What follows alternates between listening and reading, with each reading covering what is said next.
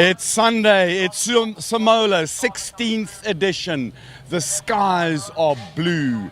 There's 1,972 meters that await 82 cars. There will be tears of joy and tears of regret. This is the 16th edition of Simola Hillclimb. Today is a day of crowning of kings. We shall crown a king in the single-seaters and sports cars, the standard road cars, and the big one, the noisy one, the Hillclimb monsters in the modified saloons. For today is Sunday, chaps. It is race day. Let's get this thing going. I'm Colin. We've got Biker Boy, Clifford. Clifford's over here. Roderick from the Pear and the Olive Tree, Chirod, Sienna and Sasha. What a lovely thing. Rodrigo, it's Sunday. You've waited a year from last year and you are here. It's a big day.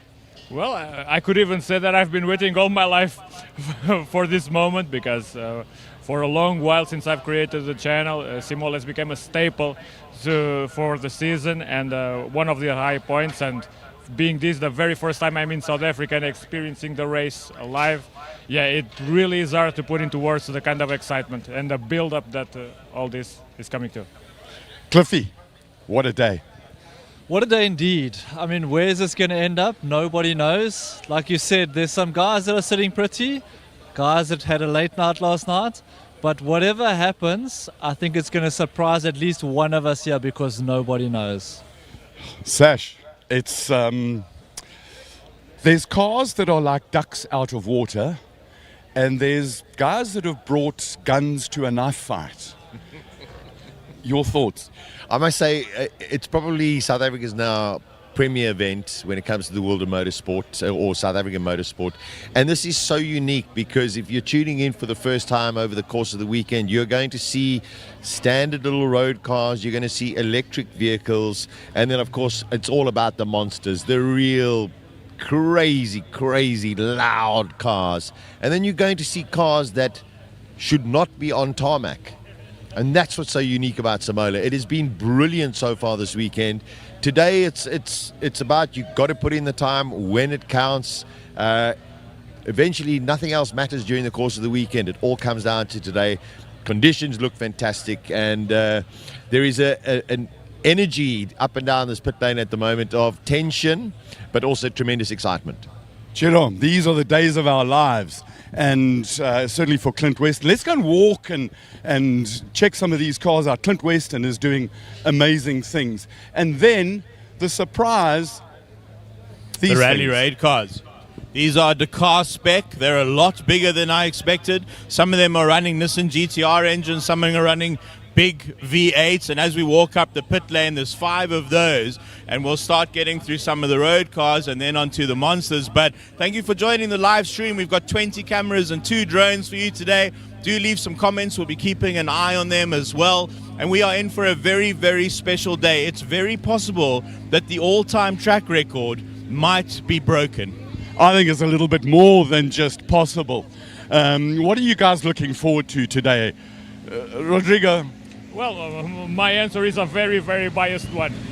As much as I do enjoy the athleticism of the whole field, and boy oh boy do we have a different array of machines here, at the end of the day it's all about the monsters for me. And given that the field is the strongest ever, and we are seeing even the cars that have been here before being prepared to the highest degree we have ever seen them, yeah, we may be looking at new records on the way. But most of all, I think we are looking at a great fight right at the top at every single class. Cliffy, it's really close at the top, eh? You guys have got to get going. Not now, just shortly. The cars are getting ready to start with a warm-up. Let's just go with the program for today. We've got a warm-up, and the warm-up is just the drivers. It's warming up of the cars. You'll hear some pops and bangs during the warm-up. So we're going to warm up cars, we're going to warm up drivers, and then we go into 3 more qualifying runs. There's some guys who haven't got a good time. There's some that are. Peter Zeely is sitting pretty. He's the fastest of the monsters. Rodrigo, we are here. This is where everything is where. Pac-Man, Silvio Scribanti is just on fire. Aldo, surprised because we know that they've had immense problems last year, but they've come out, they've launched hard, and they've got the times. During all day, both cars, the RS3 of Silvio just came back with a vengeance from last year. All of the problems solved, way more developed aero package. Power-wise, it is a tremendously powerful machine, but then his brother came with a totally new build, finished pretty much last Friday, and what one would expect youth problems to become apparent during the weekend, but no such thing. We have seen them launching hard and placing right at the top. Sasha, Giro, last thoughts from you before you duck off to the tin shack? Well, I got to say, yeah, anything can happen. It's race day, those kind of things. But the Scribante, Silvio, man, what a performance he put in yesterday. But I'm saying it out there. My dark horse for somewhere along the line is Devin Robertson. Watch out for Devin Robertson today. But good luck to all of our competitors. Go up that as fast as possible. Be safe. We've got such an amazing team that's going to keep you entertained during the whole course of the day. And we're giving you a little bit of a challenge. Our challenge is that during the course of the day, we're going to either give you song lyrics or song titles. And you've got to try and pick up as many of them as you can. Help. Colin, Clifford, Rodrigo, Sasha, absolute pleasure to work with all of you, the wonderful people behind the camera. And I just wanted to say thank you to the teams, the drivers who bring these monsters to us on their trucks, and they get accommodation. No one's really from Neisner. Everyone has to get here. It's a huge effort to put on this show, and I just want to say a huge thank you to the teams, the mechanics, the drivers. Thank you very much, guys. Let's go. Right, off to the shack, boys, because we're going to carry on walking up down. Clifford, it's absolutely fantastic. There, Leighton Fourie. Yesterday, he was possibly having a go too much. But one of the most spectacular drivers. Yeah, very, very. And goes to show how spectacular the M2 is as a chassis. But when driven this hard, with the plenty of sideways action in a very neat package. And then let's walk some more. And Scribanti, the Kraken, he's ready to go. Look at the eyes; it's all focused. We'll talk to him a little bit later during the day. Reggie Roots next door to him. These are the big guns, the heavy hitters. And then one of our favorites, absolute favorite, just a little bit further here, Wade van Zimmeren. They had some problems yesterday. They fixed it. They say it's all good. This is a spectacular car. It is. And knowing that they solved the issues they were plagued with yesterday goes a long way, because we know how loved this machine is by both the public and, well, myself. It's a really, really tight pit lane, this one. It is busy. Little Yari. A very little car with a little heart, but plenty of power and plenty of mechanical traction. And it's almost confusing, because you look at a car like that, and in its colors, oh, hold on, that's a no, it's not, it's a Toyota Yaris. Or a Porsche. Yeah, remember, exactly. Those colors were the Porsche ones in the 80s. Let's go carry on walking. We're going to get to the front there. The sports cars. Absolutely magnificent. And you know what? I think we're going to spend a lot of time up and down the pit lane here. But the cars have started. The boys have got to the tin shack. What do you think? We go back to the boys in the tin shack and let the cars do the talking. out in pit lane together with Cliff as well. From the commentary team, this is a warm-up session for all of the drivers, so don't expect anything too hectic. They just want to go and get an idea of what the track is feeling like. Still pretty early. We are in the midst of autumn, so a little bit early, a little bit colder this morning. However, and I'll give my thoughts in a short while how important I think qualifying 4 is going to be. In the studio with me, Ciro Di Siena, and of course Stan the man. Stanley, great to have you back again. Thank you for joining us. Morning, Sasha. Good morning, Simola. We are in for a cracker of a day today, and we are all very excited to give you guys the maximum coverage that we can give you. All the cars warming up, and you guys did the whole pit walk now. Very exciting, and it's all looking good for the final day of Simola. Morning, everyone. On your screens right now, a very special edition of the BMW M2. They will only be making 10 of those, so nice to see it going up the hill. This, in my opinion, is the wildest M car left, because it's the only rear-wheel drive M car left in their lineup, so it does need that big wing on the back. And I tell you, Leighton has been incredible this whole weekend as well. So the cars have been so impressive. You know, walking up and down the pit lane, and we know that when we cross over to Colin in the pit lane itself, we get these amazing pictures. But when you see them in real life, the attention to detail, the presentation, the amount of effort to just take a car to go up the hill for 50 odd seconds or 40 odd seconds is quite astonishing.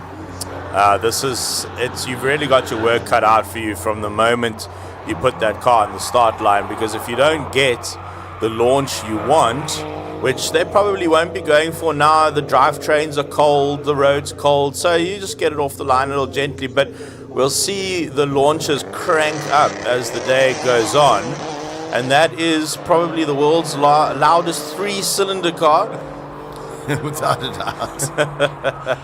Amazing GR Yaris going up your screen now. And on the right-hand side, Art Denisov, also just an enthusiast, no real racing background, and he's piloting a bog standard, well, let me not say a bog standard, a road standard, little squiggle there through the S's. It is cold up at the S's. Alfa Romeo Quadrifoglio. Magnificent. Stanley, watching yesterday and over the course of the weekend, anything stand out particularly for you? Look, a little bit disappointing with Reggie's car going yesterday, but he's got all smiles this morning. Yes. I'm also with Robertson with you. There's a dark horse there. Yeah, that kid's just pedaling. And it's then, just stunning. Let's hope old Robbie does that lap record today. That's it. Yeah. It's just so exciting. So, yes, the track is cold right now. We've got so many turbo-driven monsters, and they like cool air. And that's why I think qualifying 4 is going to be probably more important than qualifying 6, because the temperatures are going to be substantially hotter at qualifying 6. And the prediction here for Neisner is that we're about 4 or 5 degrees hotter than yesterday. So these cars are going to suffer as the day progresses. The track, I wonder if that'll be offset by the track temperature, though, maybe a little bit, because the hotter the track, the stickier the tires, and one of the challenges of hill climb is, in circuit racing, you've got a lot of opportunity to warm up your tires, warm up your brakes, but here the tire warmers do help a little bit in some of the classes, but not everyone is allowed tire warmers. And then we saw yesterday, Franco Scribante he actually got held up 3 times standing on the line with his tires getting colder, and that's always something to keep in mind. And the other paradox is, in this kind of racing, it's even though yes they prefer cooler air, Stanley, it's a question of it doesn't matter, we'll just turn up a little bit of boost. So the more power you have, doesn't matter what the conditions. I saw the interviews yesterday, and the guy said, no, well, we just turn it up a little bit more. And by Sunday, we'll be really flying.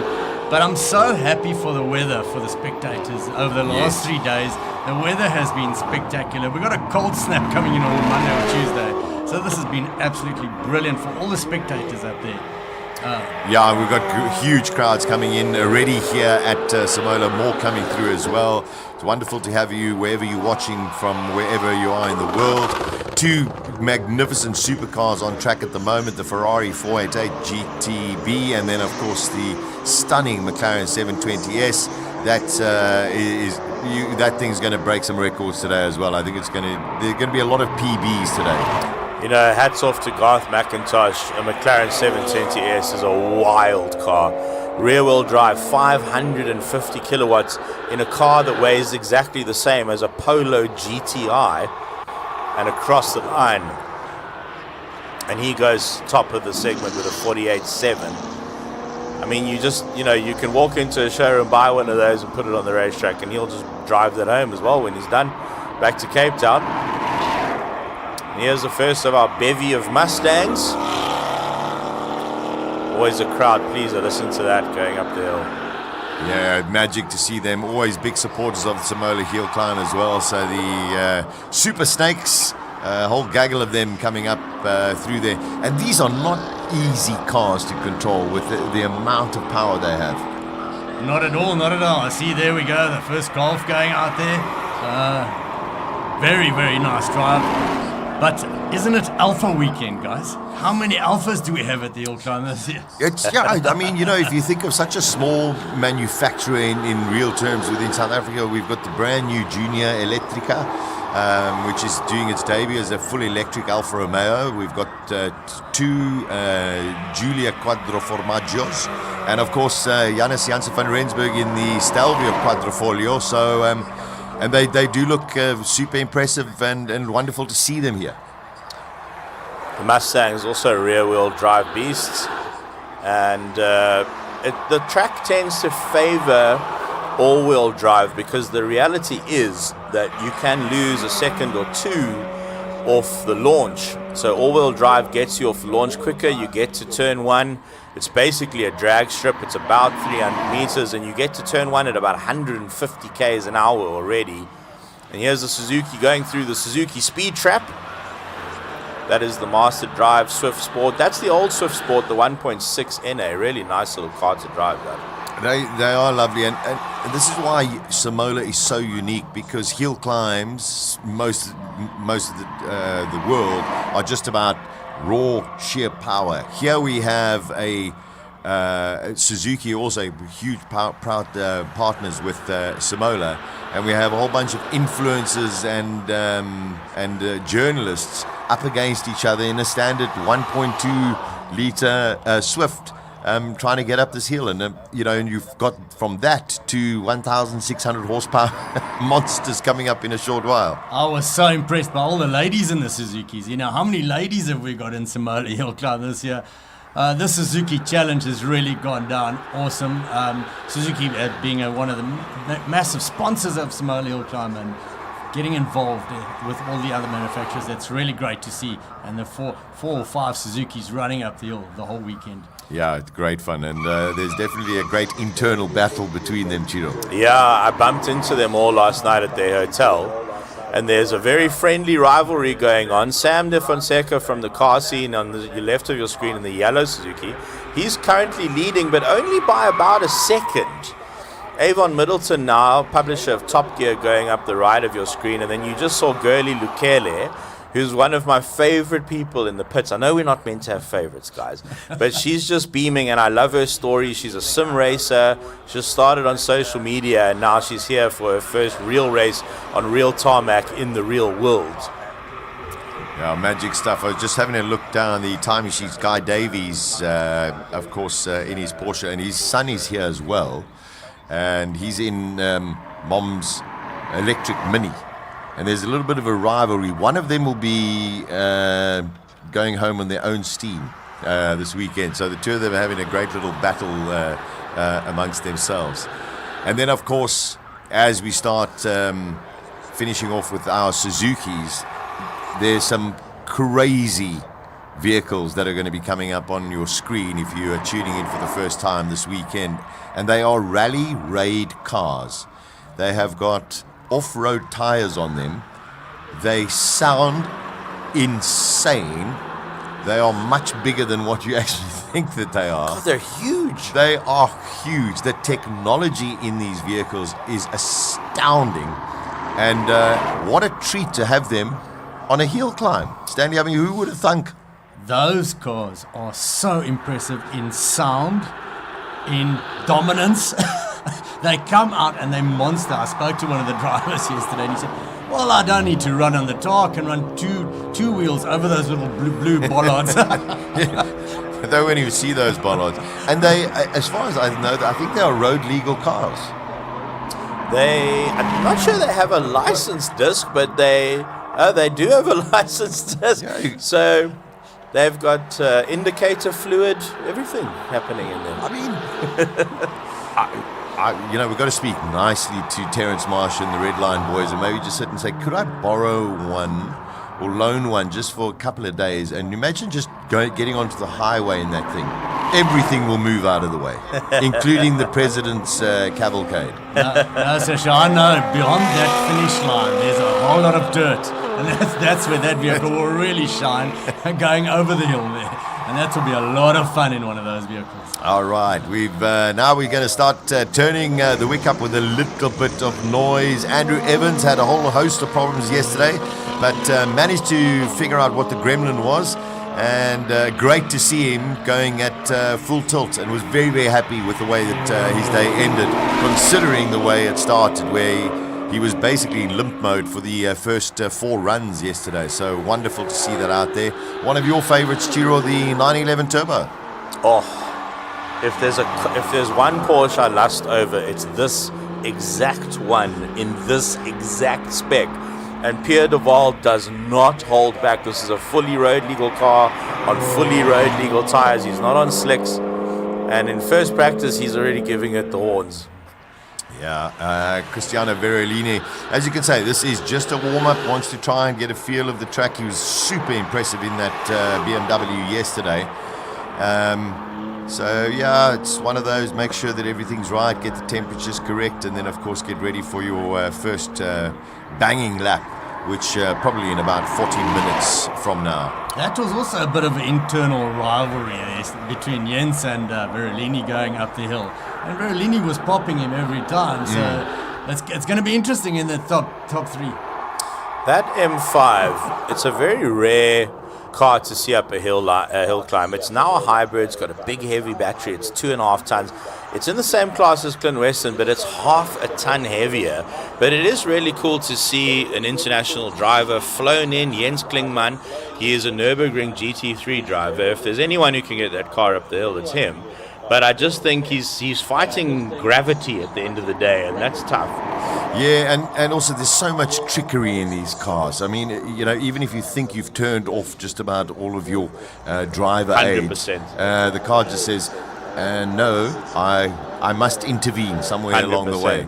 So, yeah, I wonder. But his times progressively just got better and better and better. But the star yesterday, there were quite a few stars, was definitely Clint Weston in that Mercedes-Benz. Oh, he's mega. It's just mega. super, super fast. I mean, that car, if you think about it, you can walk into a Mercedes dealership, pick one up, put it on the racetrack and run 42s. Well, if you're Clint Weston, you can run a 42. I can't. But I made a mistake yesterday, Sasha, because I said that this was the CLE, the C63, and I got confused. Yeah. It's a 53 because it's exactly the same color. It looks very similar to the C63, which is doing passenger rides. Yeah. So I said that in that race's hands, it went slower than Chad Lookoff last year, and I bumped into the driver. He was also from Auto Trader, and he said to me, "No, Chiro, I was 4 up in that car. I had 3 passengers."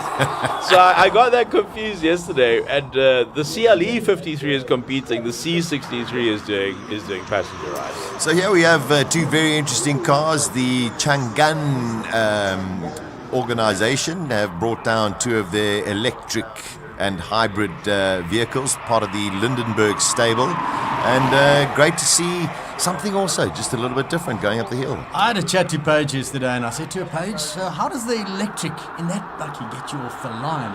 She says, well, that was actually quite amazing. And she says it doesn't have a lot of body roll and it's quite a nice vehicle. It's a very impressive vehicle. And Paige was loving it out there. And Paige is one of our top girl racers. Yeah. She's really got a lot of skills.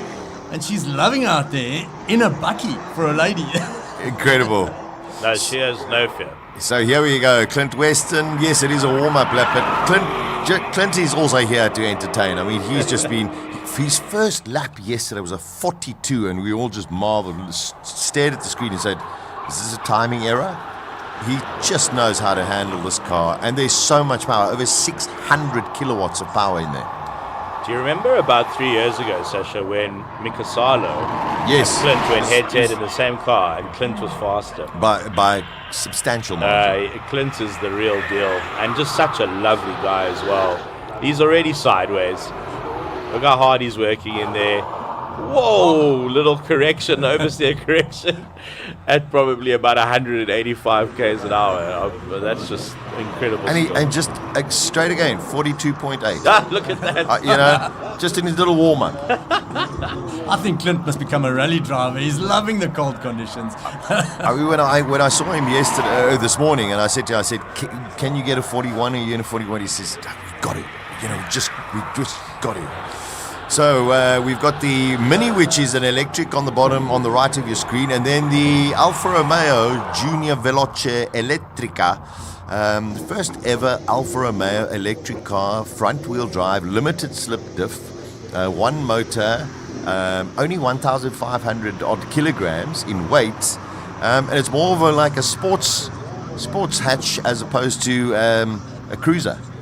I won't ruin your day and tell you what car that's based on, Sasha. I know all of its history. You don't have to ruin. But I wanted to say, doesn't everything just sound better in Italian? The Elettrica. Yeah. If it was German, it would be like, but in Italian, the Elettrica. Okay, so let's just quieten down and listen.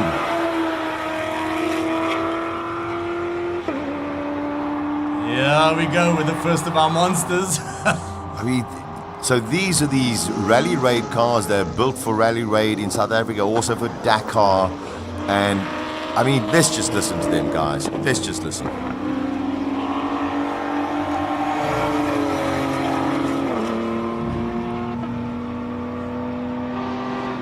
It's so nice to sit here on the tin shack and you can actually feel them pull away. We've got the whole vibration vibe going here. They have no reason to be here, and yet they are, and they've become a crowd favorite, and I do hope that maybe they actually include a series or a class for them, and then of course put them on some slick tires. Can you imagine that? Yeah, slicks would help. I don't know if you'd find slicks though in the right profile, because they run such high sidewall tires, which will also be slowing them down. You want low sidewalls for a racetrack. But if you're joining us from around the world, welcome. This is the Simola Hillclimb in Knysna, the south of South Africa.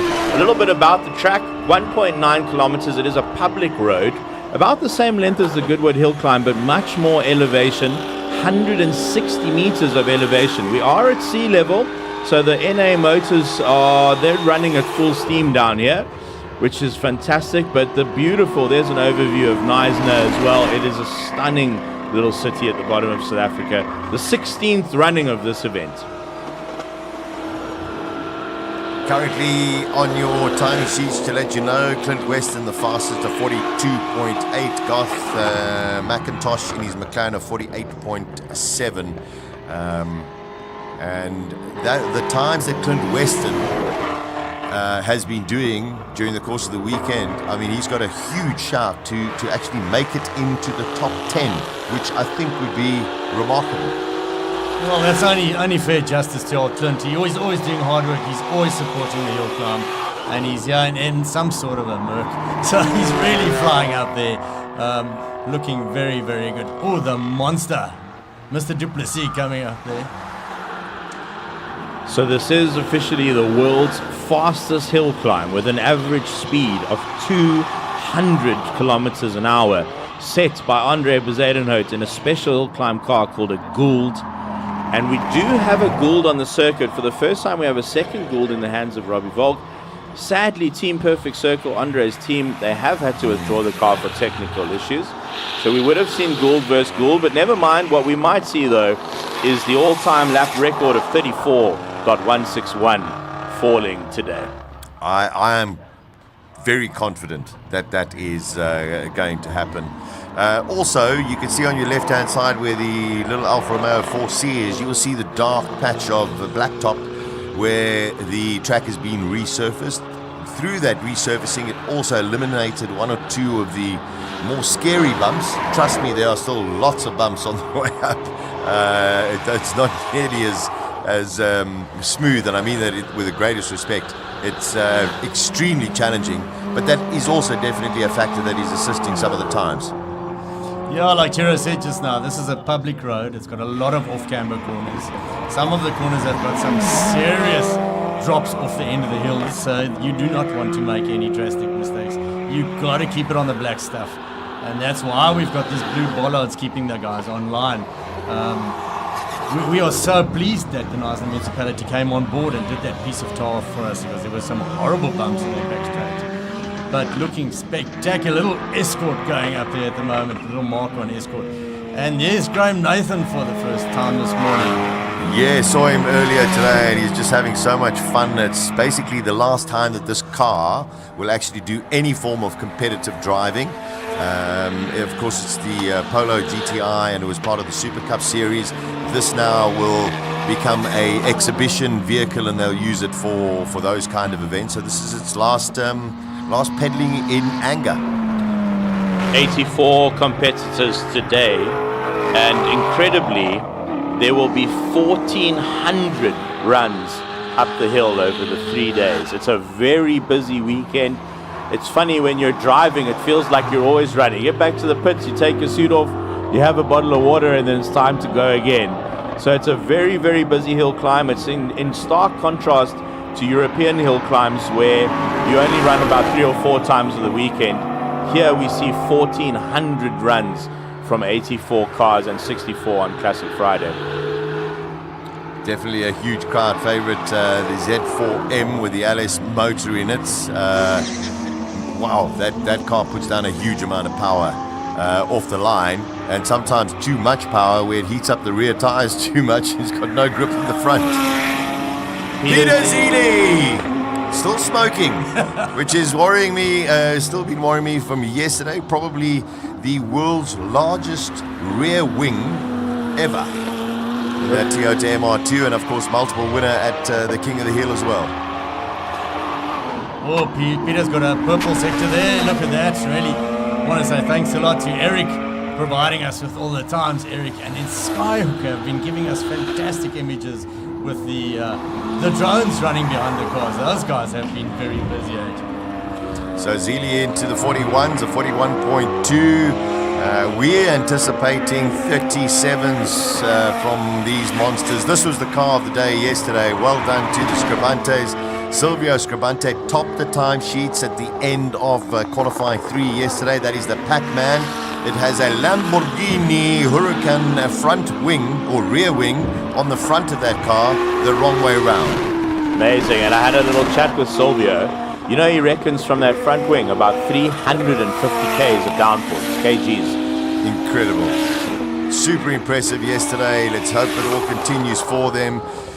Immediately into the 38s. So wow. That's a warm-up. Wow. That's, I think, his best time. I think it could. Well, listen, I think it's very close to what he ended off with yesterday. Here is multiple champion Franco Scribante. Let's see the launch.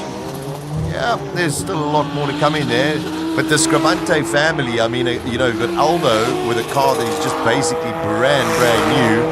He nearly broke into the low or the high 39s, but just on the 40s. You've got Silvio, you've got Franco. And it's going to be honours. Whoever I think comes out top tonight is definitely paying for dinner. Right of your screens, the only diesel in the field. It didn't run yesterday. Gary Martin, an amazing mechanic and racing driver. He works on his own engine. That is a triple turbo X5 motor, highly tweaked, running NOS, and a very rare diesel-powered car on the international hill climb scene. It's an extraordinary vehicle. There was a brilliant interview with him yesterday. If you missed it, it'll definitely be on the channel. But I'm sure the likes of Colin will catch up with him again, because it's great to see that car is out there. But I mean, how bonkers do you have to be in your head? Oh, I'll take a diesel BMW engine. Let me stick some couple of turbos on. No, that's not enough. Let me throw another one on. And then, you know what? I've heard this nitrous oxide works quite well. Let me put that in there as well. how does this man think? It's incredible. And he manages to get it to work. And let's get it to smoke up the hill and look like something demon. Something going wrong there. But it's really, So, no. Is that Evans? No, that's Rekhard Roots. That's Rekhard Roots. Oh dear, and he's coming to a complete stop. That's not a good sign. As Rekhard says, some days you're the statue and some days you're the pigeon. And he will, we'll hopefully get that car. Hopefully you don't have to tow it to the top because that will take a while. I reckon just turn him around, roll him back down. He's only at turn 1. But that's not up to me. Yeah, we'll wait. Of course, the trucks will come out there. Yeah, he's had a difficult weekend, Rekhard, and you feel for him because he's such a positive person all the time. He's always got a smile in his face, even when things are a little bit difficult. But they've had some issues with this car dating back a couple of weeks. So, as you say, some days it works for you. Some race weekends it's fantastic. Other race weekends, sometimes it's just not your day. But it is still only the warm-up. There's still a long way to go. Yeah, no, his techies will already be thinking, what are we going to do here? I have a feeling what's happening there is there's somewhere, because you've got the motor gearbox, a transfer case, and then a front prop shaft going to the front diff, and then I think somewhere on the front end of the car he's having mechanical issues because a few years ago he was going to run the car just in rear-wheel drive and disconnect the front end of the drivetrain. Seems to be. Well, he just moved. Little movement there. No, I think I would make a UE and U-turn. Well, I don't think you're He's allowed to. Yeah, to go down the. You know, he wants to though. Of course. You just take your foot off the brake and roll down backwards. I mean, that's the beautiful thing about gravity. It seems they might have to need the flatbed. I just want to see if Colin may be around in pit lane just to feel a little bit of the energy. Colin down there. I know it is a warm-up, but pretty impressive from both Silvio and Franco already breaking into the 40s in the coolish conditions. Yeah, I think Michael Stevens was down watching the launch. And as both of the PE Scribenti cars left, he had this little wicked smile on his face, and he's very, very happy. They had a couple of issues with the thing, double cutting and gears and technical issues. I want to go back. There are 2 cars. Wade van Zimmeren, he was one of our favorites, Rodrigo, that was a little bit hurt yesterday. But they've got it back and fixed and all good. Thankfully so. I think everyone here and everyone joining today will be very pleased to see that Wade, as well as Stevie Clark, with the Rosspar 34. Let's be honest here, the Skyline R34 GTRs are legendary cars, and this is the Simola is pretty much one of the last places where we see 2 units tuned to this extreme level and being raced as hard as possible. Gotta appreciate that. This is a Gran Turismo dream for many kids. Absolutely. I was talking about one of them, Craig Zank, has decided not to continue any further. They've got a fluctuation in oil pressure, and his words to me this morning, I don't want to put another aluminium block conrod through the side of the block. So he's decided to call it a day. Playing it safe, but we have to understand these are very highly strung cars, and they are run at the very limit. Very minimal tolerances. Everything needs to be treated the correct way, and if we want proper monsters, we have to respect those monsters too. That's right. what Craig is doing. Talking about another proper monster, Reggie Roots has had a nightmare of a build-up into this year's 16th Simola. Started off with a number of engines that didn't reach the desired mileage, should we say. The stuff that's on the inside became on the outside, which is less than ideal. And they, throughout yesterday, had some issues, and they've been struggling with a gearbox. Not a drivetrain, a drive line or prop shaft or any other issues. It's inside the gearbox, and particularly with what I noticed was as he left here and got into third gear, that's where the trouble started. I have a sneaky suspicion that it might be terminal for Reggie. I hope not. I really, really hope not. But we'll have to see the guys do some magic in the pit lane. Yeah, given how internal the problem seems to be. Even if it is solvable, it is not easily solvable, much less for a single day. So fingers crossed, he can continue. Reinhard at this point is an icon of this event, and we should all cheer for the BB Motorsport team and for him to come back. But let's see what the day holds for them. You know, we spoke earlier in the build-up. There will be tears of joy and tears of not joy. And these are the emotions of motorsport, and particular hill climb, where it's up and down like a... No, it's uphill. A roller coaster. But the emotions are a roller coaster. Yeah, absolutely. And we've got to be very careful with what we say. So Stevie Clark, let's just go down and have a bit of a chat. But more than that, while this is going to be a bit of a break, let's go and have a look. Right. Do you see the sand at the start-finish line? Yeah. Gary Martin's dropping some of the internals of the diesel. But right, Stevie Clark comes up. His tyres have lost a little bit of temperature, but the temperature in the tin shack is hot as anything. Back to you boys in the tin shack. Thank you. GTR R34, as Rodrigo correctly said. I mean, these are iconic cars, and not many of them around in the hill climb world, except in South Africa. Stevie Clark, just full-on entertainment. Brilliant fun. I mean, just look at that car. It's magnificent. Isn't that a spectacular launch? He's going full guns right in the beginning of the morning. And 200, way over 200 km an hour on spectacular. Yeah, also a little bit of a dark horse. Don't discount him, which is really fantastic. So Stevie Clark, here we go. This is where it gets tricky, and the climb is huge. Full commitment through the right hand, and again double S's, comes into the final lefty over the start finish line. And Stevie Clark goes in with a 40.6, so super impressive. That's to see a car that is now has cult status, that's worth a significant amount of money, and it's just made it past the 25-year barrier, so it can also compete in Classic Car Friday. Well, we had a couple of them on Friday. We did indeed.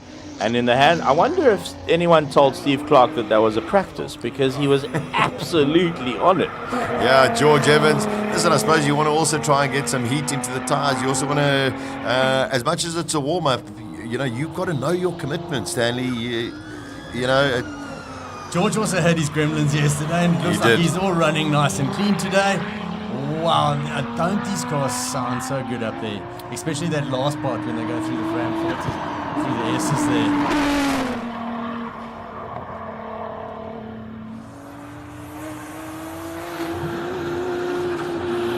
Very chuffed to see they got Reggie out the way very quickly and back to the pits. So that's good news. Let's hope those mechanics can get onto that car as soon as possible. Oh, some of the single-seaters coming out, yeah. Here we go, the single-seaters. We've got a whole bunch of them as well. We mentioned it a little bit earlier. Unfortunately, Andre Bezuidenhout with his Gould had to withdraw from the event, unfortunately, because of mechanical gremlins. But Robert was in the Gould as well, so that's going to be very exciting. And then the two cars that I think surprised me the most yesterday were the two Ligiers. I think they were outstanding. Juan Stander and then Connor Kilbride. Really beautiful. This is pedestrian. Yeah, I know, encountered an issue there. It's so bizarre. You finish your day. You say, fantastic, what a nice one. Let's go out, have something quick to eat, go to sleep, come back. You turn the car and you think everything's 100%. And you're going, what happened overnight?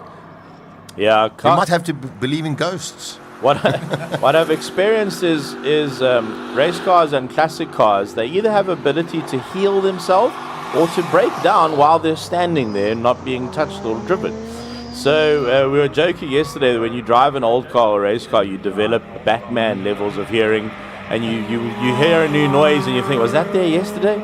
But he obviously felt something was off and tapped off. So here's the aerial Atom, which had a bit of a moment yesterday. It was well caught through the S's. All right, there we go. Nicole Donker going out there. I was chatting to her this morning, and she'd just been battling with the gearbox. So I just said, you know what, just force it in. Just force it. I think she's taking any advice at this moment. Yes, but just what a love, just got such a great demeanor going, it's okay, it is what it is, and I'm just I'll get through it. And she was doing the whole lady thing. She was doing selfies with everybody yesterday. She was really loving the hill climb.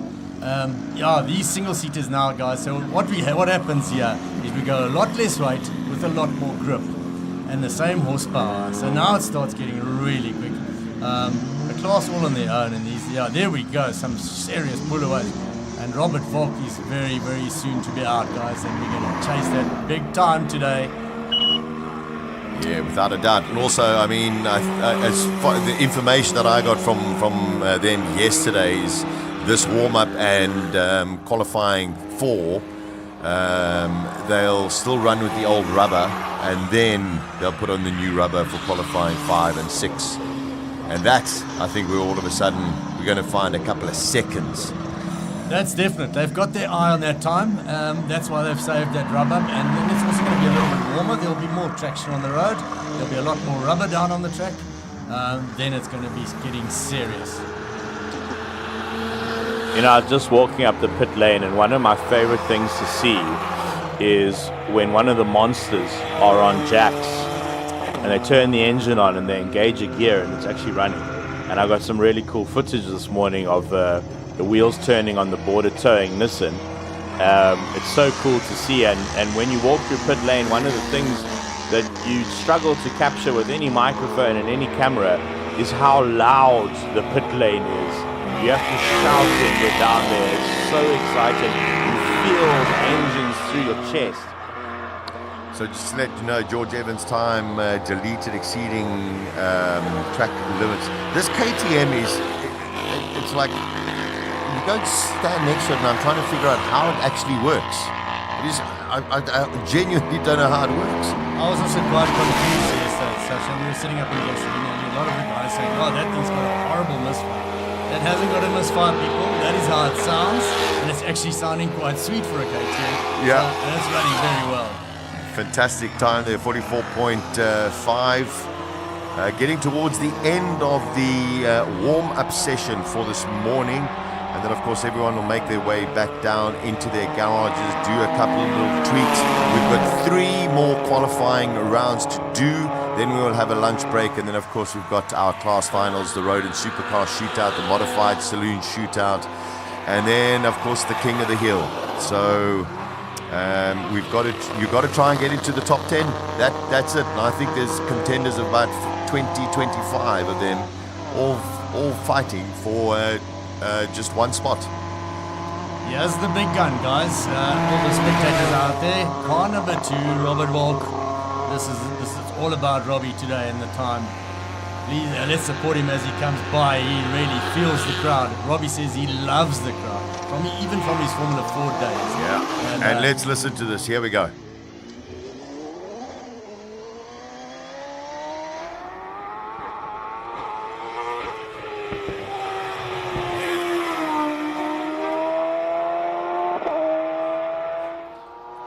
That is one of the best noises on earth. That's as close as you're going to get it to an F1 car. Funnily enough, though, if you've been following Simola over the 16 years, we have had an F1 car up the track at Lara in the hands of Andre Brazedino. But this Gould, probably even quicker. Well, purpose-built. These are very purpose-built hill climb kind of cars. And, okay, let's see. So he runs fastest with 38. No, actually a 39. So he's actually, he didn't have a great launch. The one thing that we must also point out is that any official record time has to be set in the category segment. So you can't go in qualifying or whatever and go into a 35 and that is an official time. It's when you actually in your class final or group final, that is when the time actually is the one that officially counts. Yeah, you have to record it in a class final or a shootout. and it'll stand as an unofficial record if you get it in qualifying or warm-up if you're Clint Weston. But for it to be recorded into the history books, you do need to make it stick in a class final or a shootout. And Silvio Scabante doing exactly what he did last night, topping the time sheets. Yeah, Robbie Walk, you could see, wasn't comfortable getting the car off the line at all, but it didn't really matter. It was a warm-up. Not all of the cars went out, as we saw. We've got 3 more qualifying sessions. Sad to know that Craig Zank is not going to partake any further. Also, Anton Cronier didn't make it down this year in that stunning Subaru, which was a little bit disappointing. And, of course, Andre Bezuidenhout also not there. We will get, of course, updates as to what's happening with various of the cars that didn't go out there, and hopefully from Richard Rutz. And let's go back to Colin in the pit lane together with Rodrigo and see why some of the competitors didn't feel the need to go up the hill in the warm-up.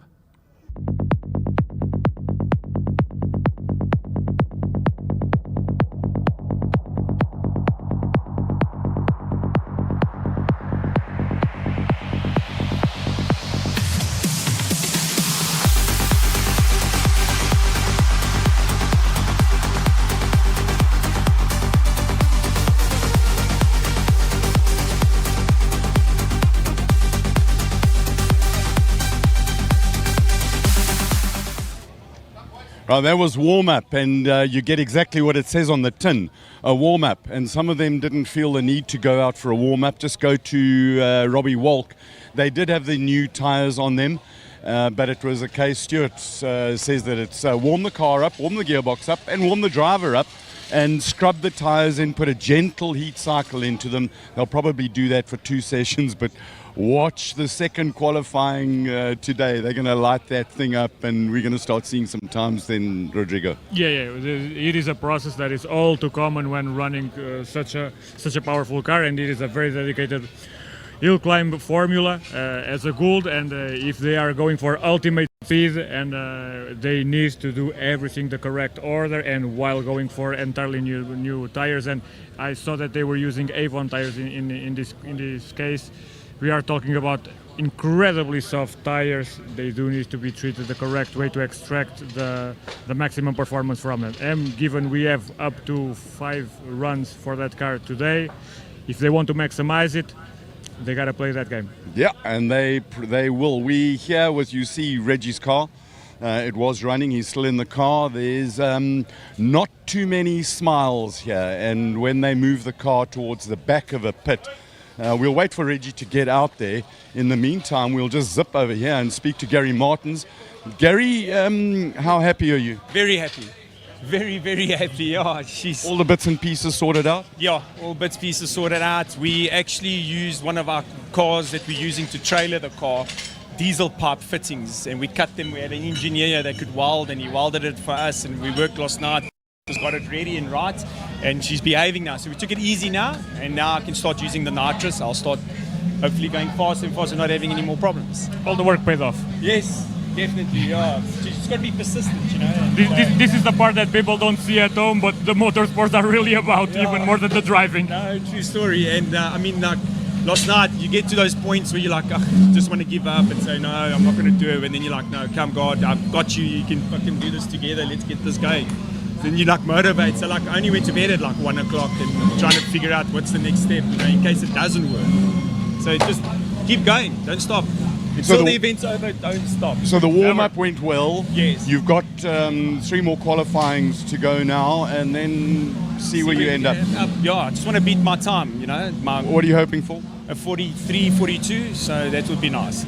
Yeah, but you've got 42 on the side of the car, haven't you? Yeah. So let's go for 42 then. Let's just what was your best ever time here at Simola? 44 flats, yeah. Okay. Let's see a new diesel record. Yes, I want that, definitely. So I'll push it. Let's see. Car's behaving now, and now we can take it to the next level. Diesel, 3 turbos, and nitrous. Yeah. Crazy. Yeah, love it. Lots of talk. Right, so we're going to, talking about talking, we're going to talk over here, and let's see if...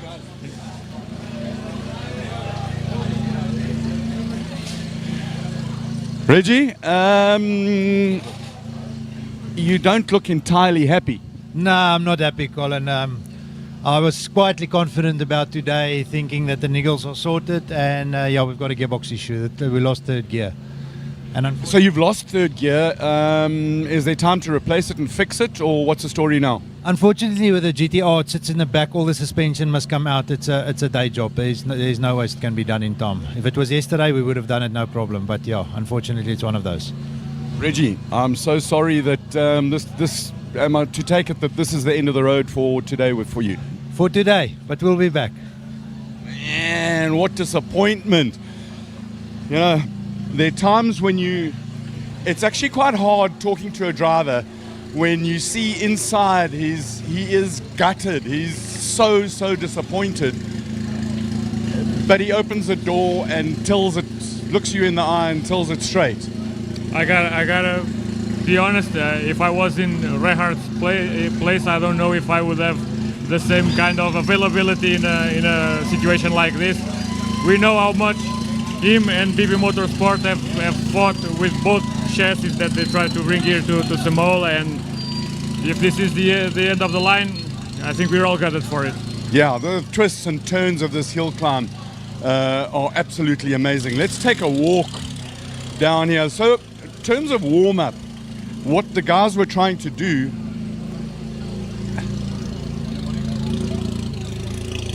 the info that I gathered up and down the pit lane is slightly different strategies. We know the PE Scribantes, they had that issue with the double cutout during gear changes. They've got a little bit more aggressive on the launch. Robbie Walk is just running the thing in. Regardt was looking for the third gear. Scribantes were looking at launch issues as well. Yeah, so but it's before the next qualifying session. Yeah, I think to see where the strategy really lies, we will have to wait for the real racing to begin again, because they will always use this first practice to test stuff, to really use it as a last opportunity to fiddle around with settings and see where the limits are, even at the cost of a small mistake. We saw, for example, Peter Zilli did a very slow time for what the car is, but that's totally normal in this case. They were testing new solutions this morning. Then we see that, for example, the Sheriff Franco with his R35. If they are going through the motions until they can really do full bore launches with this thing, given how powerful and how finicky it is. It's a busy pit lane here. It really is busy. Van Zimmeren, Stevie Clark's come back. They haven't put new rubber on that car. He's looking at second qualifying this morning to put the new rubber on that thing, get it scrubbed in before they actually start using it. Wade is doing Wade things. Don't you just love the smell of ethanol in the morning, the sting in the nose? My biggest issue right now, really, it's doing this while trying to concentrate and not feeling like a kid in a candy shop because of just how many of the greatest machines I've ever featured on the channel. I just are present and around me in, what, a 20-meter confined space. So, Steve Clark's got Mike McLaughlin helping him with setup. They lowered the front as far as they can, raised the back, changed the springs. Hold on, Franco. It was warm up this morning. Just warm the driver up, warm the car up, the transmission. You feeling happy with the car? No, look, it wasn't a great run. It was a warm-up, yes, but we had all sorts of boost issues, cutting and lights and dash and Christmas trees. See what's going on here, yeah. Good luck. Okay, thanks. Ooh, bit of tension in the air. Well, turns out they were thrown a curveball in all of this, given that the car yesterday seemed to have run pretty faultlessly.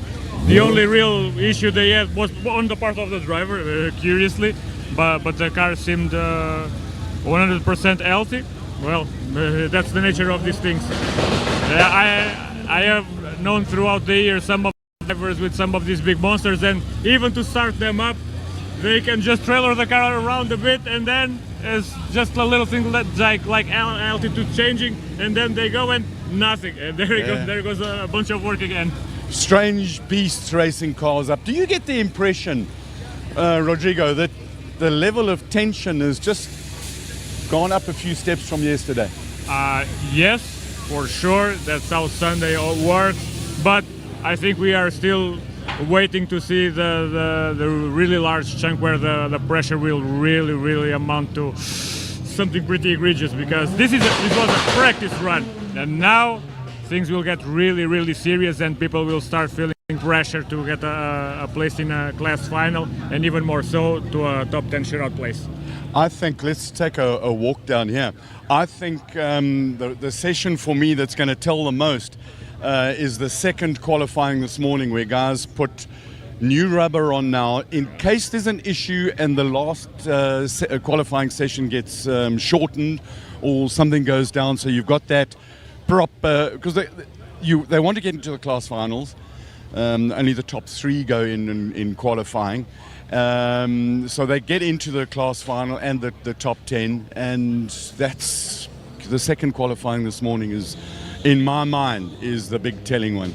Yeah, that and the fact that at the very top, although they can secure a top 10 spot quite easily and a bit early, it really is the psychological factor playing in, because if someone who is gunning for a 38 or even a 37 really isn't getting close to that to that time at that point, they really start doubting themselves, and if the car or their driving really is up to par for that challenge.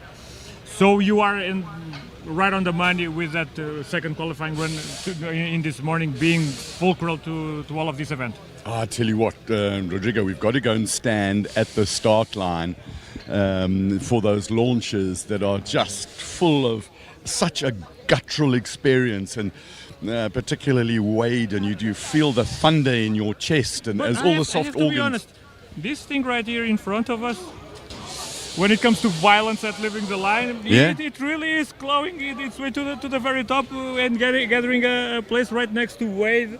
And Stevie Clark has been also quite aggressive. Watch Stevie Clark. He did his fastest time in warm-up this morning, and he was warming himself up. Michael Steven, you happy? Yeah, we're happier than yesterday. We had a few niggles yesterday that we seem to have ironed out. And now we'll go through the data and find where we can find a few more tenths. And you start winding things up a little bit, getting a little bit more aggressive on the launch and on the boost? Yeah, more on the launch. We're trying to fine tune.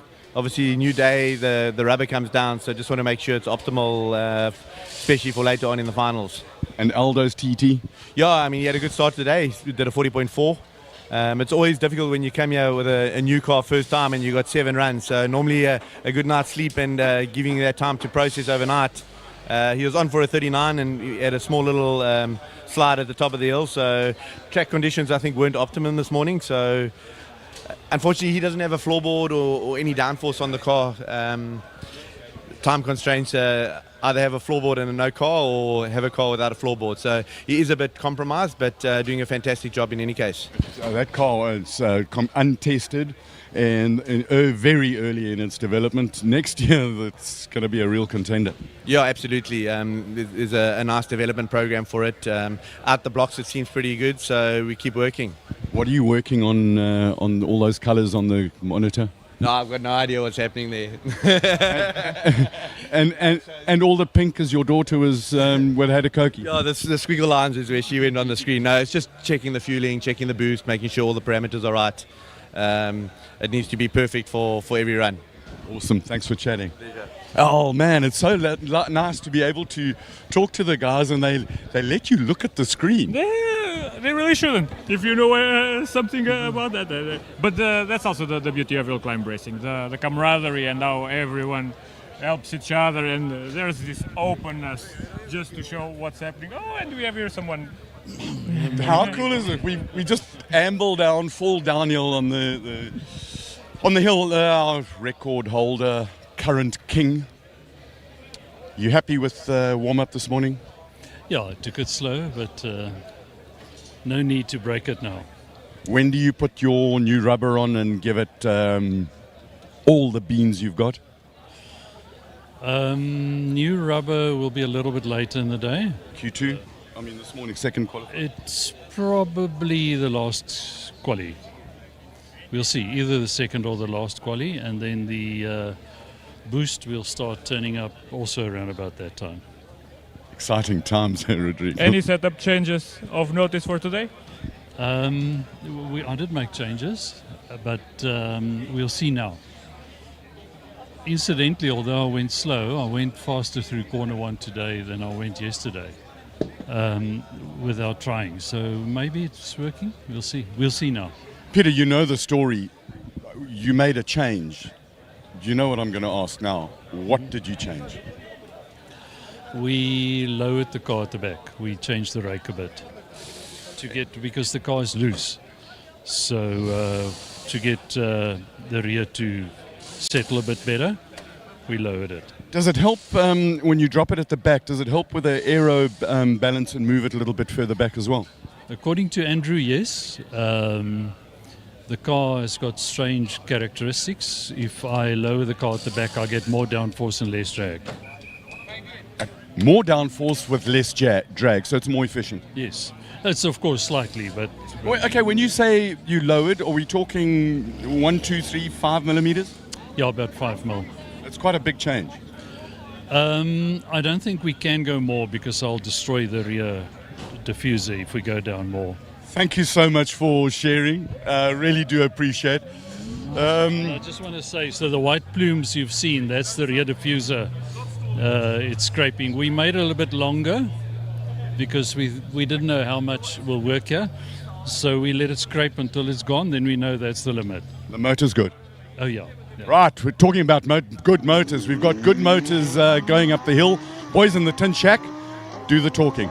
There we go. It is qualifying round number 4. I'm glad Peter Zili has explained what that smoke was because we were all concerned about it, and now we know that it's just actually scraping a rear diffuser.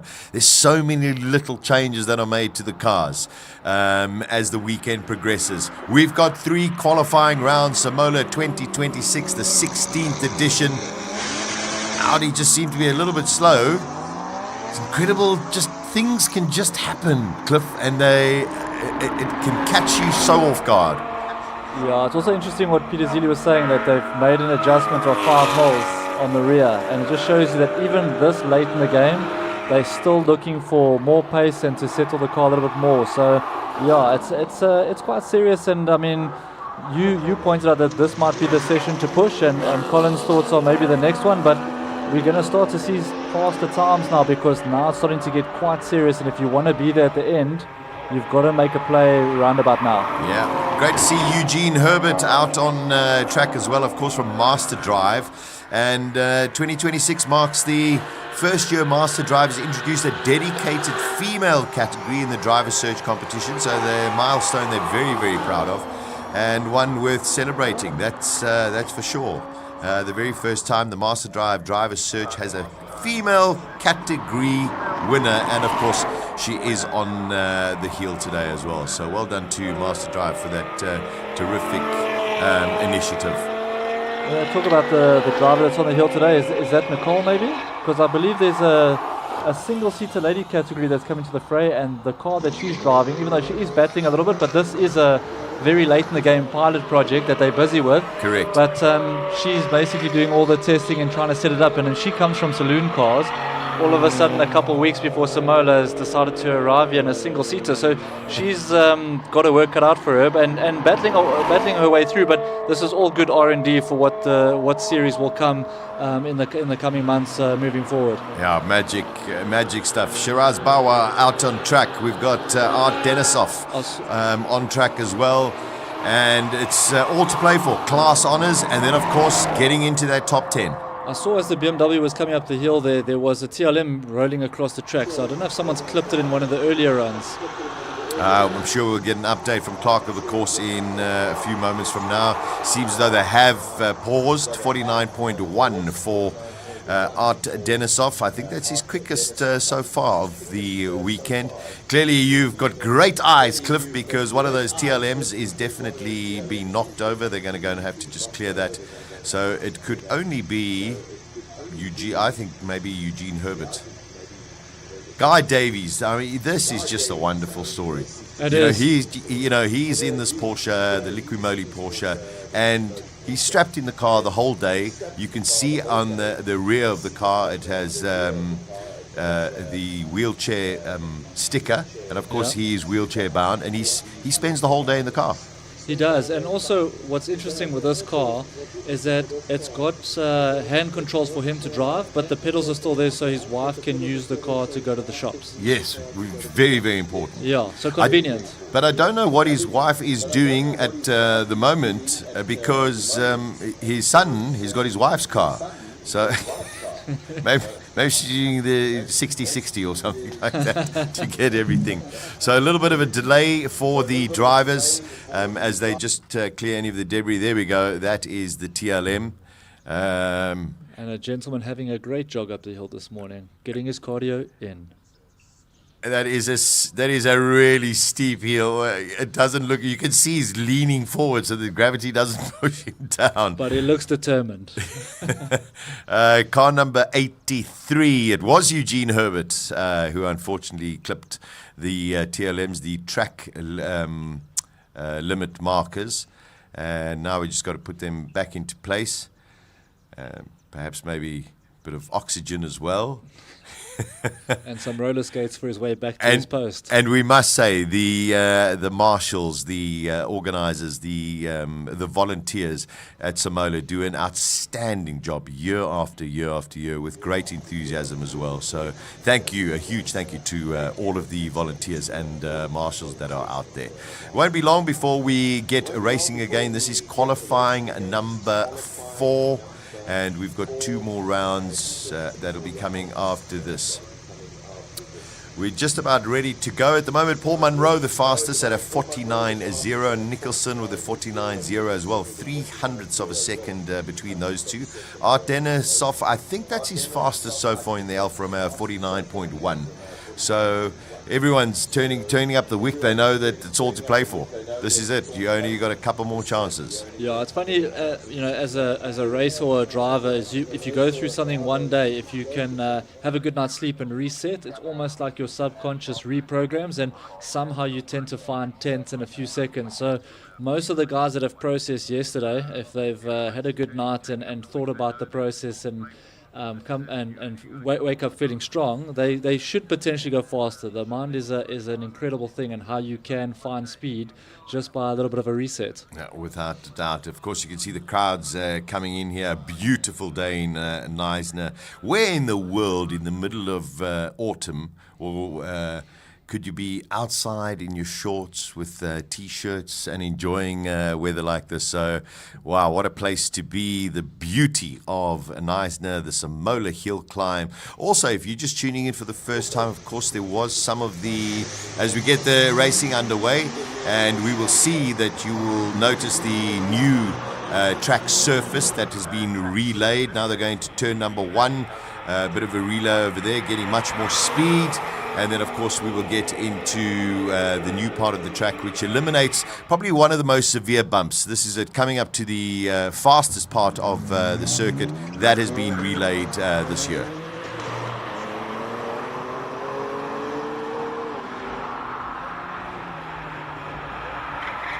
Leighton Ferree, this is a guy to watch out. Could be a dark horse. He's been hustling this the whole weekend, having so much fun, and so brilliant to watch as well. He really taking this BMW to its limits.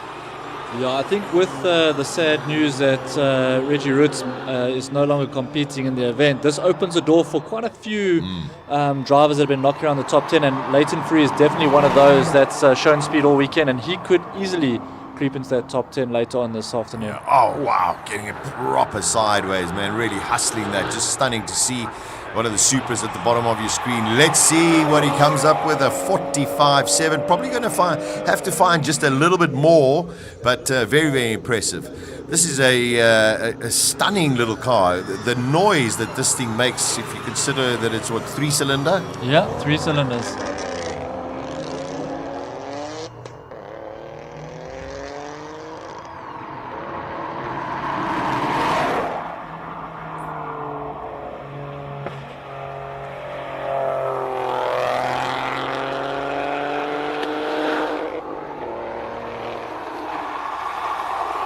Leighton Fourie in that BMW M2, currently the fastest of 45.7. Now, all of the Mustangs, these Mustang Super Series, all prepared by the Lindenberg Racing family.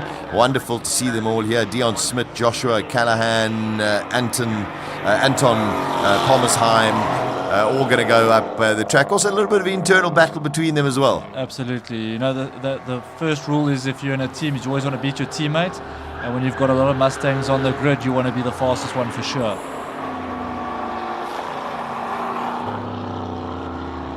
.55.5. Good start. Very good. Yeah.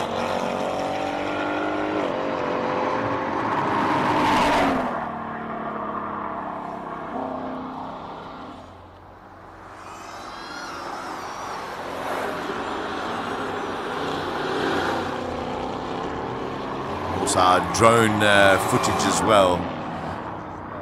That's also quite an art to try and drive these drones to follow the cars.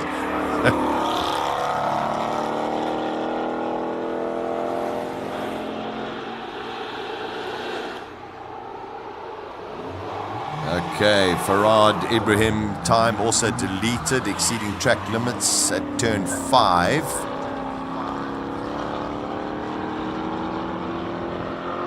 Ferrari 488 GTB.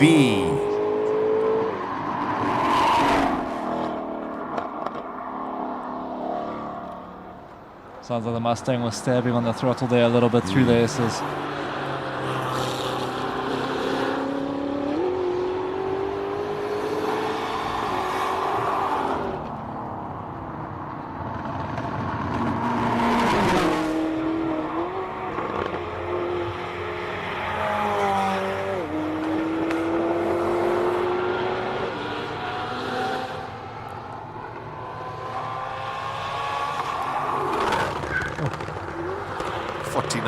.486. Garth McIntosh in the bottom of your screen in the McLaren 720S. Always just great entertainment, has so much fun, drives it here, goes up and down the track and then drives it home. I love it. What's incredible is that he clocks 203 through the speed traps on a standard road car. That's incredible. That's quick. 47.5.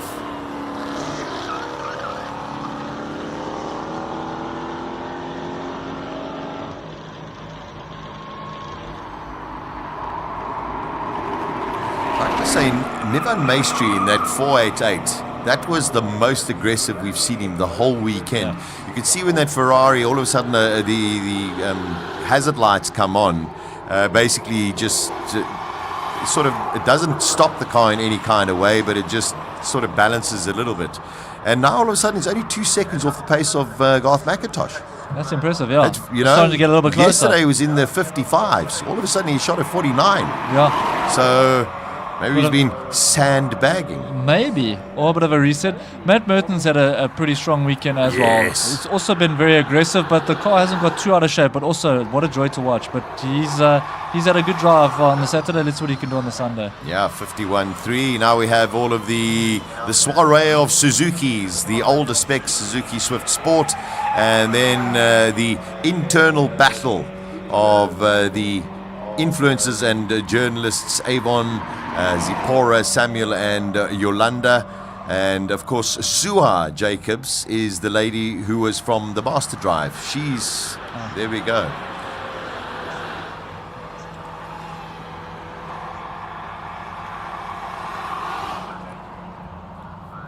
Oh, Suzuki's have also found a bit of time, down to a minute. That's pretty good. Seems like the conditions are probably starting to get a little bit better. Like I said, this is the time to push, but we're seeing early now in this qualifying session the times are starting to drop. Yeah, here we go. The driver search winners going up there. This is Gurley. It's just so much fun. Yesterday in the interviews, if you missed it, the excitement amongst these driver search winners was extremely entertaining. Although, I must say, Samuel, if you are listening, Yes, I don't think what South Africa needs talent or wants talent. But it is a firework, though. Oh, it's great fun. They're having so much fun, all in exactly the same cars. The cars, of course, liveried for the various publications that they work for, and there's a great battle between all of them. Yesterday, the fastest was Samuel De Fonseca, but today's where it all matters. Yep. He's down to a 104.8. Yeah, that's quick. Yeah. So I mean, will we find the limits of these Suzuki soirees? I mean, we've seen the times drop, but how much further can they really go? We could find out. That's very, very tight. That's hard on the brakes. I tell you, they lost a little bit of time there. Oh. Now everyone's pushing. They're definitely pushing. This means something, you know.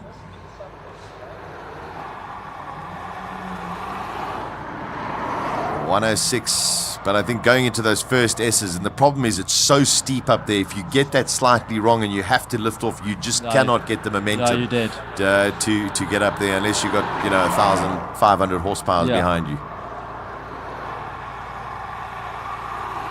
104 is what you want to beat. 105.0, so not far off. Yeah, that's pretty close. Great to see a Focus ST on the circuit. You go back 10, 15 years. I mean, there are just so many of them. Such a fun car to drive as well. Gino Norse in the Focus ST. We've got Ronaldo Verolini in the John Cooper Works Mini. Also had a spectacular day yesterday. I think that's the Golf that's out there. Yes, Rory Atkinson. Atkinson's out now, yeah. 53.9. This seems a little bit better than yesterday, hey? Way better for Andrew Evans. Car, yeah.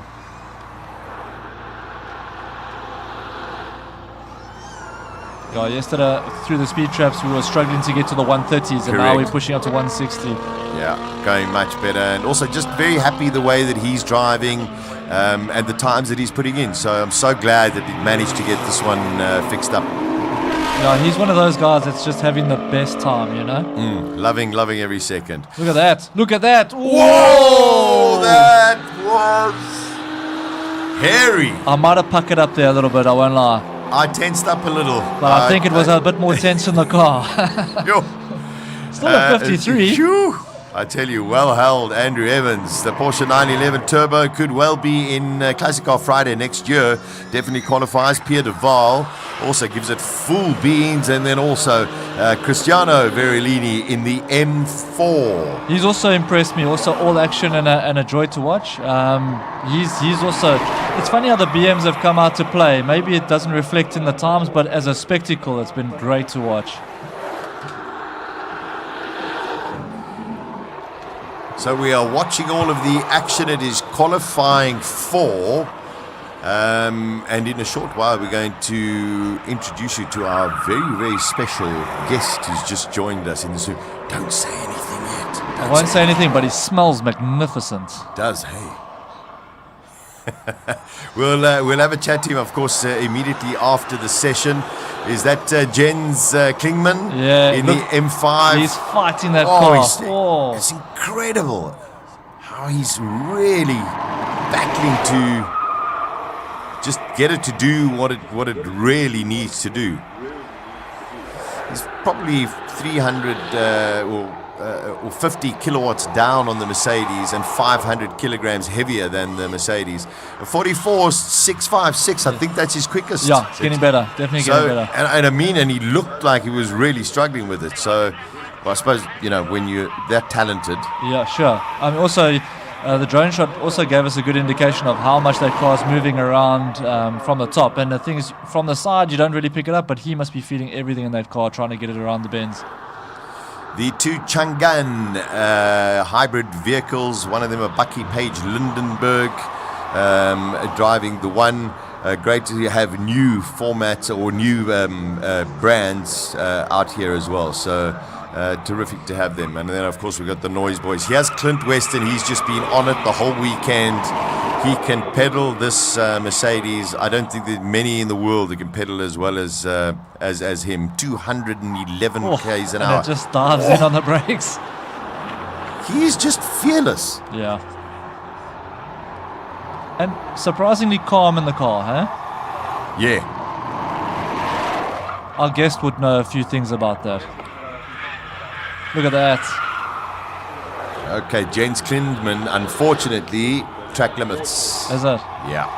Let's see what Clint does. He's been in 42. Oh, that's his fastest. So 42.5. Oh, wow. Yeah, that's even quicker. The Junior Veloce Elettrica in the hands of Trevor Tuck. Full electric Alfa Romeo. Making its debut at the Hillclimb, and behind it, that also in the same class is the electric Mini. So let's see what they do, and I think after that it would be rude not to introduce our guest in the studio while we watch the activities. One thing I must say about Trevor Tuck, even in the warm-up, he was wringing that thing's neck. This guy's got no off switch. Yeah, flat out. 51.2, so I mean, just totally consistent.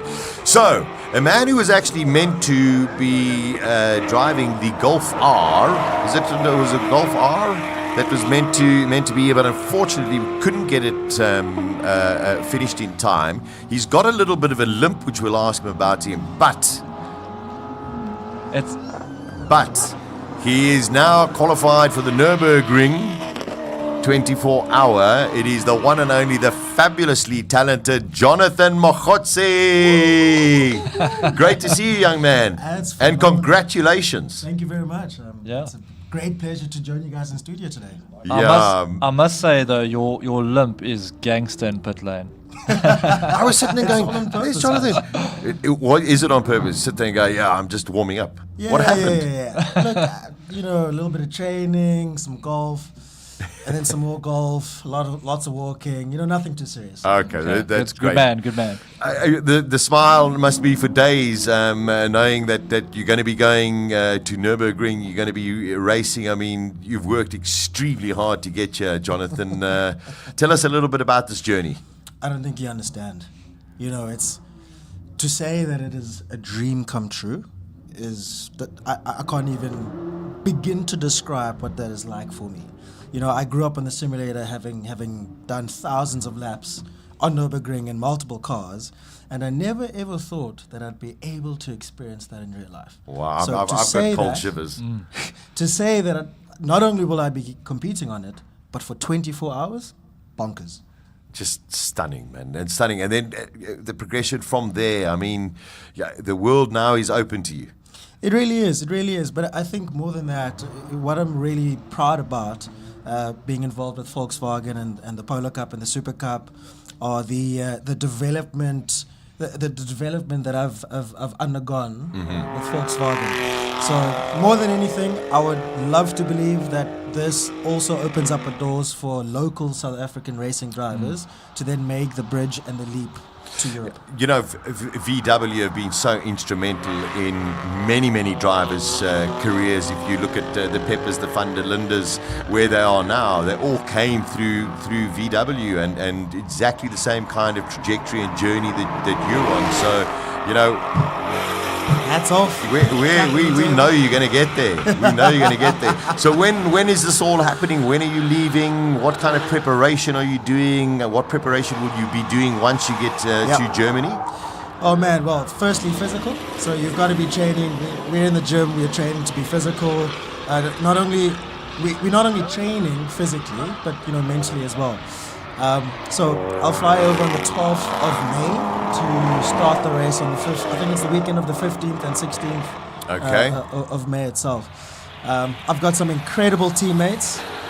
They are well versed at the Nordschleife, the Nürburgring itself. I'm really excited to get stuck in with them. And interestingly enough, I had a conversation with one of my teammates, Fabian Vettel. And he was actually giving praises to the Polo Cup Series because he competed with the likes of the Van der Lindes and even Keegan Masters back in the day in the TT Cup. So, to hear that from, some of our international racers, I think just really does give credit where it's due. Yeah, exactly. And we are just so immensely proud of you. I mean, we're going to be glued and sitting and going, here's another one of our boys, which is something so special.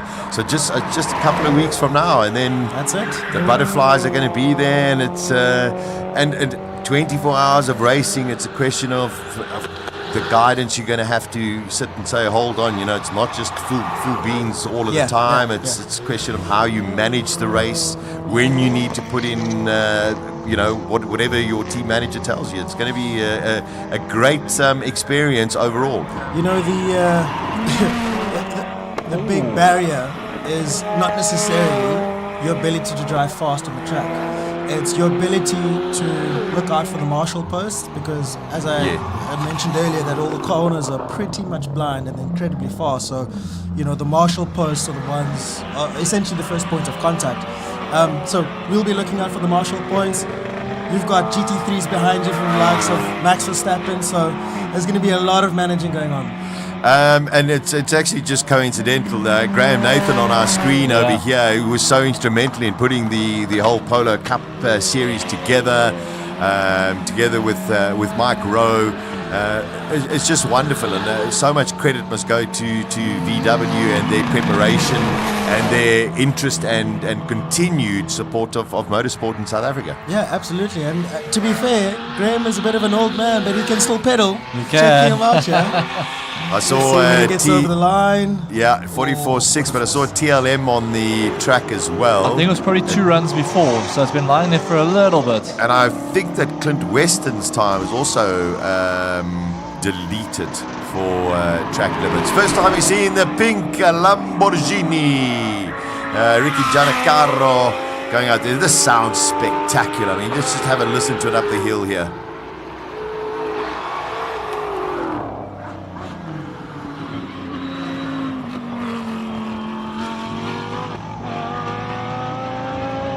And then Papa Giancarlo in the R8 as well. Even though you aren't competing this hill climb, Jonathan, great to be. I mean, you're a racer, of course you want to be in the car, but isn't it just wonderful to see just the complete difference in types of vehicles? Absolutely, I get to experience Simola in a different light this year. And for the first time, I got to experience my blue Polo at full tint from the sidelines. I think it sounds incredible. But I must say, I'm really enjoying seeing all the guys barrel these machines up the hill as a spectator. And there's a bit more peace. I'm at peace this year. Yeah, so, still absolutely stoked to be here this weekend. It's funny like you say that, because a lot of the times the best part about racing is the relief afterwards when you're on your way home. You know what I mean? So now you're here with absolutely no pressure, and the event looks completely different. It really does. And I'm so glad you say it, because you're inside the car and the car is pretty loud and et cetera, but now when you actually see it from the outside and you go, now I understand why people get so excited. Absolutely, it's freaking insane, man. Speaking of guys that are not having the best day, this chap is earning his pay today. Oh, we celebrate you and salute you, sir. It's always happening at the same corner. Yeah, the second heat wasn't as fast as the first one. And you cannot believe how steep it is from where he is standing to that little Marshall Suzuki post on the left-hand side. I'm laughing with you, sir. I really am laughing with you. Jonathan, it's just so magic that this is happening for you. The excitement levels are through the roof. When you get there, of course, there's going to be so much excitement, but to try and control yourself. Of course, you're an experienced and a professional racing driver, but all of a sudden you're going like, wow, this is happening. Have you thought about that? Or are you just saying, listen, I'm a racing driver, I know what I'm doing? Look, my mindset going into this is, become a sponge, absorb as much as you can, and it's very easy to say that, oh, look, don't put so much pressure on yourself or whatever the case is. But, I'm looking at this as an incredible opportunity. Yeah. So I'm going to go there, learn as much as I can, rub shoulders with some of the world's best. And just basically showcase what South Africa is capable of. Rubbing your shoulders with some of the world's best, you have to be part of the world's best to be there. Yeah. So you must include yourself in there. But yes, maybe people who are slightly more experienced than what you are. But what a journey! We are so excited for you, and we really wish you the greatest of luck and 24 hours of racing. That's what it's about. Oh, it's going to be mega. It's going to be mega. But, outside of that, experience myself. What's the word I'm looking for when you immerse yourself in the culture? You couldn't have said it any better. I think there we go. Exactly the German way of life, the currywurst. Just also the amount of people that are going to be there who are so passionate, so knowledgeable about motorsport. It could well be a massive culture shock when you see how big these kind of events are. I believe so. And look, we had a spectators event today, but I believe they are expecting 400,000 spectators. Wow. Yeah. That's incredible. Yeah, it's a lot. On one hand, I'm very excited for you, but then also gives me anxiety because it's a lot to take in. And as a racing driver, you don't get to experience all of it. Like now, Simola, you hear different aspect completely, but when you driving and you're in the pits, that's your focus, but you want to get the best of both, and it's difficult but so exciting, but a lot. Yeah. Jonathan, I know you've got many duties to perform during the course of the day. Go and enjoy yourself amongst the crowd, sign lots of autographs. Those of you who are in the stands is watching Peter Zili. Let's see, he said this is the run that counts, so let's watch Peter Zili. This car is just bonkers. Wow, that is fast. That is super fast. Peter Zili coming through and goes over the time there at 38.4. So he's getting there. It looks like that adjustment worked. It seemed a bit more settled. He had a bit more speed through the speed traps as well. So something is working there. Yeah. Jonathan, we wish you greatness, young man. Congratulations. We're so proud of you. Enjoy the rest of Simola Hillclimb, and we'll be watching you on the TV. Thank you very much. Thanks for joining us. Okay, enjoy. All right, Silvio Scribante, the man who's been sort of topping the timesheets most of the weekend so far. Let's see what he can do, if he can go even 236 kilometers through the speed trap. Goes into the left-hander. It's just looking magnificent for Silvio Scribante. And he's got to try and beat a 38.424. That is the fastest at the moment. That's Peter Zili's time. Ricky Giannaccaro with a 44.192. That's good. Looking good. 38.280. We're starting to cook now. Wow.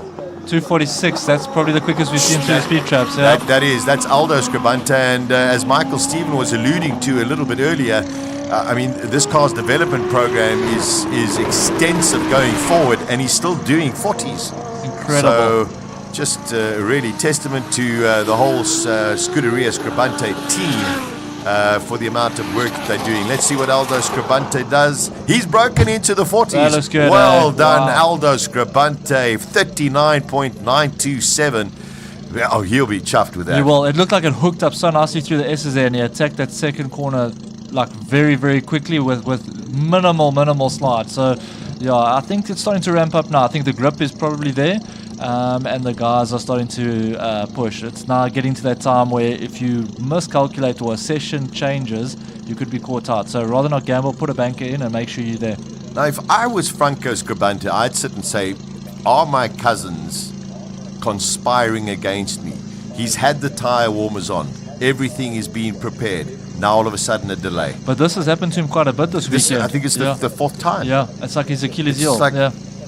Why is this happening to me? And I don't have any confirmation from race control as to why there is a delay. All I can tell you is that car number 39, Andre Steenkamp in the 4C, track limits as well.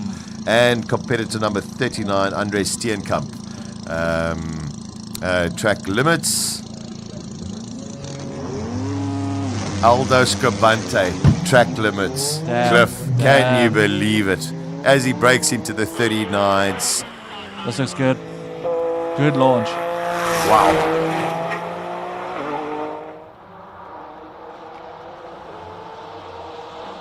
258. 258 kilometers.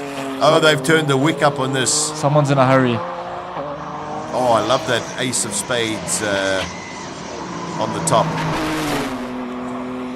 That looks good going in as well. 158 kilometers.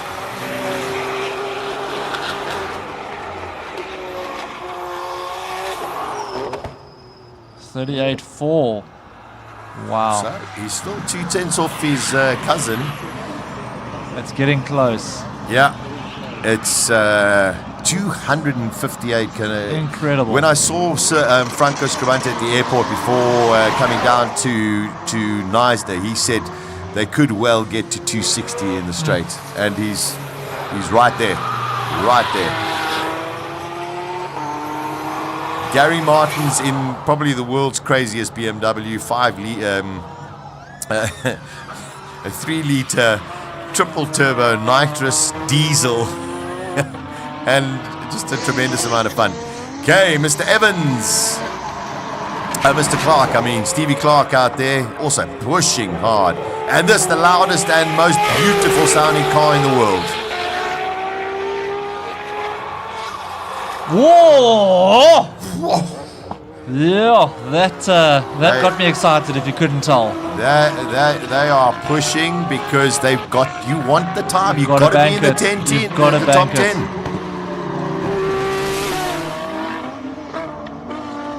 Great to see Wade Van Zoomeren's car in complete running order, and just the sound of this thing is just magnificent.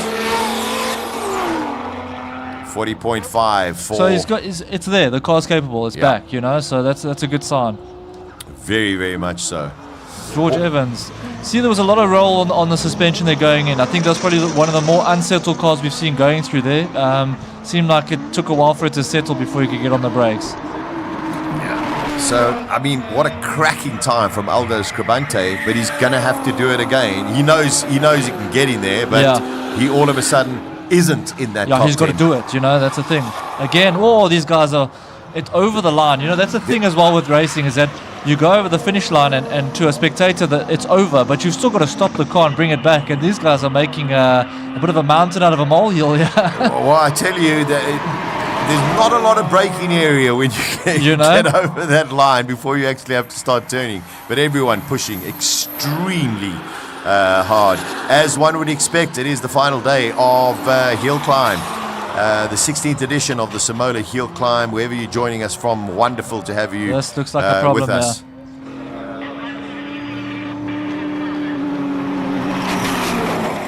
Right, it seems to be okay.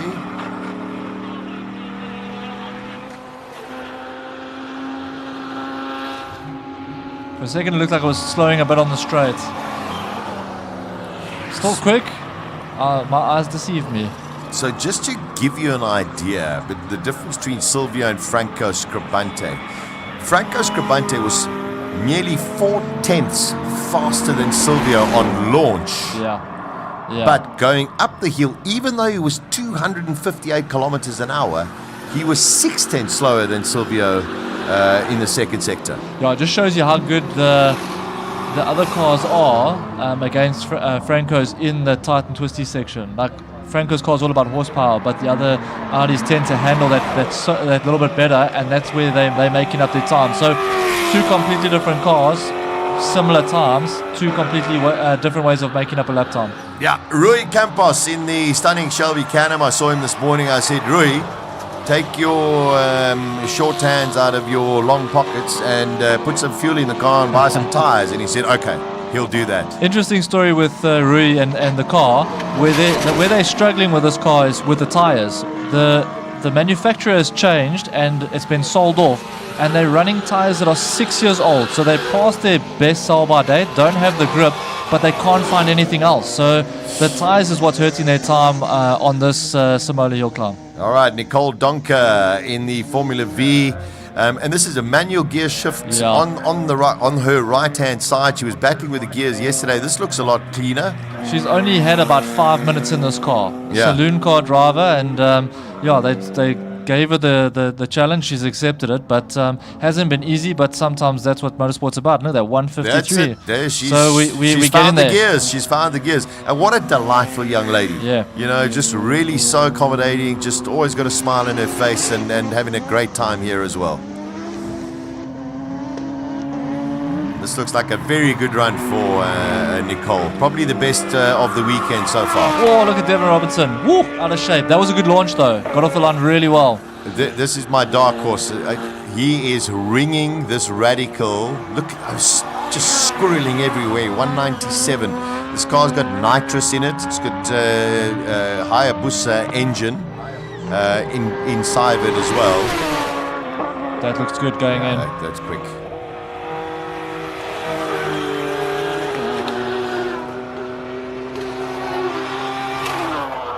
39 dead. There we go. 39 dead. Yeah, he's there. And if you think he was a little squirrely into turn one, it does affect you, but it is on the slightly flatter part of the hill. So he gets that right. He's right up there. 39-0. Well done. Stevie Clark, 39-8, by the way. Shoo! It's ramping up here.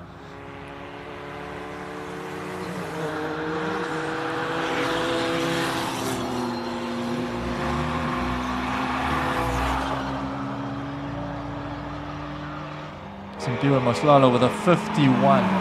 So yeah, even the single seaters now, everyone's starting to enjoy the conditions. I think that we saw in the practice session, especially on the single seater class, that the grip was a bit iffy. So it would snap at certain times, but it seems like within the space of half an hour, things have changed and the grip seems a little bit more consistent, which makes it easier for these guys to put the power down. Yeah, that's why I think the next session is going to be the critical one. I'm going to stick my neck out and say if you are not under 44 seconds, I don't think you're going to make the top 10. Oh, I think this single seater going through now is that Johannes Gerber probably brushed that TLM with the valve cap on his car. I saw it move. It was close. Theodore for Mark in a Formula B. I think it's the first time we've seen this this weekend. I don't recall seeing it yesterday.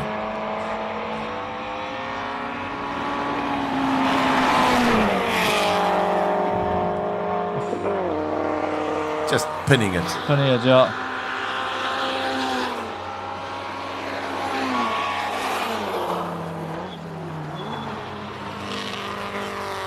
You know, 153 kilometers an hour when you're sitting 2 centimeters off the floor. Yeah. Is something, you know. Ian Schofield at 41.2. Here we go. Robbie Walk, let's see if he can launch this. Or is he going to go for a full launch? And do they, I'm trying to see from here whether or not that is new rubber. It doesn't look like it's the new rubber yet. And yeah, I'll say. Okay, they've I'll scrubbed say it a bit. in There we pit go. lane, it looked like it was standing on fresh rubber this morning, but I mean, anything could have changed.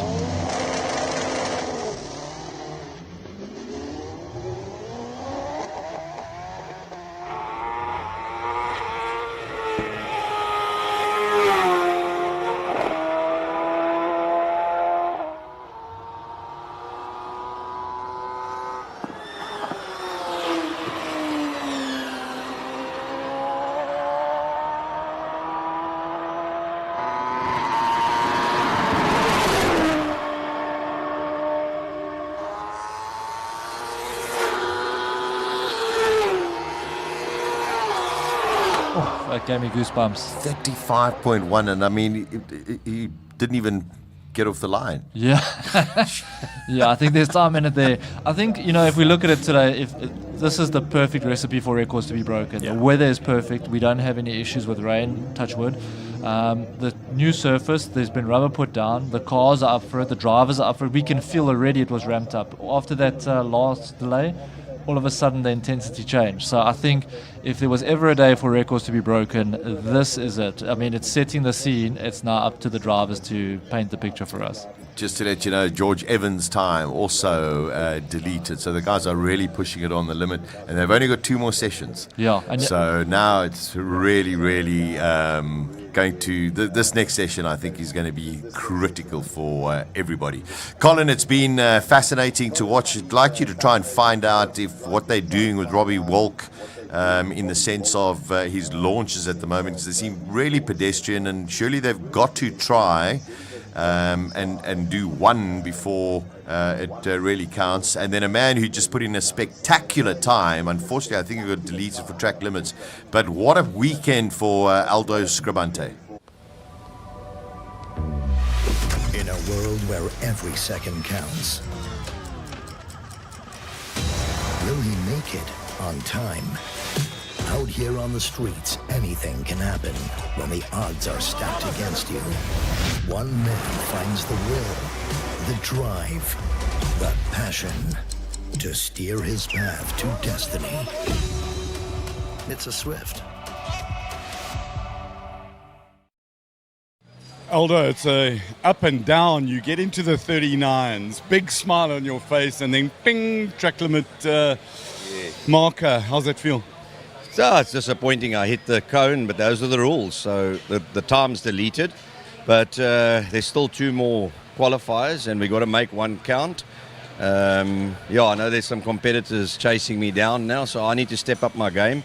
Unfortunately, this weekend we did run out of time. We're here with no underfloor aero, no front splitter, no floor tray, no rear diffuser, and it's costing me dearly through the corkscrew section. I just can't put the power down. So I'm driving around the problem and short shifting in gears, trying to keep the car stable as possible. It's rather frustrating. We're comparing the data to Silvio. Silvio's planting. That's where I want to be, but it's not. We just don't have the aero this weekend. But we're going to do the best we can with the package we have, and we're going to drive around it. Now you are seeing the outer limits of the car, but it is bittersweet to see that you maybe are reaching the mechanical limits of the traction. But doesn't it make you hopeful for the future, and it just shows how much potential this Audi TT has?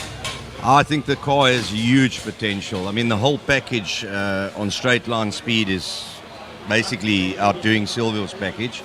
He is slightly heavier than me, so it could be a power to weight ratio issue, but the thought of aero on this package, it makes you not want to sleep at night, Rodrigo. Much appreciated. But we will see. I'm sure that with just how much potential we're seeing straight ahead with a car that was built, finished building like 3 days ago. Let's never forget that. Yeah, compliments to Van der Linde Motorsport. They built the roll cage for us. It landed on the air jacks, on our workshop jacks 101 days ago today. And the team has got the car here. However, not exactly where the finished product must be, but it's here and it's reliable and we can compete. So I just think Michael Stevens and his team, fantastic, well done. Kudos to them. On a personal level, I really am thankful that you guys were able to bring the thing and finish it on time for me to be here and watch it live, because it has been worth it. Well, that makes me even happier, Rodrigo, that you're here and you got to experience the car together with myself first time out this weekend. So, we're going to just put our head down and try hard. In the next 2 qualifiers, we've got to put a benchmark in there now. And Aldo, Mike is chipping away at the launch, at the gear shifts and boost. You can start winding boost up now. We can wind up more, but we're going into uncharted territory, and we're going to go a little bit more, but we got to get the car mechanically to work better. And you'll see on the front there, we've been painting the underside of the bumper, and every time I come in, I'm bottoming out. It's making the front tires light. So now we've come up with a great plan to cut off 10 millimeters under the bumper so that we don't touch. We might lift the drive out as well. We just got to keep the suspension clear from the ground. It's interfering left and right, the balance of the car. It's every now and again I get a hair-raising moment through the corkscrew, and that's when I have to back off, and then the turbo spools down, and then it's goodbye to the time. What I am envisioning is for next year some titanium skid plates, and as it bottoms out, just sparks. It's a possibility. You've given us a great idea. So you come to a race with a race, and it's a development session actually. Well, every session for us has been development. I mean, if I look at where we started on Saturday morning to now, the progression is massive. So, we are learning. I'm learning as well. And you're in the 39s? Well, I'm theoretically in, but it doesn't count. So I'm actually not in my mind. I need to get it on the next 2 and something better. Just out of curiosity, what kind of top speed are you hitting? I think it was 246 on this last run, 246, which is good. And I will admit as well, in a live interview, that I knocked third gear down. Michael said to me, "What are you doing?"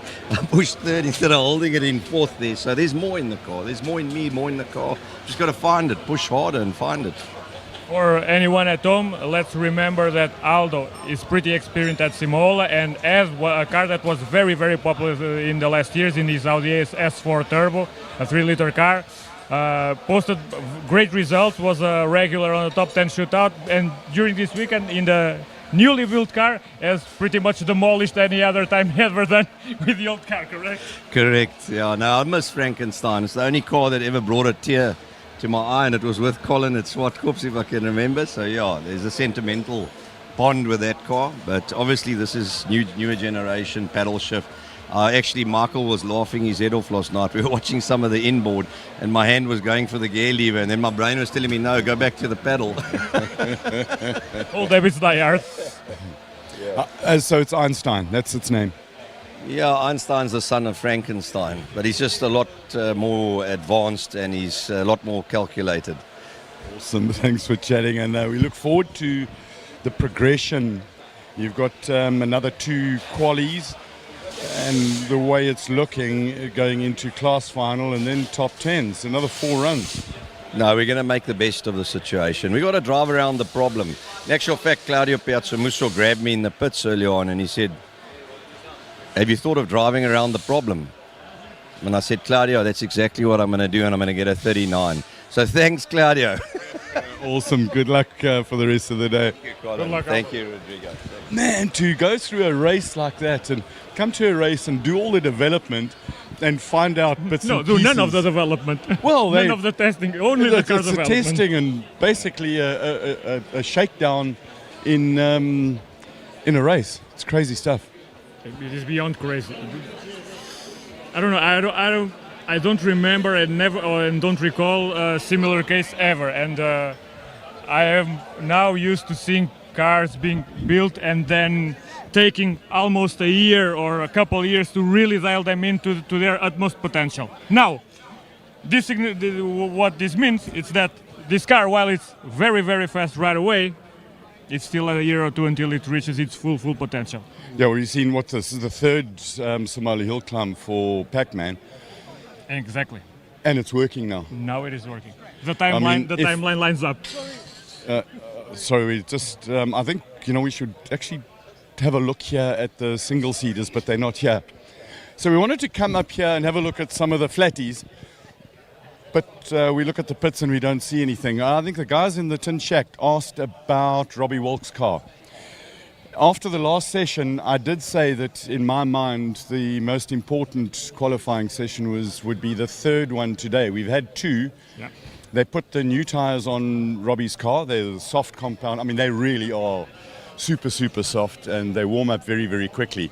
But in order to get the best grip and speed out of them, you've got to bring them to life in a lovely, kind way, in a gentle way. That's why we haven't seen any super aggressive launches. They're running the tires in. Watch the next session. That thing is it'll be a simulated, flat-out run. My prediction goes pretty much along yours. They are really their way in. Those tires, like you said, those are super, super soft Hillclimb dedicated tires. To extract everything out of them, there's a very narrow window, and you really have to be committed and do everything in the correct order and the proper way.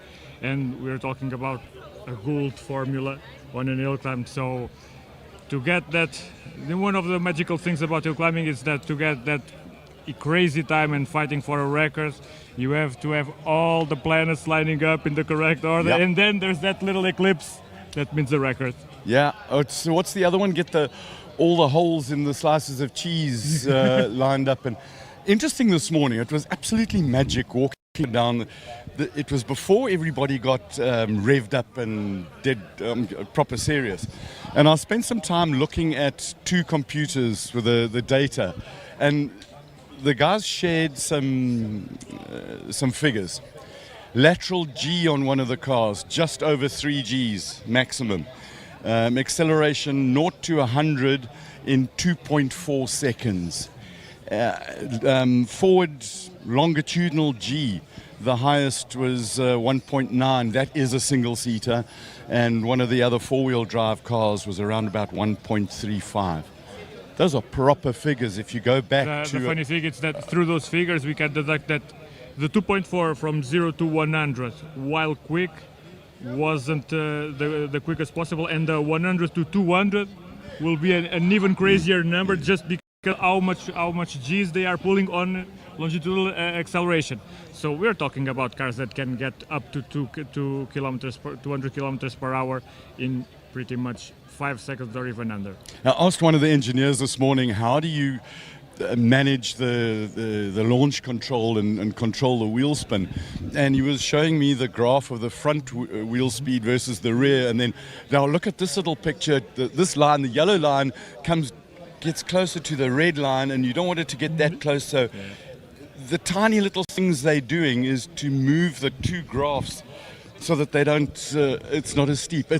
And they do little things, and the two teams, it was completely different approach on them. One of them is kill some spark and retard some of the timing. The other one was take the timing from here, move it all the way there, and then start bringing it back as a... It is very case sensitive and really is what makes us passionate about motorsports, at least someone like me, and I for sure hope that this may continue well into the future, and we see a lot of kids here watching this race and really getting the bug for a future where South Africa really is even more hill-climb centric, because it is an infinitude of options, and for you to get to the same result, you can go so many different ways. It is mind-boggling. Even similar cars, just a small change can result in incredible degrees of difference. And it takes years and years and years of development. You know, I think what really would be cool, the flatties are on their way down. We call them flatties because they're flat, they're close to the ground, and they've got very little ground clearance, and so they have to bring it down. But what do you think that we watch some of the highlights from yesterday? It was a great day. Fantastic day, yeah. So have a look at some highlights from Saturday of the 16th Simola.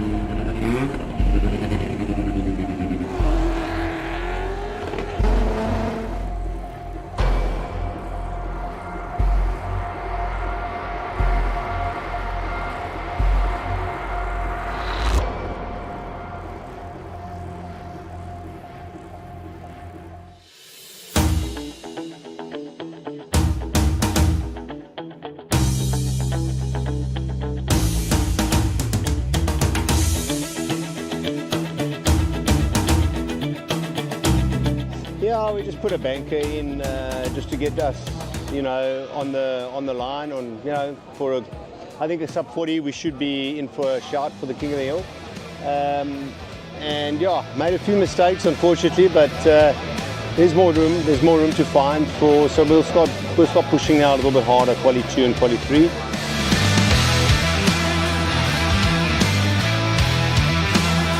look, we desperately want a podium. Like we worked hard. We've been toiling so hard, our team, especially building Aldo's car, and but a lot of time and effort put into my car as well. You know, the guys have developed it and they've worked on aero, worked on chassis, worked on engine. We've worked on the full package, and we're banking on a podium at worst.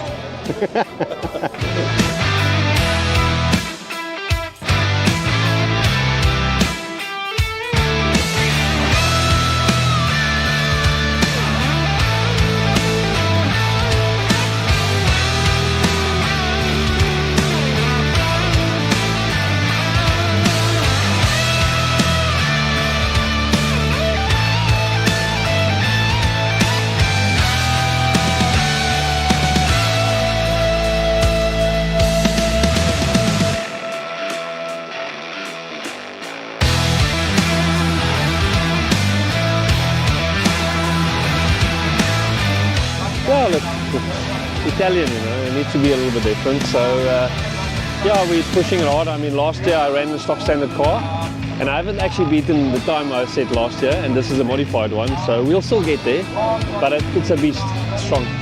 The one I've banked now was, what, 48.6 or something. Last year I ran at 48.5. I want to get into the 46s, so there's not a lot of runs left, but we're going to push hard. I'm making mistakes. I just need to correct them. I should be faster, you know? So, yeah, we're looking for the 46s, hopefully.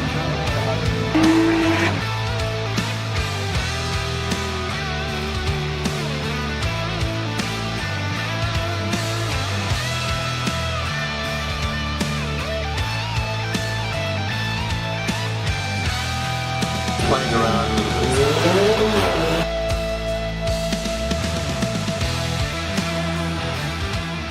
So struggling with the gears, took it out to Red Star last week, clutch kept on being stuck engaged. Seems like we're having similar issues this time round, so we are fighting and trying, so we'll see what happens. But yeah, we're going to try and fix it a bit later tonight, so for the day I'm just going to go as it is, and then tomorrow I'm bringing in the action.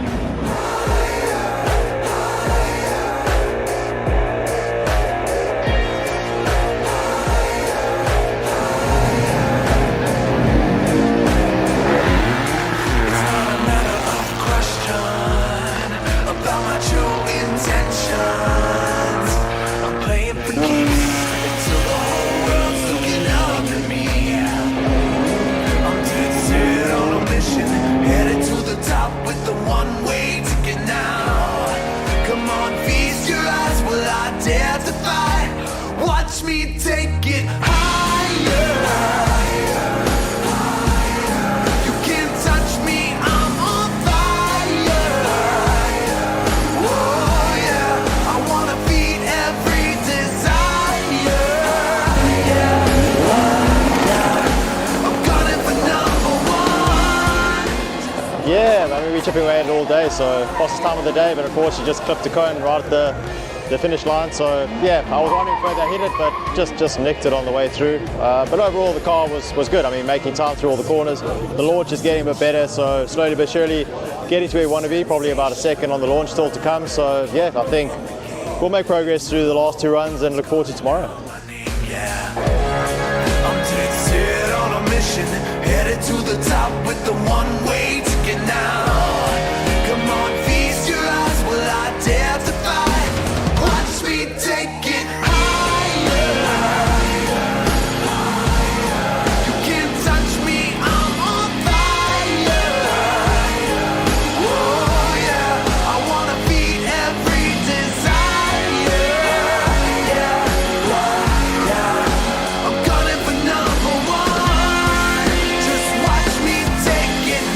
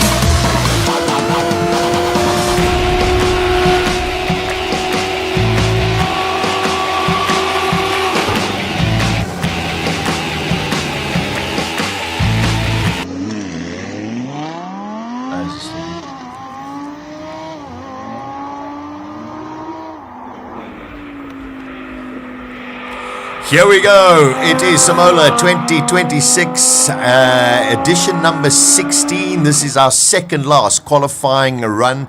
This is the one where I think everyone is going to have to show their hand. In the top 10 at present, the person sitting in 10th position at the moment is sitting on a 44.1 second run. However, cars that were disqualified for hitting the TLMs, Aldo Scribante, Clint Weston, George Evans is not allowed to partake in this run, by the way, for excessive track limit infringements. The man who's under, I think, a bit of pressure is Jens Klingman, because our international guest is going to have to find something. And I reckon if you don't get 43.2 seconds up here, you're not going to make the top 10. You won't be safe.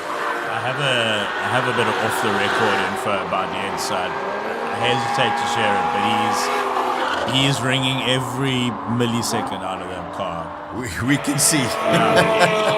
Oh, I love this story. V10 M5 rebuilt by the owner Shiraz, and he drives his kids here in the car, races up the hill and drives home.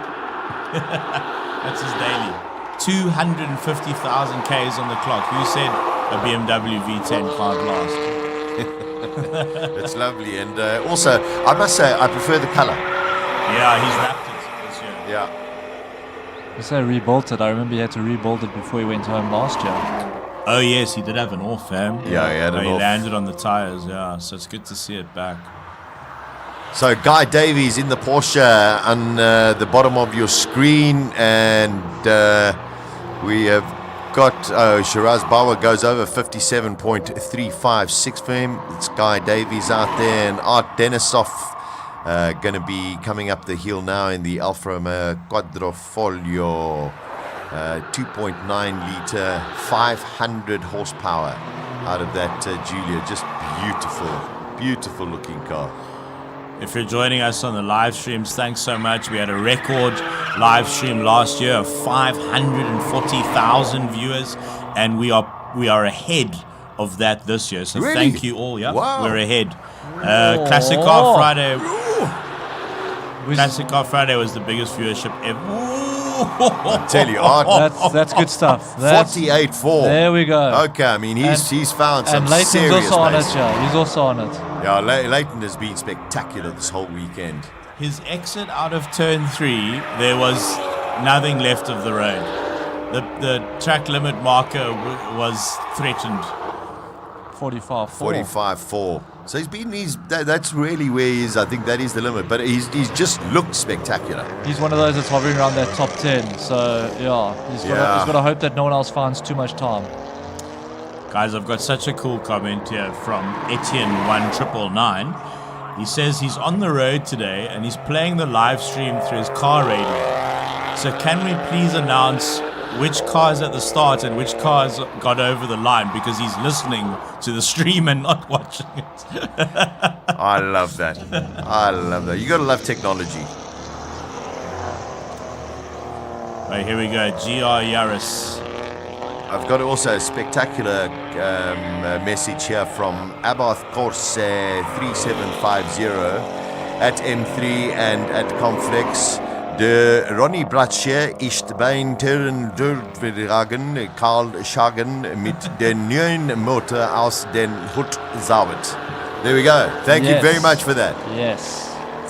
A good half of our viewership is from around the world, outside South Africa. So, well, yesterday we had Cayman Islands, Cambodia, the UK. It's wonderful to have everybody to tune into probably one of the most unique hill climb event in the world, with such an array of different vehicles out there. I bumped into Ian Shrewsbury, the founder, so I'm pretty sure I can say this on the record, but he bumped into Travis Pastrana at Goodwood, and Travis knew all about Simola Hillclimb, which is really cool. So maybe one day, that would be quite spectacular. Now, all of a sudden, in qualifying 3 earlier today, all of a sudden this Ferrari came alive. Yeah.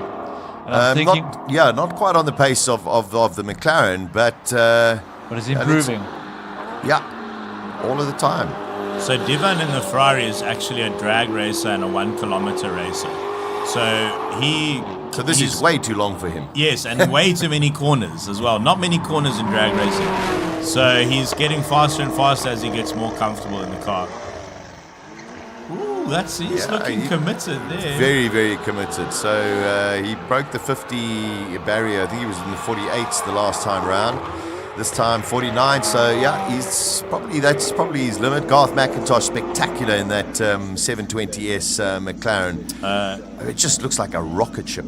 I had a chat with him. He's lost third and fourth gear.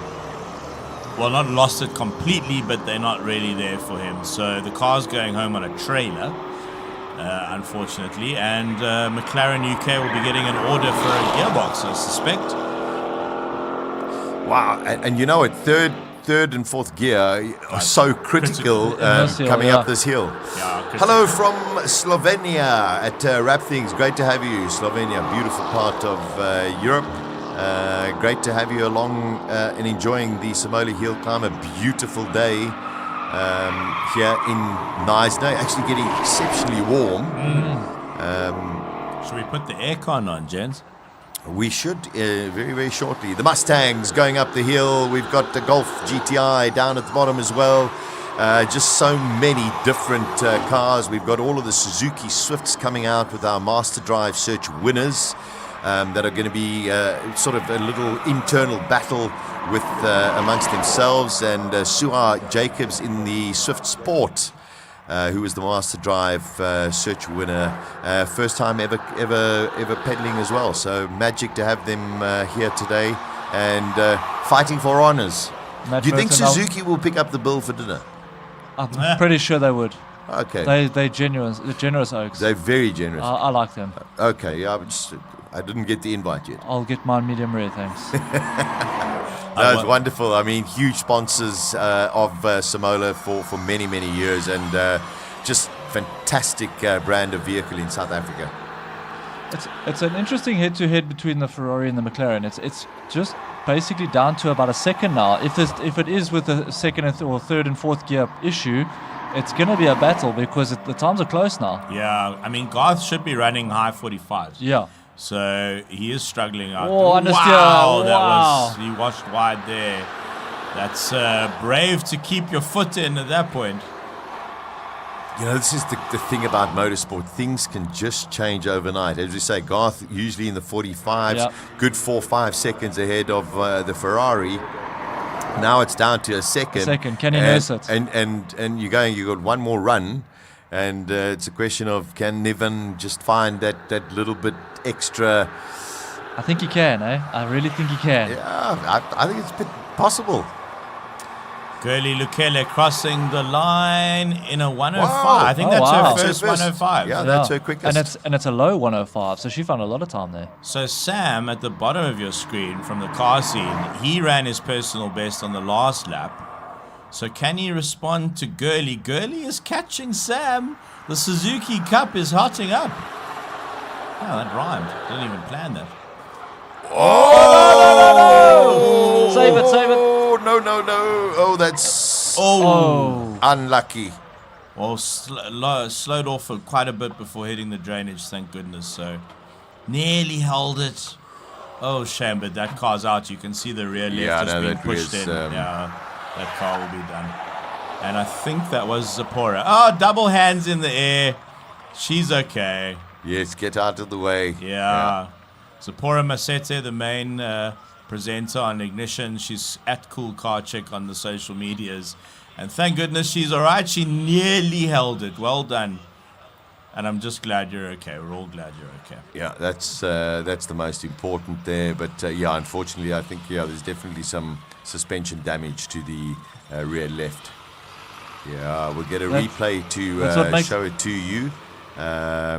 And you know what? I mean, don't forget these are people who've never probably been up a racetrack or whatever. This is a big shake for her. She's taking it in a good light. Now, Exactly, but eventually she's going to say, "Wow, okay, now stuff has really got real." You got to understand that Yeah, the thing is also these things can happen very, very quickly. And when you say very quickly, what makes it tricky, like if you look at this sort of racing setup as opposed to a track setup, is that here if you make a mistake, which this mistake started a little bit before that, but there's no space or time to recover. The road is only so wide, there's no runoff, you've got trees and everything around you, so to try and recover, it's a very small piece of tarmac that you're aiming for. So it becomes tricky, and the more you try, sometimes the worse it gets. But good recovery, at least. I mean, all things considered, this is probably the best result. Yeah. There's on the left of your screen, there's a signboard, and then if you look at the bottom, there's a drain, which we're going to see now in the replay. It's a very deep drain, and she managed to almost keep it out of there. But if we watch the replay now, it looked to me like there was a risk of the car going older. Here's the replay. Yeah, I mean, once you sort of start getting a little bit of oversteer, that's it, and then just try to hold it back, and it. So here's going into the drain. Oh, it was nearly over.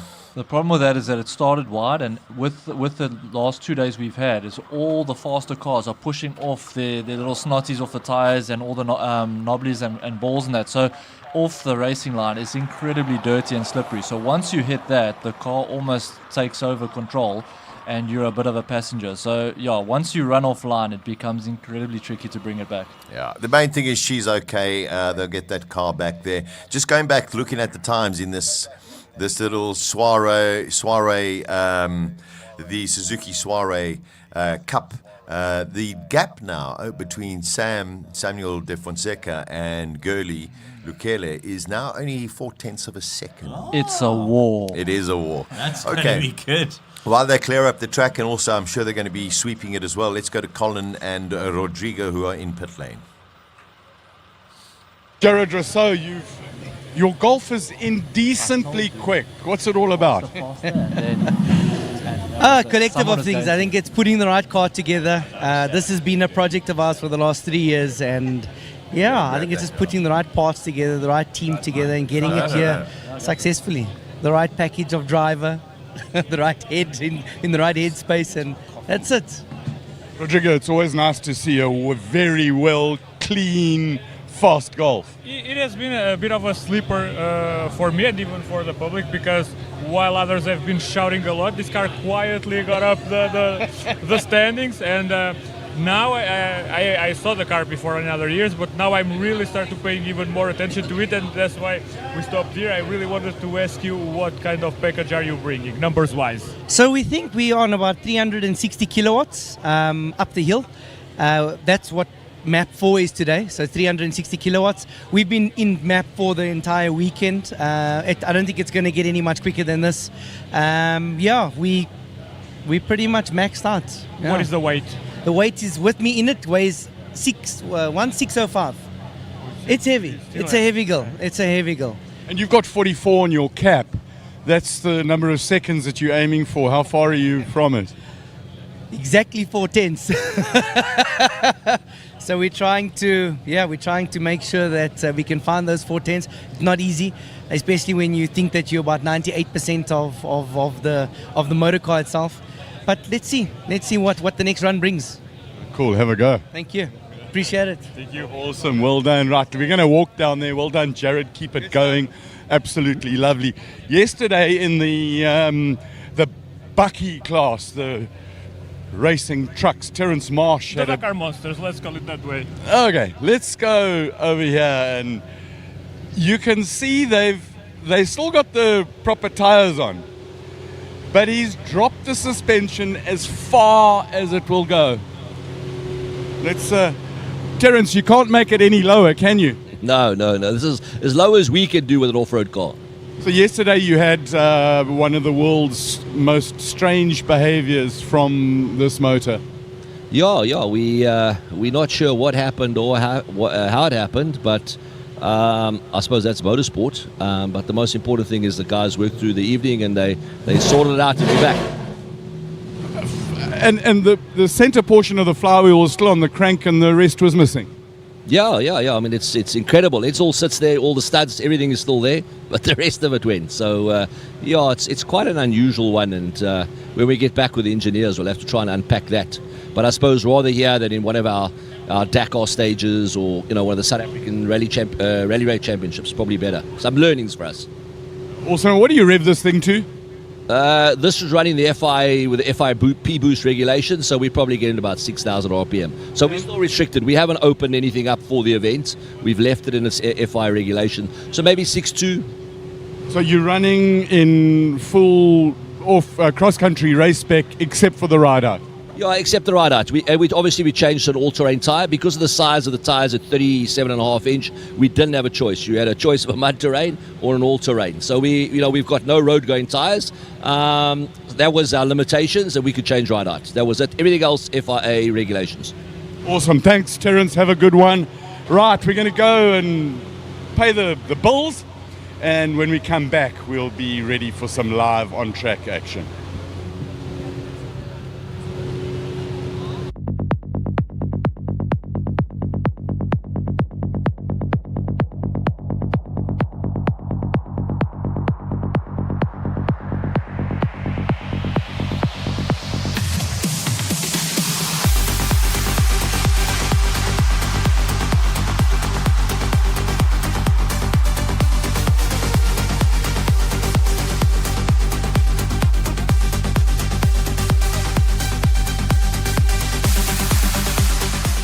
And crossing the line, it is the tow truck, unfortunately taking off Zipporah Masete's stricken Suzuki Swift. A big moment for Zipporah, and fortunately she's okay, but just unfortunately, when you're coming now, you're pushing as fast as you can, you think that you can do it, and unfortunately just got into a horrible oversteer situation, couldn't catch it, had a bit of an accident, the car's probably damaged.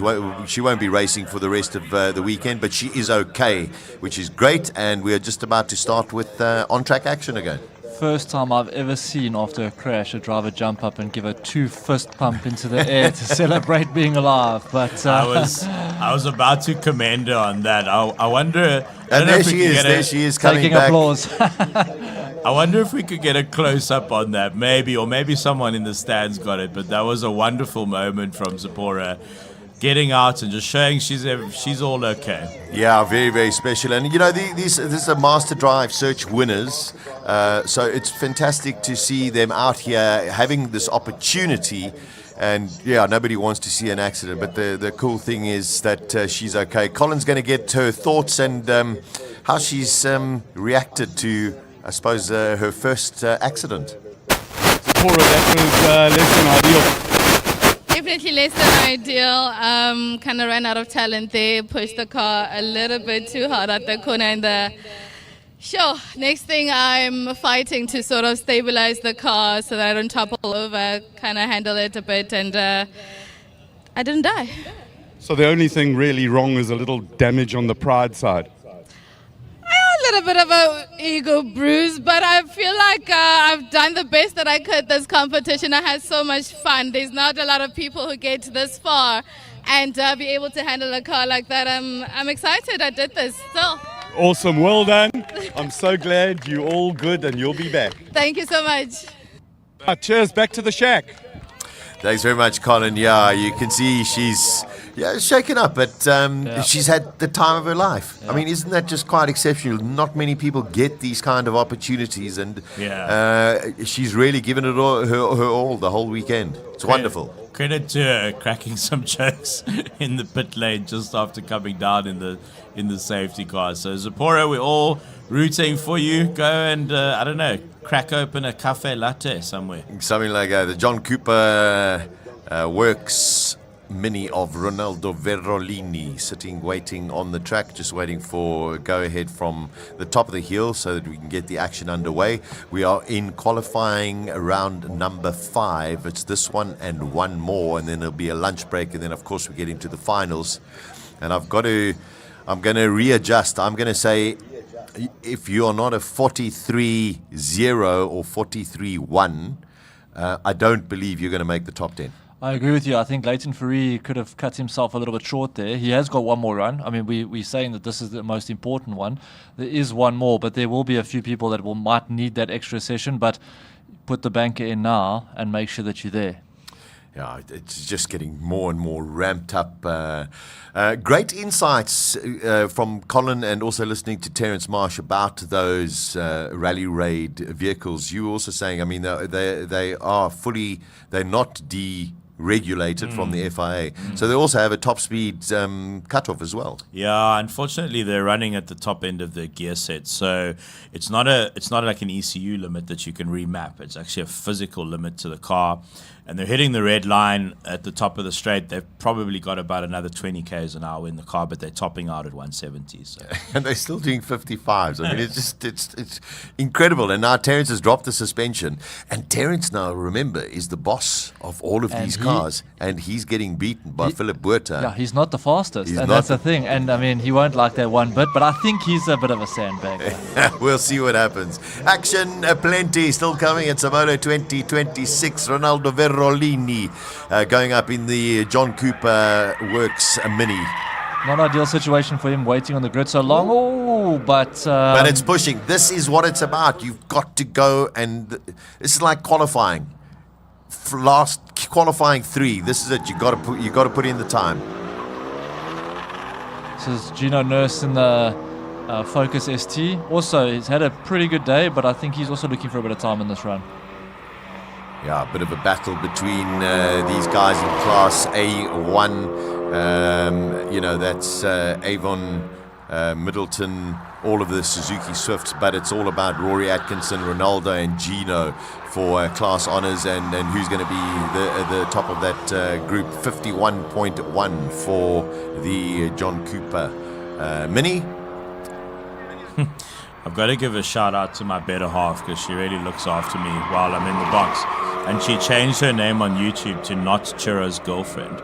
So when she comments, it says Not Chira's Girlfriend. Or she's broken up with you and she hasn't told you. Maybe something here she hasn't told you yet. If the locks have changed when you get home, you know something is wrong. 53.1 for the ST. What can Rory Atkinson do in the Golf GTI? This is for big honours. So it looks like Rory and Ronaldo. Let's see.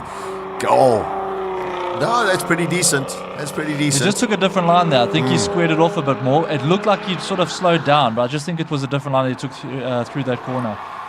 Evans in the Loki, listen, is just 50.0. Very nice. That's very quick. At the bottom of your screen, he's just not having a good weekend, unfortunately. So. No, he's got better. He's having the best time. He's having the best time. No, maybe he's having fun. The car isn't. They managed to figure out what was wrong with it, but it did take them a long time to get it sorted. I think his best so far has been a 54. Yeah. And he was very happy with his times yesterday. So let's see what he can do. The 911 Turbo down at the top of your screen, 55.5. Yeah, he looked a little bit off. I think through the S's there, lost a bit of time, but at least we know that he's sort of in that time frame, and he can run in the lower 50s if he needs to later on in the day. Cristiano Verolini in the BMW M4. He's also been having a lot of fun. Wow, that's a tremendous amount of front movement into that braking zone. He's been a joy to watch, all action. He really has. 49.4 for the Porsche 911 Turbo. That's very, very impressive. Oh, he's digging deep on the way in. So the Simola, this is one of our international drivers pushing the new M5 to its absolute limits. I've never seen an M5 driven that hard. That's got to be one of the fastest M5s in the world. Ooh. Well, I tell you, Jens, he's giving it a go. He's really doing whatever he can. I love how this dives on the brakes here. Look at that. One of the big credits to Simola Hillclimb is that it attracts drivers from all over the world. We've had Peter Solberg. This is Jens Klingman. He's a GT3 driver from the Nürburgring Cup. We've had Mika Salo here. We had Christofferson here. And hopefully next year we'll have we've had Randy Post as well. He was also here for Jaguar 1 year. So always a fantastic feather in the cap of this competition, that it draws in the best from around the world. Jens Klinsmann 45-2. That I think that is he's getting better. Just the limit of that car. But he's just finding tenths now. He's really struggling with the change of direction, especially when he comes through a fast section and then all of a sudden he's got to go left, right. That right coming out, he just can't square it off quick enough to attack the right-hander, and he just runs out of space. Yeah, Cristiano Verolini topping the timesheets at 44.1. These are the two Shangan hybrid Chinese vehicles that are up here this weekend. Paige Lindenberg and James Temple. I've enjoyed his driving this weekend from Classic Car Friday, and he's giving this thing a full go. You might not hear it, but you can definitely see it. Yeah, 1 minute for the Bucky version. Good time. That's not it is bad good at all. Bucky. James, incredibly impressive in Peter Lindenberg's 34-year-old Daytona Coupe. Now he's driving a one-motor electric D-Pole. Not the fastest car in the world. I have driven it, and he's getting the most out of it. I can promise you that. He's actually Peter Lindenberg's son-in-law. Oh, look at Weston. Clint Weston just hanging it out there. He has been superb this whole weekend in this 600 kilowatt Mercedes-Benz. Where does he go? 42.6. That's where he is at the bottom of the screen. Another one of the electric cars, and that is the Alfa Romeo Junior Veloce Elettrica. Trevor Tuck. It's quite peculiar that you've got this car that's got 207 kilowatts in the same category with a BMW with 575 and a Mercedes with 600 kilowatts. A little bit lopsided. A little bit. So that Mercedes, we did a launch start in the rain, and the car went into accident mode. It actually made itself freak out. That's how much power it's got. It is a monster car. Incredible. Also, electric Mini up on the track now, and outside our shack we can start hearing some seriously powerful cars and noise. And here they are on the track, the Rally Raid cars. Just listen to this.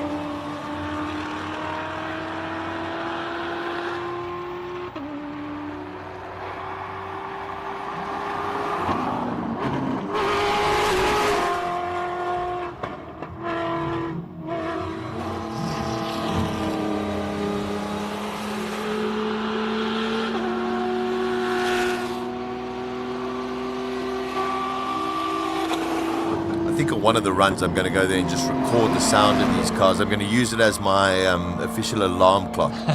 Don't think my wife's going to be too happy about that, but I think that's a great way to wake up. Absolutely.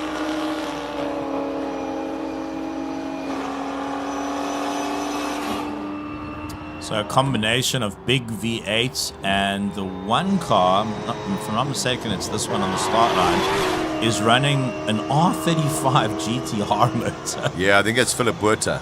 I'm just going to check car number 43. Yeah, that is Philip Buerta. He's the big boss of Penta, the Penta group as well. So, yeah, and so far he has been the quickest. He has, yeah. Terence Marsh, they were changing the ride height, etc., but times seem to be pretty much the same. I think there were different lines taken through there, but the times we haven't seen improve, so he's got to find something. Yeah, I think Philip Buerta 53 was the quickest that he's done so far during the weekend. Slight delay, not entirely sure what the reason is. If we do hear anything, of course we will bring you that information. So these the car spec Buckies. I know the Toyota ones are made in SA, the ones that compete, the ones that Kenil de Villiers won in Dakar, with the one that Saud Veriawa. Are you guys familiar with the Veriawa family? The two sons are incredible drivers. And I think Saud is 19 and he did his first Dakar last year. So these are the competitive vehicles, but they're exactly the same. And a real nod to South African engineering that we build absolutely world-class race cars right here in South Africa. Yeah, we probably control about 66% of the vehicles for Dakar is manufactured in South Africa. Wow. And I think about 40% of them are made in the Kyalami office park. I could speak under correction on that one, but we've got WCT, which they're running the single seaters and the Gould. They know a few things about Dakar. Then we've got obviously Terence Marsh and the Red Line team as well, also based in Kailami Office Park. Yeah. So there's a lot of Dakar talent that goes over to Saudi in the beginning of the year. It's incredible. And I mean, these are cars that, one would never ever see at a hill climb. So it's just spectacular. That's what's so beautiful about Simola. You've got these crazy rally raid cars. And if you actually get a camera inside, the tech of these cars is extraordinary. And of course, it is all FIA approved. You know them very well. You did a lot of work on the Dakar this year as well. Yeah, as you always Colin, do. yeah. So I mean, they are super impressive. It probably starts off at about a 25 million rand car, just to get you going. Yeah, it's incredible. But the tech is insane. You won't understand it until you climb in one of those things. But to do 175 km an hour in gravel and just absorb the bumps is mind-blowing. It's right up there with skydiving and everything else. But these guys that drive, I mean, you've got a navigator and a driver going as hard as they can go on unknown terrain, trying to read a roadbook is insane. So, yeah, it's a different level. I mean, these guys are like superhuman, but in all top levels of sport, these guys are all superhuman. But it's an absolute pleasure to spend time and do time on the Dakar, but then to see them here, but across pollination and bring motorsport and the different disciplines to all the fans here at Simola is an absolute gift, I think. Also, magic, just hearing the hand claps for the people and our volunteers, our marshals, just making sure that everything runs smoothly. Well done to the whole team, as always, for making it impeccable. So track action should be starting very, very shortly. And I think it's so important because there's just that unfairness if you don't go and clean out the circuit for the next competitors. Yeah, I wanted to comment on earlier because the faster cars are starting to come out now. It's a critical session. So the surface you want it to be pristine. You don't want to lose out because the surface is a little bit iffy. So well done to the organisers. These guys have been on top form this whole weekend. Yeah, magic to see. So next up is Philip Puerta, and as soon as he goes off, we just whatever device you are watching, whether it's on a TV, whether it's on a mobile, just turn up the volume to 12.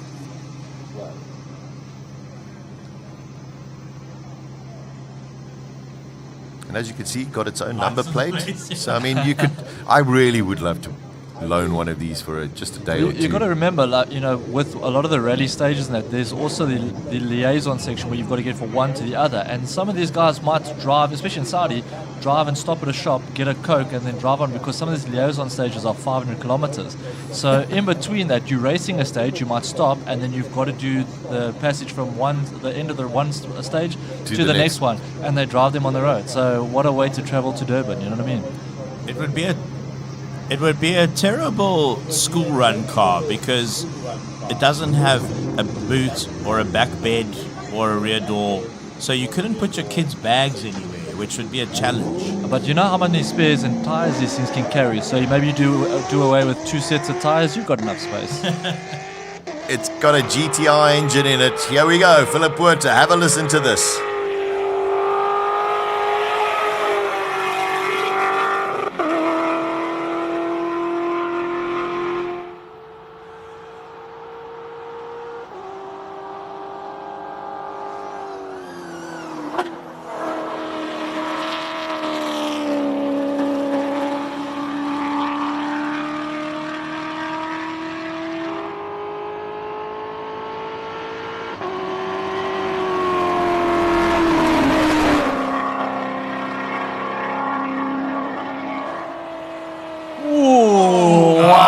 That's spectacular.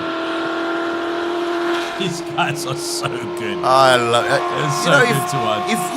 If you told somebody, close your eyes and just listen, tell me what car that is going up the racetrack, you would sit there and you'd just sit and say, oh man, that's got to be like a Nissan GTR or a supercar, etc. And then you open your eyes and you went, what is that?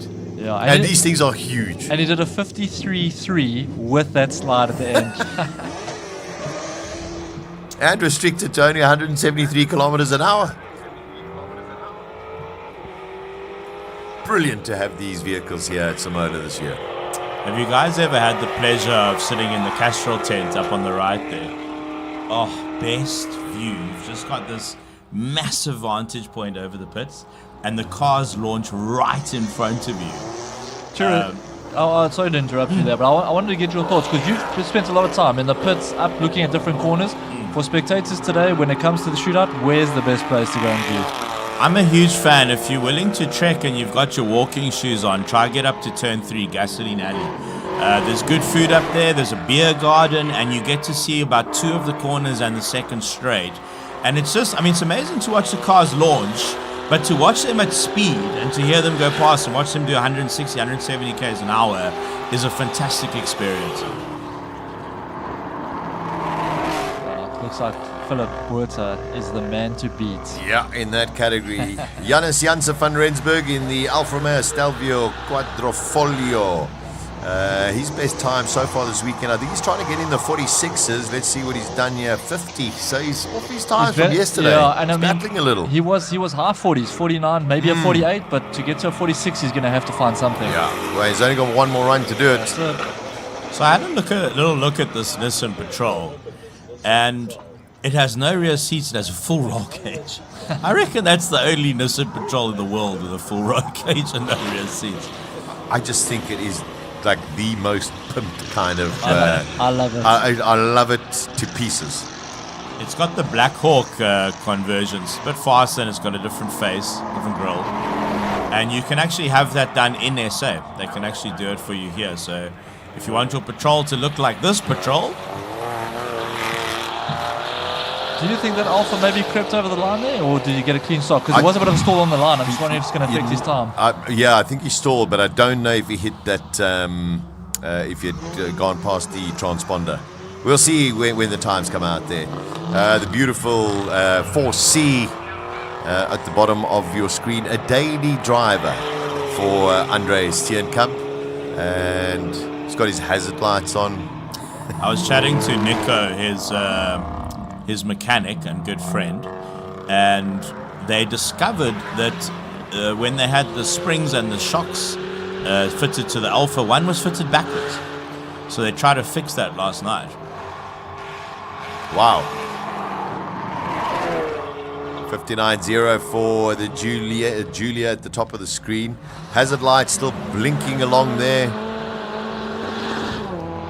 Maybe it makes him more aerodynamic. 47.6. Andre's aiming for a low 46 today. Oh, wow, that was incredible. 500 horsepower Golf. He's chasing 44s. Has to be. 45.8. He probably lost a lot of time on the slide there. It looked incredible, but not the fastest way. Not the fastest way.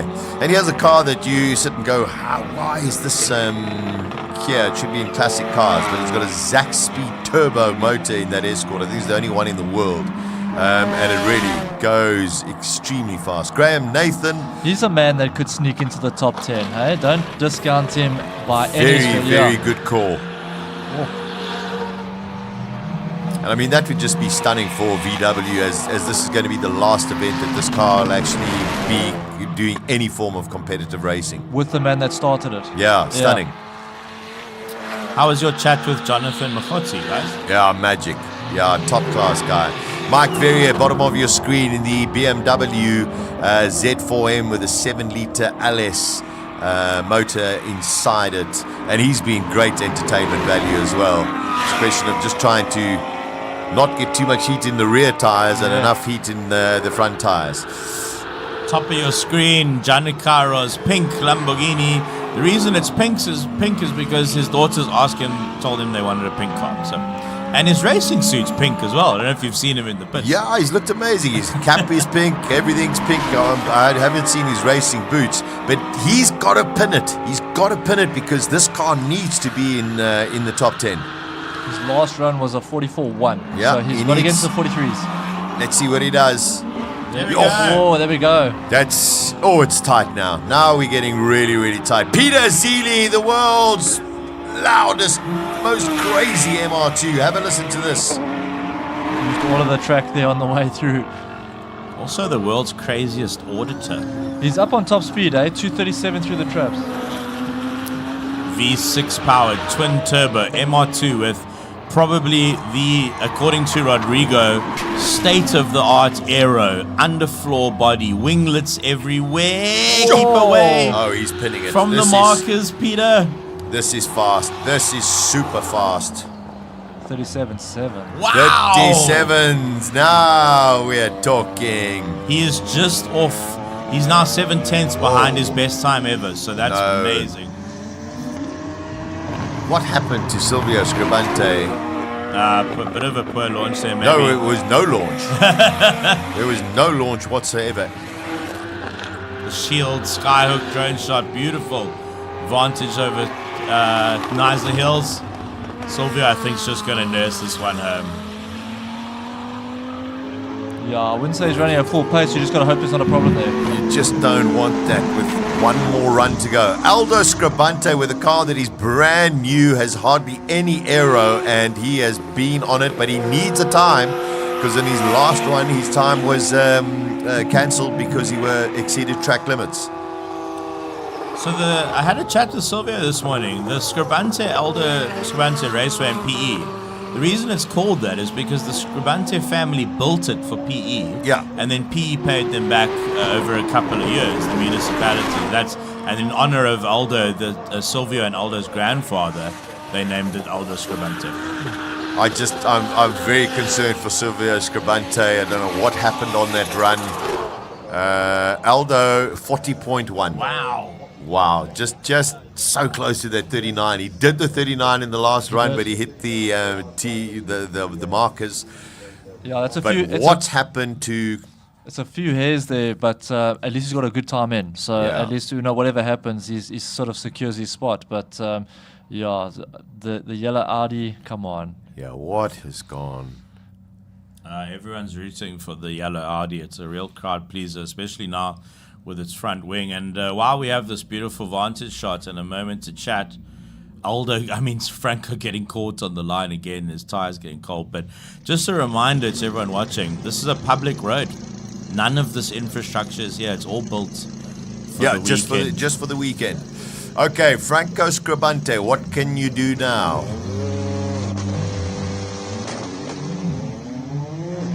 Good launch. That's pretty handy. Oh, look at that.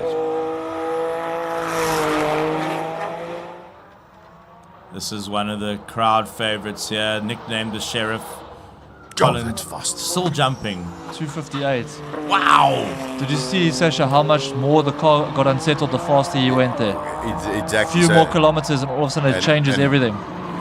Guys, 250 is 75 meters a second. That is moving.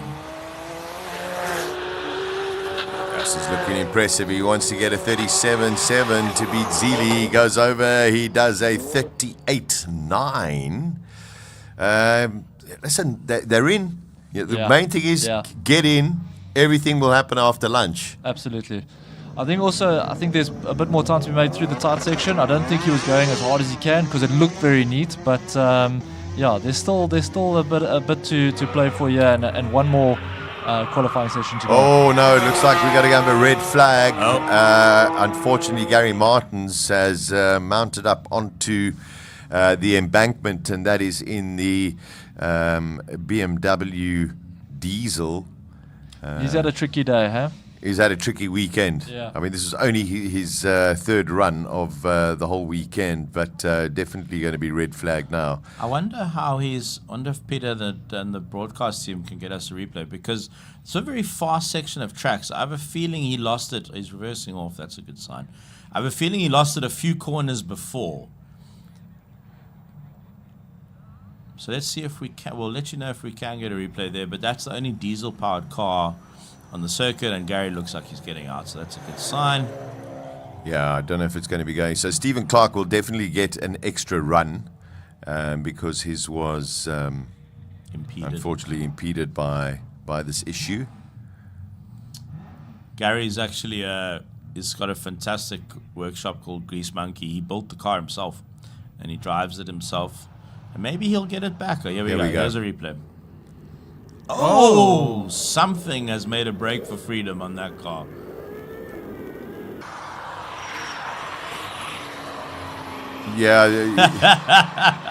From from 3 turbos to 2 turbos and a couple of cylinders short.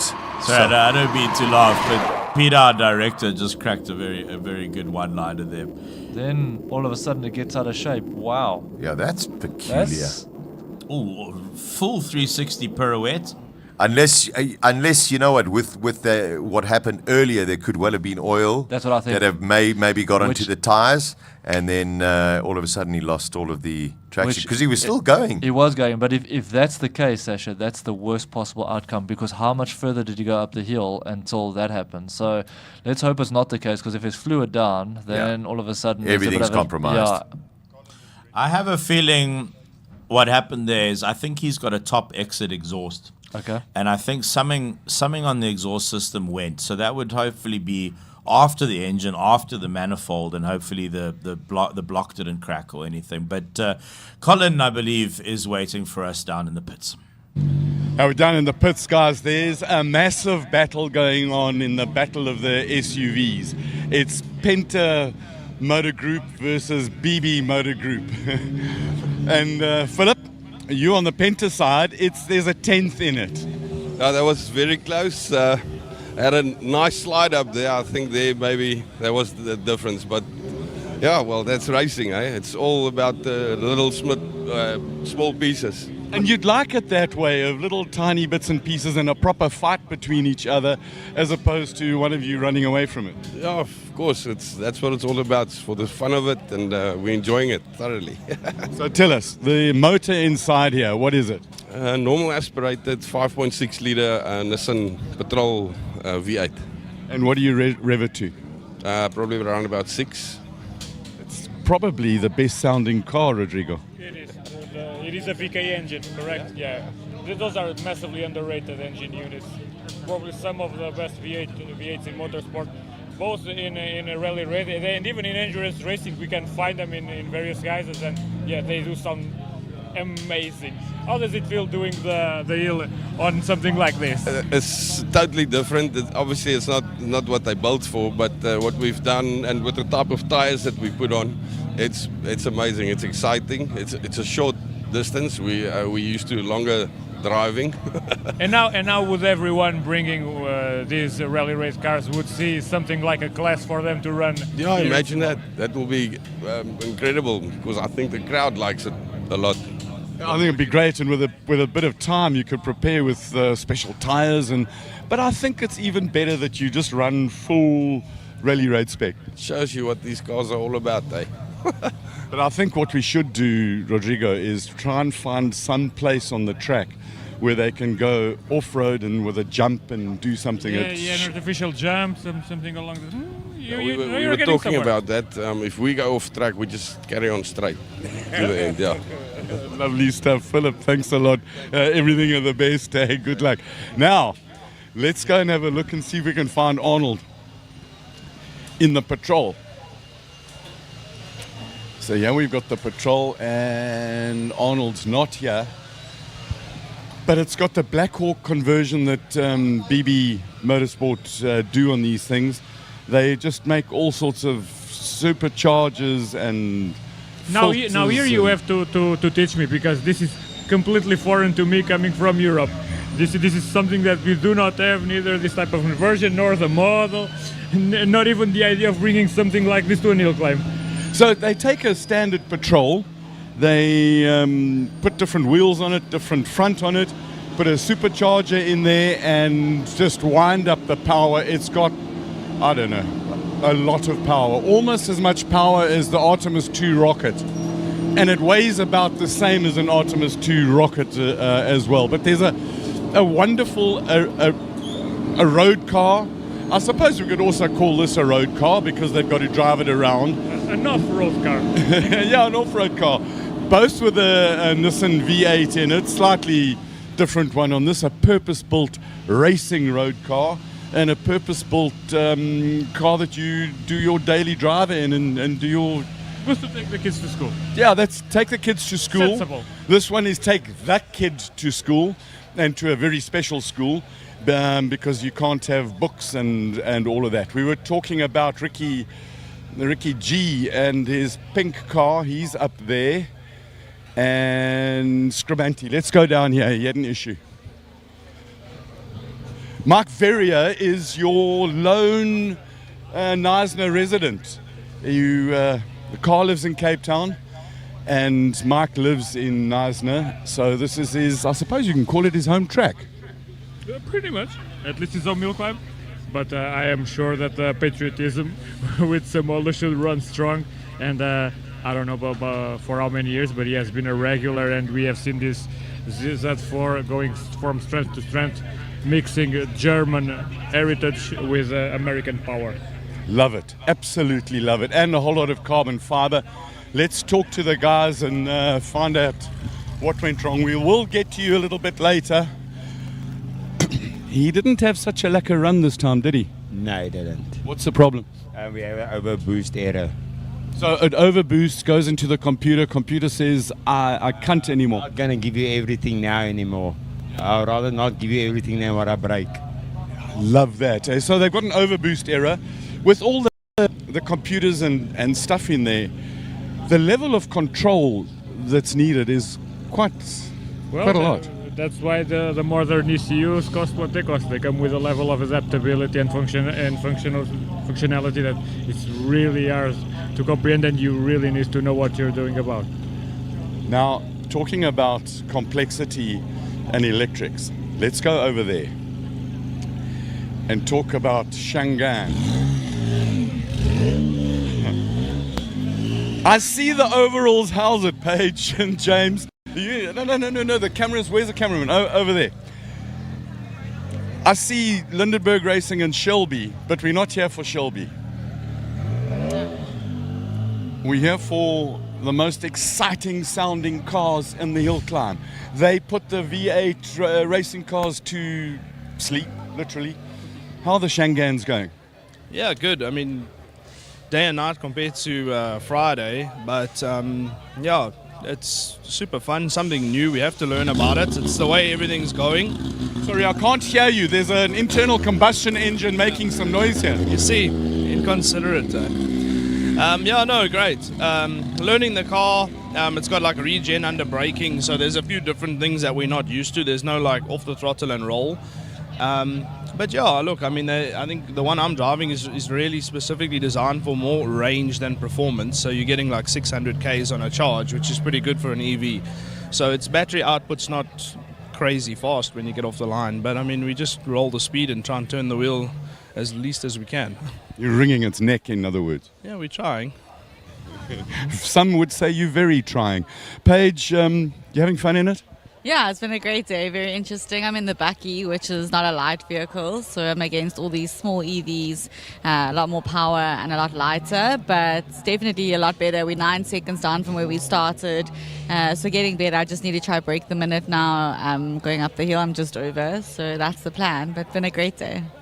Awesome stuff. I suppose, Rodrigo, that we've got to understand that the Chinese invasion is coming. And it is electric. And isn't it wonderful that they see the value in Simola to do this kind of investment and this kind of promotion? They have the product and they see Simola as a great product to display what they're bringing into here. And I am sure they approve what they have been driven, and they have shown the results up the hill. Yeah, and surely it paves the way for other manufacturers to come in as well and showcase their EVs. Yeah, definitely. I mean, if you look at it, I don't think there's that many. I think there's a lot more manufacturers out there that could be doing it. But look, we're doing what we're doing and showcasing what we've got. And yeah, I think it's a good platform just for something different, you know, just to show that it's not just about, I mean, it's mainly the combustion engines here, but we've got to look at something else going forward, and yeah, just something else for the spectators to see. Awesome. Paige, James, thank you very much. Love the sound and smell of petrol, but I respect the electrics. Be well. By now you've gathered, I'm not a huge fan of EVs. I think they have a place. I think they can do good stuff, but this is bread and butter of this race.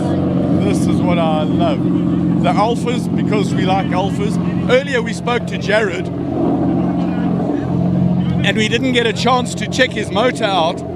So It looks like a standard Golf.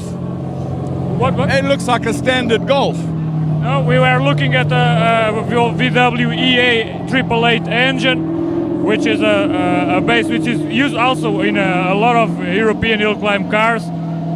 Ultra reliable.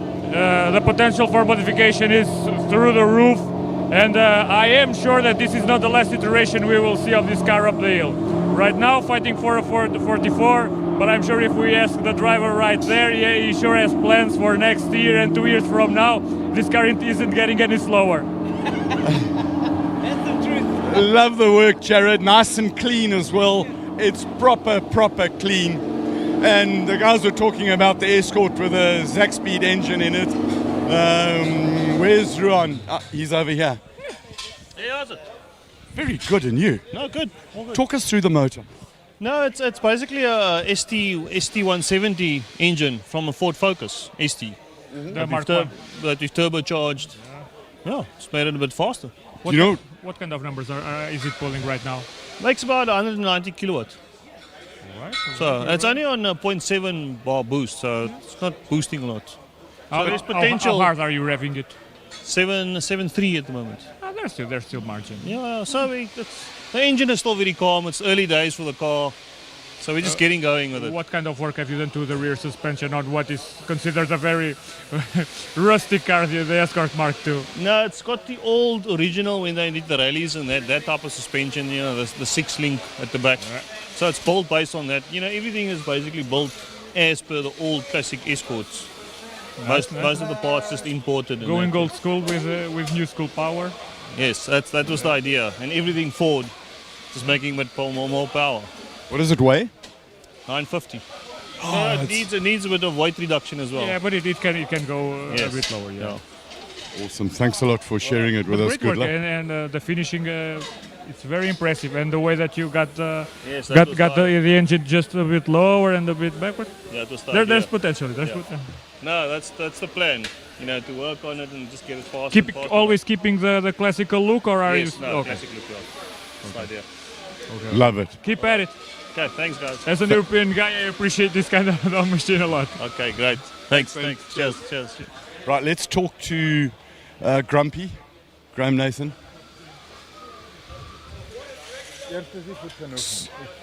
Sorry to interrupt, Graham. Hey. At least you've got somebody almost your size. Almost. When he grows up, he'll be my size. The last probably competitive outing of the Polo. It's a happy moment and a sad moment. Well, I'm not going to say it is, because this car's fantastic. To park this motor car and not use it in competition will be a sacrilege. It's just unbelievable. It just does whatever it needs to do all the time. And from a driving point of view, the car's very, very well sorted, and it's nice and pointy.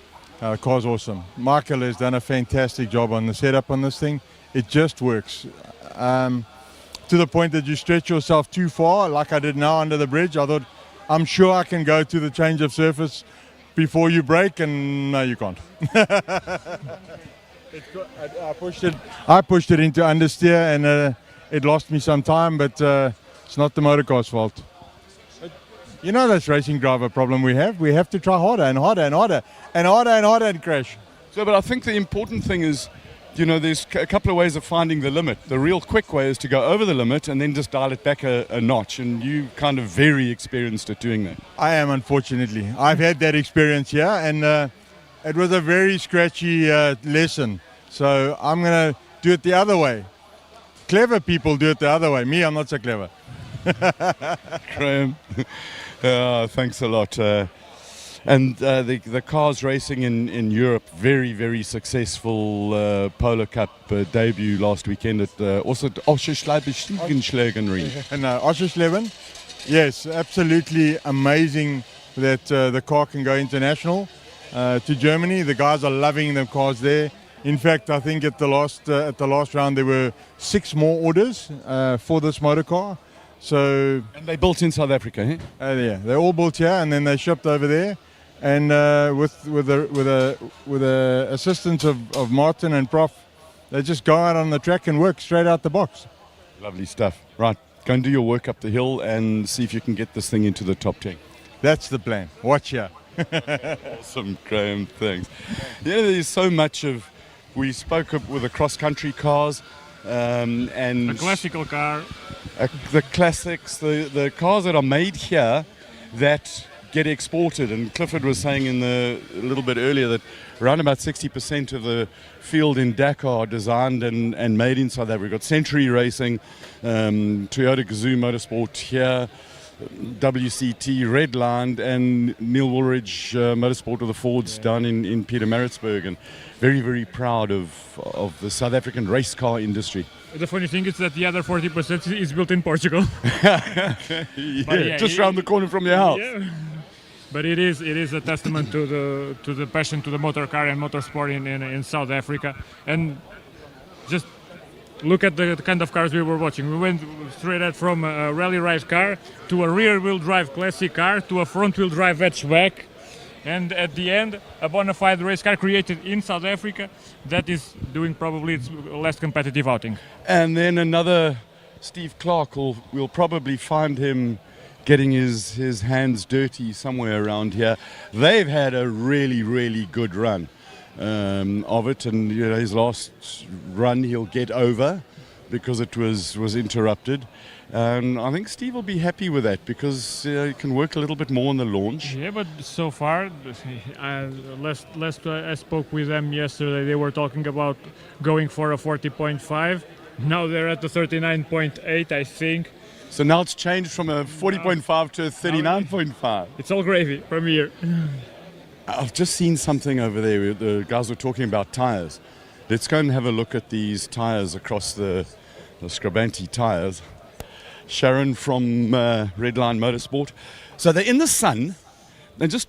I don't want to create shade for them. Let me... Yeah. And you can feel how nice and warm they are. Got to get the rims warm as well so that the whole thing radiates. It has to radiate and then transfer. It can transfer, and metal also gets hot way quicker than rubber, given the angle. And it all works. And then they also have this casing here, so we know just how soft they are, and so they don't pick up any stones, any chips, anything like that. One of the realities of hillclimb racing, no matter the country where you're in. Yeah. So this tells us a little bit of a hint that Franco is still going to bolt on new tyres. There's 2 more qualifying runs that they've got.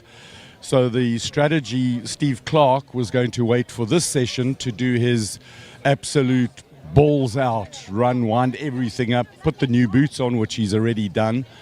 Looks like Skrabanti will wait for the next run, put the new tyres on and wind it up to a lot. Not all of it. They'll save that for the top 10, because if they have a problem now, it's virtually game over. They've come here, they spent a day and a half, Rodrigo, to run in the top 10 shootout. There's a total of 13 runs they would have done. You've got to do that 13th run. All of that just for that little last one at the end to count the most. Man, this is a brilliant sport. It's the brightest of them all, as far as I'm concerned. Talking about bright, let's go across the pit lane. It looks like the master drive car is back. But across the pit lane,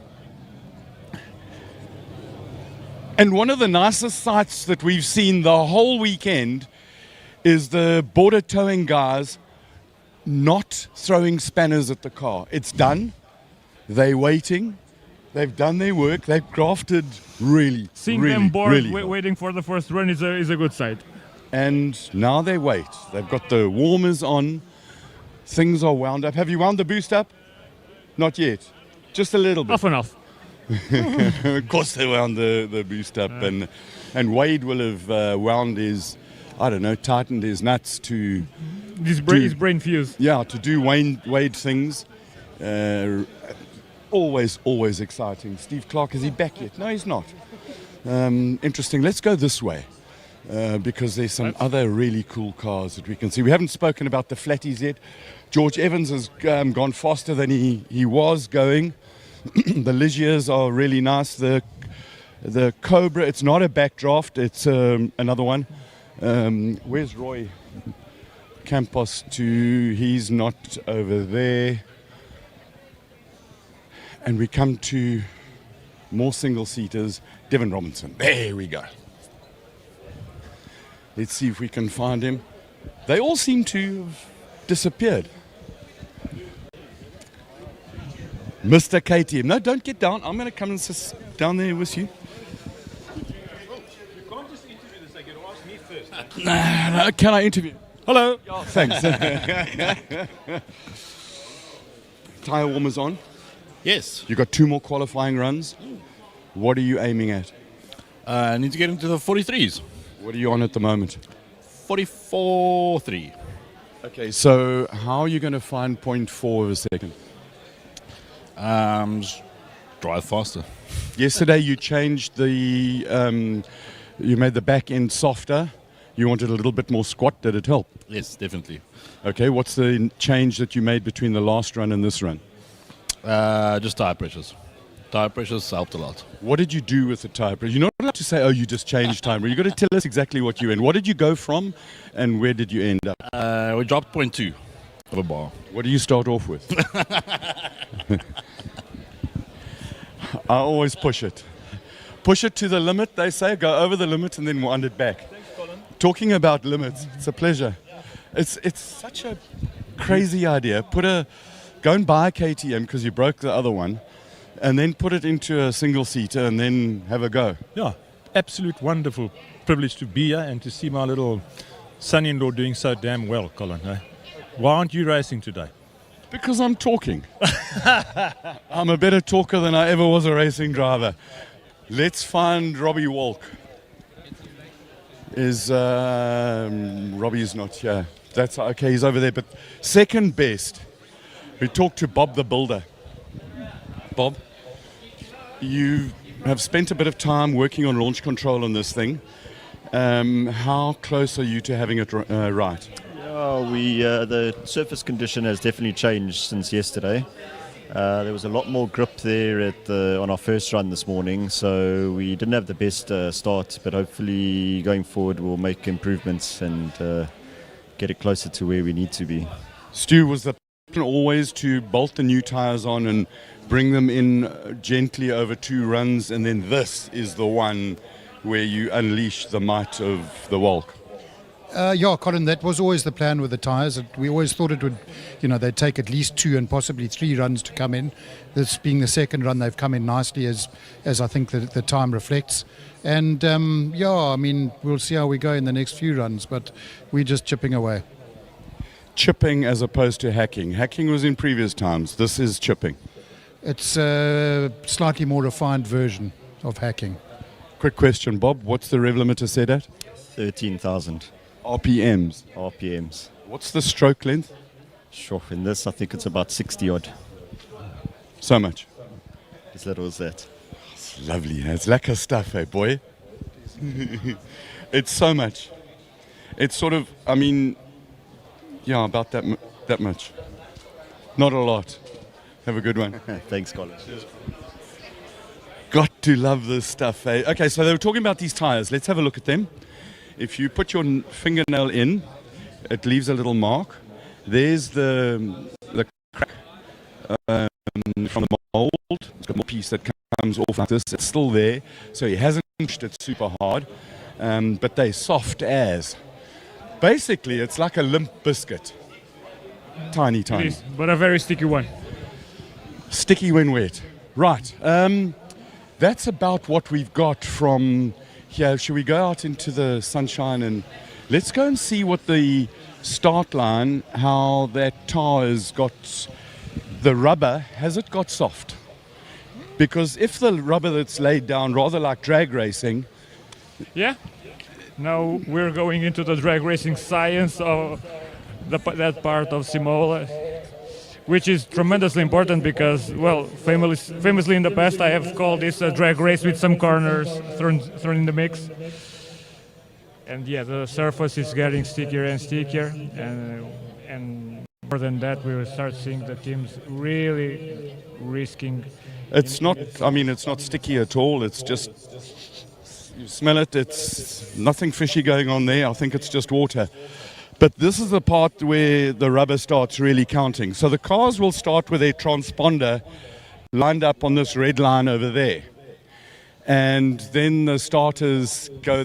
How does it go? Is it 3, 2, 1, go? Yeah. Okay. And then the car.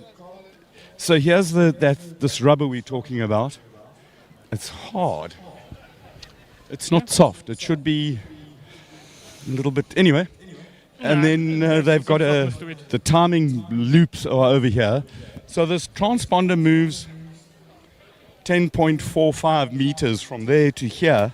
And there are more variables to consider. We have to see how the camber of the road develops, and then we have the new tarmac coming. So this is an equation that isn't as simple as it looks initially.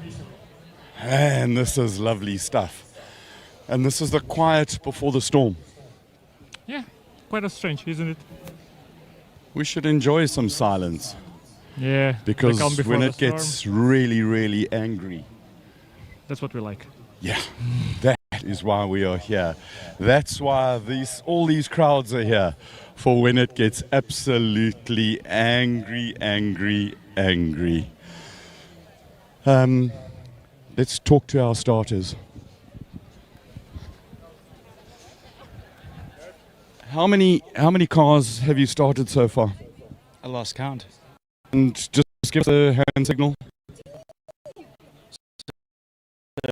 For the car come forward, and he's on the mark. And then? I hand it over to Josh. Where's Josh? The one on the right. Let's go and find Josh quickly. Come, Josh. Josh, the starter. Come. So you here, just show us he's handed over the car to you, and then what? Well, firstly, it's very important that you get the back leg bent, you know. No, but it's in all honesty a bit more serious than we look. Cobes has to pass it over to me. We're then looking for a red light. We've got Daniel and all our marshals, they chatting all the way up the track, make sure it's clear, make sure that everything's kind of in the place it's meant to be. Safety has become a serious concern for us. We're really trying to step up and create an event that is as safe as possible, so that as we progress and as we grow and we get bigger, faster, and kind of a more international event, we can compete. And as we are one of the top 5 hill climbs in the world already, we're trying to keep it there and constantly keep pushing our limits and see if hopefully with the new asphalt this year we can drop our times, get some records done. Awesome. Thank you very much. Keep them going. And I think now we're going to have a little bit more involvement with the crowd.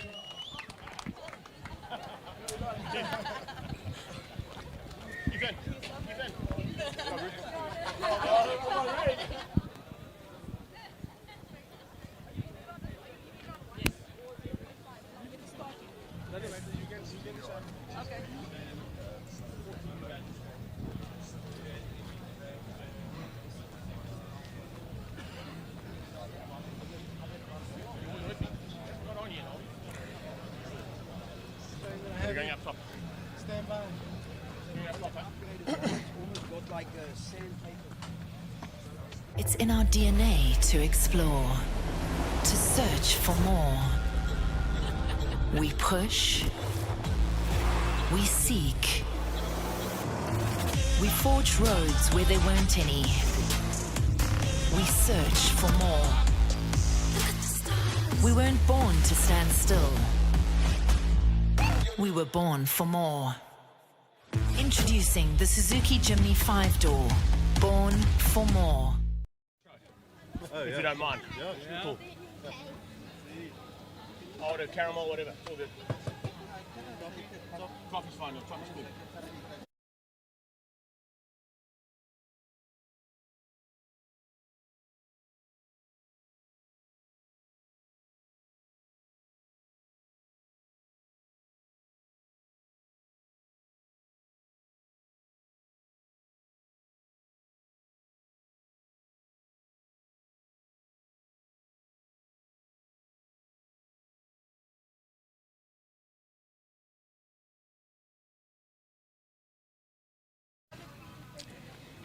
Well, like as in Days of Thunder, when nothing's happening on track, what do you think is happening on the side of the track? we're having ice creams. So Cole, if you want to come in, you're more than welcome to. But what it does give us an opportunity to do is to get in amongst the crowd and see exactly who their favourites are and what's happened so far. I've got a young man wearing a little McLaren shirt on here. Are you supporting the McLaren, man? Yes. That 720S is going well, hey? Yeah. Do you think it's got a chance in the road class car? Yeah, I think so. Who do you think's going to be, who's his biggest competition? Maybe John. Okay, so there's a big battle expected there, hey? Yeah. Have you put money on it? No. You want to put money on it? Yeah. Okay, so how much you want to put on it? How much bucks did you bring with you? Can I buy your ice cream if the McLaren wins? Yeah. Okay, we'll come back and see you, okay? Okay. Thanks for joining us, dude. Let's take a walk along the top end here and catch up with a couple more of the crowd as we get in here. Sorry, guys, we're going to sneak in. There's a fellow ice cream man right here, so... No, don't go anywhere, don't go anywhere. Why did you get a double scoop? I only got one. How does that work? You're not sure? I don't know. What flavour did you go for? What flavour? Chocolate. Chocolate's the flavour to go for, hey? I went with the salted toffee. It's quite lacquer. Let's move a little bit further down. As you can see, we got all of our vendors that are on top here looking after us. Wally's Kitchen's in the house. Yeah, it's all good. We got everybody coming in here from, of course, Eisner and all around. Let's go down the stairs here and catch up with some of the fans, I think, probably more importantly. Here we go. Make it a bit easier for my cameraman. Oh, hi. Look at that. Out of nowhere. We speak about Eisner and we speak about places for sale. Here's a lady who'll tell you there's a lot of places for sale. Cole, massive motorsport fan. So good to catch up with you on the fan walk. I didn't expect this, but you're here. Hey, it's so lucky to see you, Greg. And I love it. I moved here a year ago, as you know. And I'm so excited to be here today and to see old faces. And this event has been absolutely amazing. And yes, Eisner property. My office is in Thurston Island. You see now, there's a Come free and punt. see Hey? me. You can't do a free punt on this live stream. Have fun, awesome stuff. Great to catch up there. But of course, hello, there you go. There's a famous racing lady. Come on down here. Rochelle. Now, this is a lady who does a lot of rugby, a lot of CrossFit, a lot of, as you can see, doesn't spend any time in the gym at all. These guys down here are spending lots of time in the gym to get ready for this. What's the kind of training you'd be putting them under? Oh, wow. I would have them do a lot of burpees. No ice creams? No ice creams. Oh, so I'm out. Fitness is our passion. Listen, you've had quite an extensive career in motorsport. I mean, doing oval track, getting into the Lotus now with Pretoria Nuits. This kind of event, does it appeal to you? Yes, I think next year I'll be on the list. Well, I can't wait to see that, eh? A Duplessis up the hill will be pretty interesting. And I think I should bring my dad along for a ride, eh? I think so too, hey? I think he might get a little hair raising up the top end, though. Let's bring 2 Duplessis here. I'm looking forward to it. Thanks for catching up with us. There we go. Rochelle Duplessis, one of our top lady drivers in the country. Let's kind of have a chat here with this little group of youngsters sitting right in front of me, Heath. Looks like there's a whole conflab going on here. Right. So we're going to go right in the middle here. You guys don't go anywhere because all of you look like you would. Oh, check how they all run away now. I can't be on TV. I'm not allowed to be on TV. You said you wanted to be on TV, so that's why I've come to get you.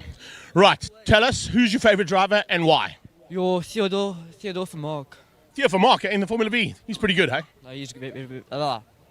Very good. Very good, yeah. There we go. So like a V, very good. Yeah. And your side, who's your best? The GTR, the black one. Oh, okay. So you think it's got a chance of getting into those 39s? It's not quite there yet, eh? I think it will go through, to be honest. And from your side, looks like Lamborghini all the way. Nah, all the Scribanti. All the Scribantis? Yeah. Okay, that's pretty cool. Squadra Corsa though, so that's showing a little allegiance to another Lamborghini brand, eh? Yeah. I don't have clothes, so only thing I have. The only clothes he's got is a Lamborghini T-shirt. It's a terrible thing to have in your cupboard as your only set of clothing, but that's pretty cool. Who's your favourite driver though? Probably all of them. All of them. I like this man. I like him a lot. I like this man just behind him as well. Squirrely. First time at the Hillclimb for you, I think. Yes. But definitely something I think that you and Rory wanted to get involved in. Yes, it's been very exciting. We came here last year to watch, my brother and I, but Rory's really enjoying it. He's getting into it now, slowly but surely. We're looking for a 49 now. And he's found some good pace quite quickly, hey? Yes, he has, yeah. You think he's got that 49 in him? I think so. I hope so. And if he gets there, there's a chance of making that road class final too. He might just, I think they're tittering on the edge of that. Yeah, but it'll be great if they do. It'll be fantastic if you can, buddy. But yes, thanks for having a quick chat lovely to us. to see Awesome you. to see you there. Rory Atkinson's dad there having a quick chat with us. Let's go a little bit further up here and see if we can find some more of these fans. as they're enjoying all the aspects of what, of course, Simola Hillclimb is all about.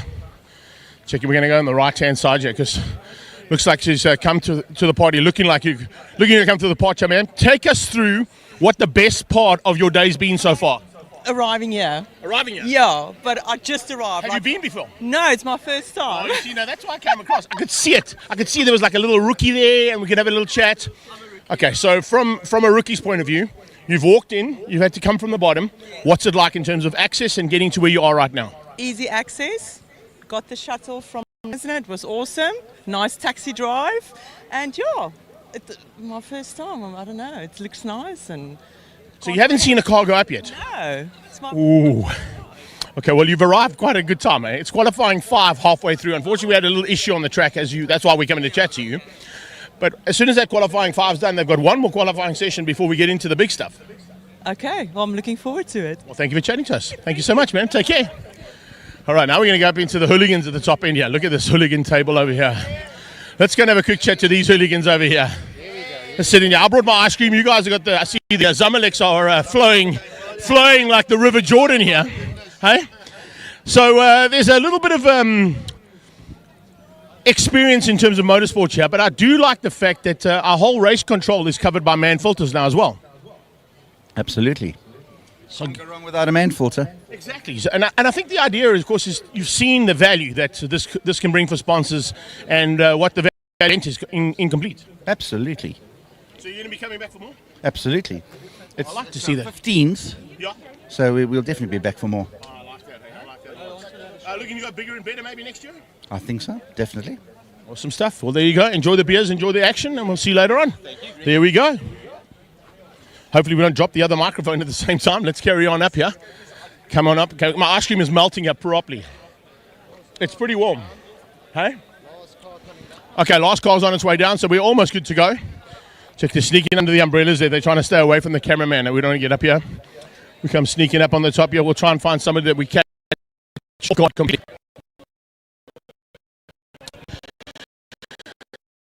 So we'll sneak in with these guys here.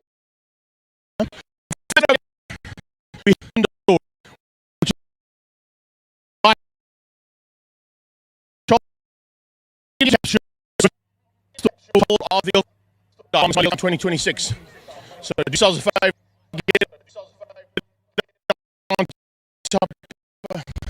get up here. Go. 5 is almost good to go. We've cleared this, and as I said, there's the merchandise store. Come and join us. We'll be a bit later on back onto the main straight and the grid for the lunchtime entertainment. Take care then. We'll see you now.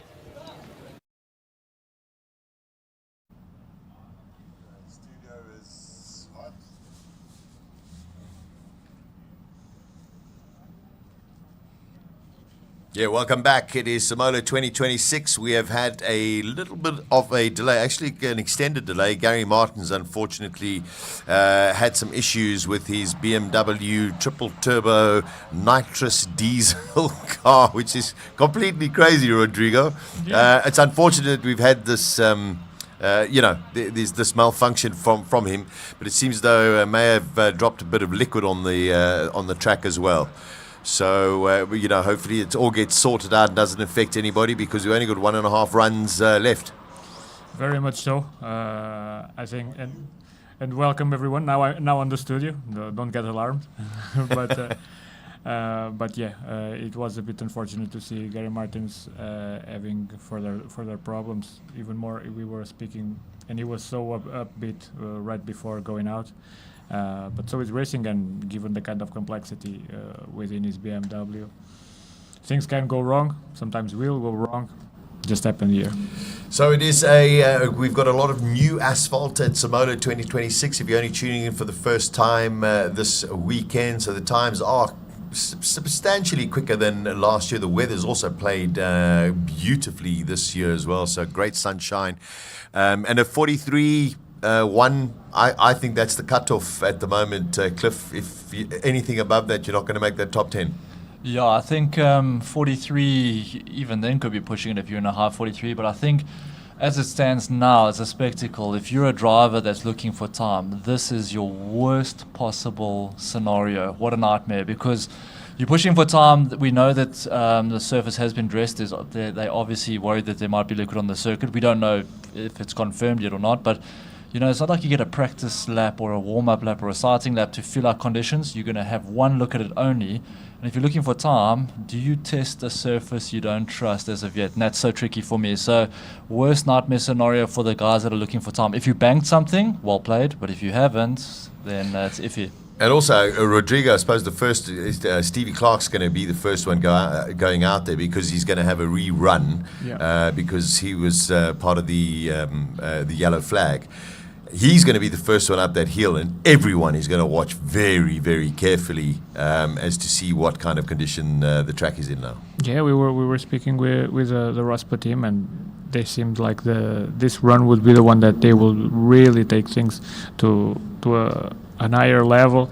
So we are mixing a bunch of variables that can become tricky because it is a very powerful GTR R34. They are going all out, more boost, stickier tires, but then again also the added pressure of waiting for so long after having started a run and having seen it aborted. We'll see what happens, but if there is someone who has the experience behind the wheel of GTRs and can take it, it's Stevie Clark. Yeah, that's for sure. The one thing that just concerned me, it's been an impeccable weekend so far up until this last run for Silvio Scribante. We haven't heard anything, but he didn't launch off the line and then eventually just cruised up the hill. Did you pick up anything when you were in the pit lane?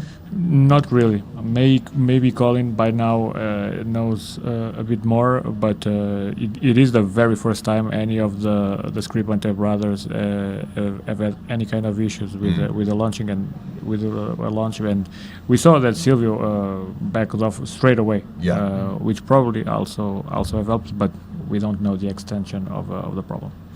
Also, I mean, there's just been some incredible performances so far this weekend. The first one I want to talk about is standard road car. Well, okay, standard. It's 600 kilowatt standard road car. A road car. A car that you can go and buy from the dealership. Clint Weston in that Mercedes has been just spectacular, and his times reflected, but just also the way that he hustles that car around is very, very impressive. Yeah, so I mean, we've watched him, we've commented up here, but I mean, you've also seen it down there. I mean, that car is next level, but he puts on a show, and even when he slides the car, his time's still on far off. The funny thing is that I don't think he's putting on a show, but just not by accident, but it is on purpose in a way, because what we have seen him doing, and we spoke with him yesterday about this, he really is pushing the limits of that chassis, and to get rid of any kind of understeer, he's trying to rotate the car on corner entry the most possible to have it point us to the exterior of the corner as soon as possible, and that's where he feels there is more time to be done. But then again, it becomes a very fine balancing act, and only a guy with the amount of mileage he has and the kind of talent that Clint has can do something like this and to this level. Yeah, really, really impressive. I've called it yesterday in terms of my dark horse, Devin Robertson, in the Radical. It's got nitrous. But also, Cliff, you just watch his driving ability. I mean, you look and you go, no, there's no ways you can hold on to that. And he's looked really, really solid. So I'm saying watch out for this kid. Yeah, we haven't seen him back off once in any run. If the launch wasn't optimal, he still gave it full taps everywhere. Very talented driver, but also very exciting to watch. We were saying, maybe he can do a 40, and then now he's in a 39. So incredible. Where does it end? I mean, we're looking probably high 38s, but I think there's probably more. And he's definitely going to keep pushing. I don't see him backing off for anyone. And then, of course, Rodrigo from Hillclimb Monsters. I mean, this is about the Van Zumerens, it's about the Scribantes, the Clarks, all of these hugely impressive cars that make a tremendous amount of noise, massive horsepower. I mean, that's what it's about. Your first time in South Africa. Of course, you've been part of Simola online for many, many years. Has it lived up to what you expected? Oh, it has surpassed my expectations, even with some of the cars that have pulled out last minute. Because while we are seeing a cutoff time at 43.1, imagine if all of the big builds were present here. We probably could be seeing a reality where to enter a top 10 shootout, we'd be looking at a sub 40. Yeah, I think so. I mean, if you think about it, Richard Rutz is not here. Andre Bezuidenhout is not here. So it's just really... Lee Thompson. Not here. Mike McLaughlin. Jonathan Motsi in the Golf R, which unfortunately wasn't prepared. Craig Zank is another one that's also missing. Correct, okay. Colin, let's go back into pit lane. Action about to start in a short while, but give us the latest you have for us. Okay, just a very quick one. Mark Stevens is with us now. Mark, Silvio's last run. Tell us what went on. Everything went according to plan. Obviously, we're getting closer and closer to the final run, so he wanted to sit out a run.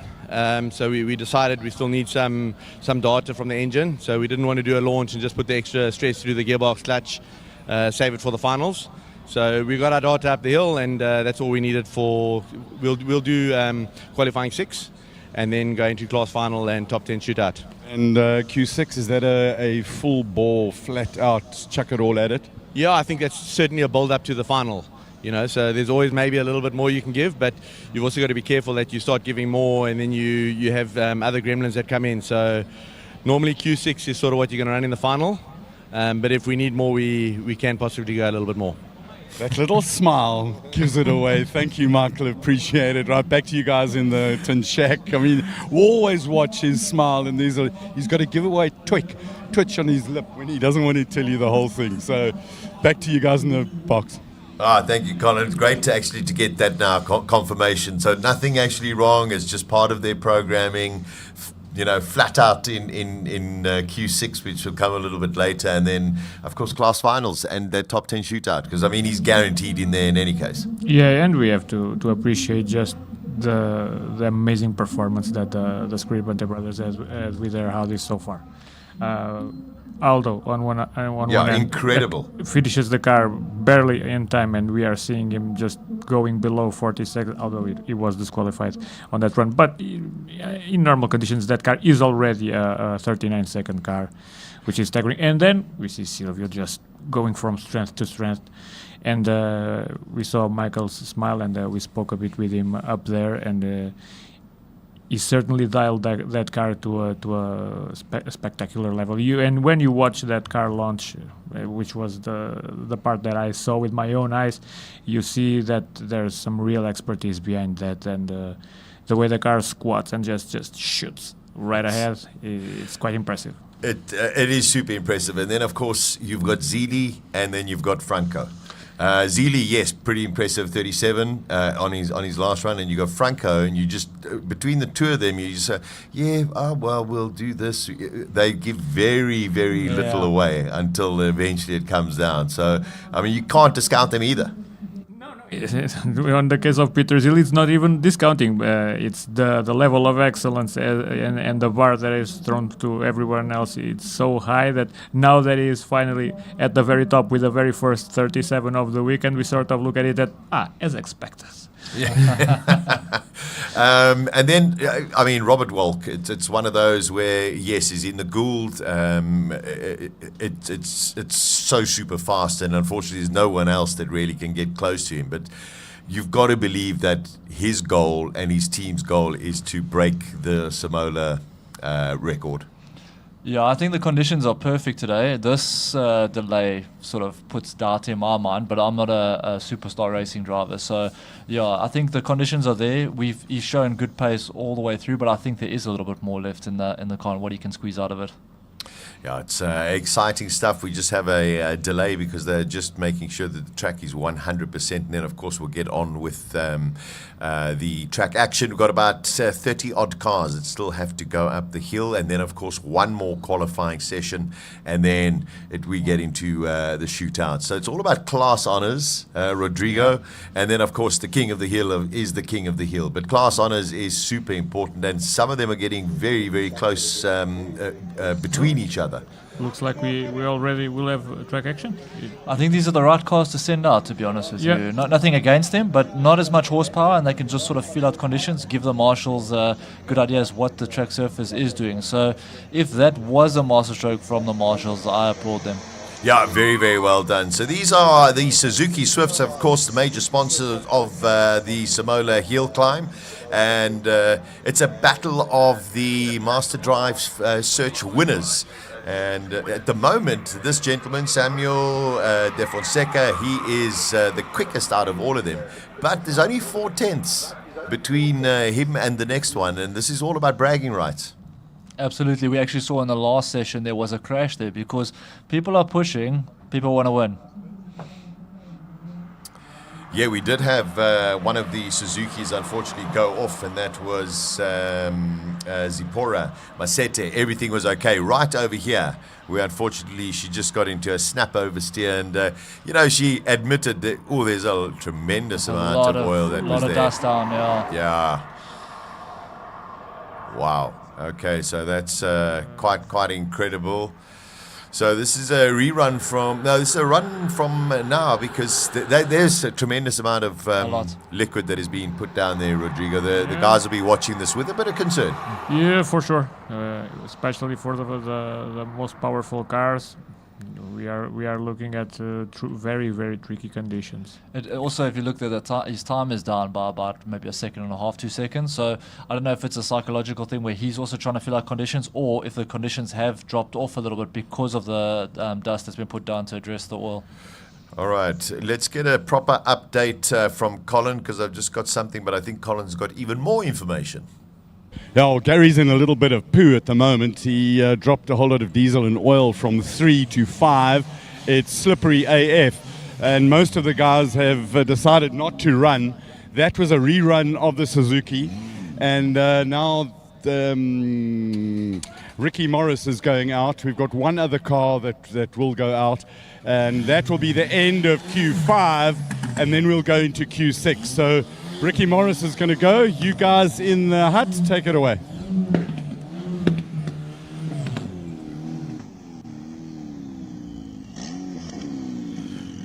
So yeah, only 3 cars are actually going to complete qualifying 5, and then of course we will get straight into qualifying 6 there afterwards. I think they probably just want all of this, the sawdust that has been put on the track, probably to settle as much as possible. But this could maybe clean it up quite a bit. A lot of TLMs taken out there, so this run's not going to count. Yeah. The thing is, you look at it now, and I mean, a lot of cars have decided to keep it in the garage. It could be a timing thing just because of where we are in the session. But if it was me, I'd probably want to go out and just use this run just to have a look at it and see where it is, because there's no warm-up laps on this. So the first time you look at it is when you're going out at it in full speed. Although if you watch on the monitor, that's going to give you a great indication, and it's on the perfect racing line through those S's. Not ideal. This is tricky now. Yeah. This is extremely tricky for the drivers, the teams, the engineers, everyone to sit and say, okay, how are we going to manage this last Q qualifying session? And then, of course, for what comes up after lunch. Look at it. That's motorsport, and like we said, and things you can never rest on your laurels here because the conditions are always temporary. It can change on a whim, and it's tricky. If you're looking for time now, you could have been caught out. But also remember, whatever we run into now, if we go into class finals and your top 10 shootout, it's the same for everyone. It's just how you use it. Yeah, that's very significant. It is the same for everyone. I think those 2 that went out, the Sam De Fonseca from the little Suzuki Swift might be one of the most important people. Everyone's going to go find and say, hey, listen, what's it really, really like out there? This is going to, I think, be the final vehicle that'll go out in the session.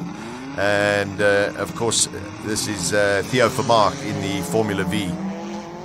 We haven't seen too much of Theo this weekend, No. So I think he also wants to second run, yeah. wants to get some seat time in. But he's not holding back, so he's going to give us a great indication of what it looks like up there.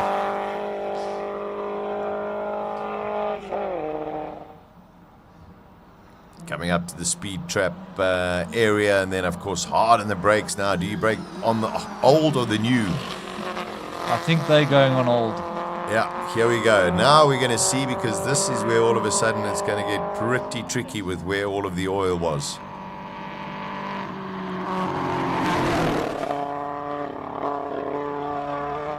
Doesn't seem to be holding back.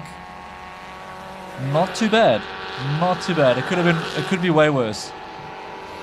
Still, we are yet left to see the repercussions that we'll have until the end of the day. Sure. Yeah, it's definitely going to have an effect. A 49.5 for Theo for Mark. I'm just trying to see where he was in the previous session. Slightly slower, eh? Slightly slower. Yeah, it was in the 48s, half 48. Okay. So yeah, he's probably about 6/10 off there. So yeah, maybe also just a bit of a delay on that, because you don't want to gas it the first time you get onto it, but yeah, not as fast as he can go. So yeah, it's a schools of thought. But even if we're dropping half a second on times, yeah, that could rob us of a few records. Wouldn't you feel so cheated? I would feel cheated.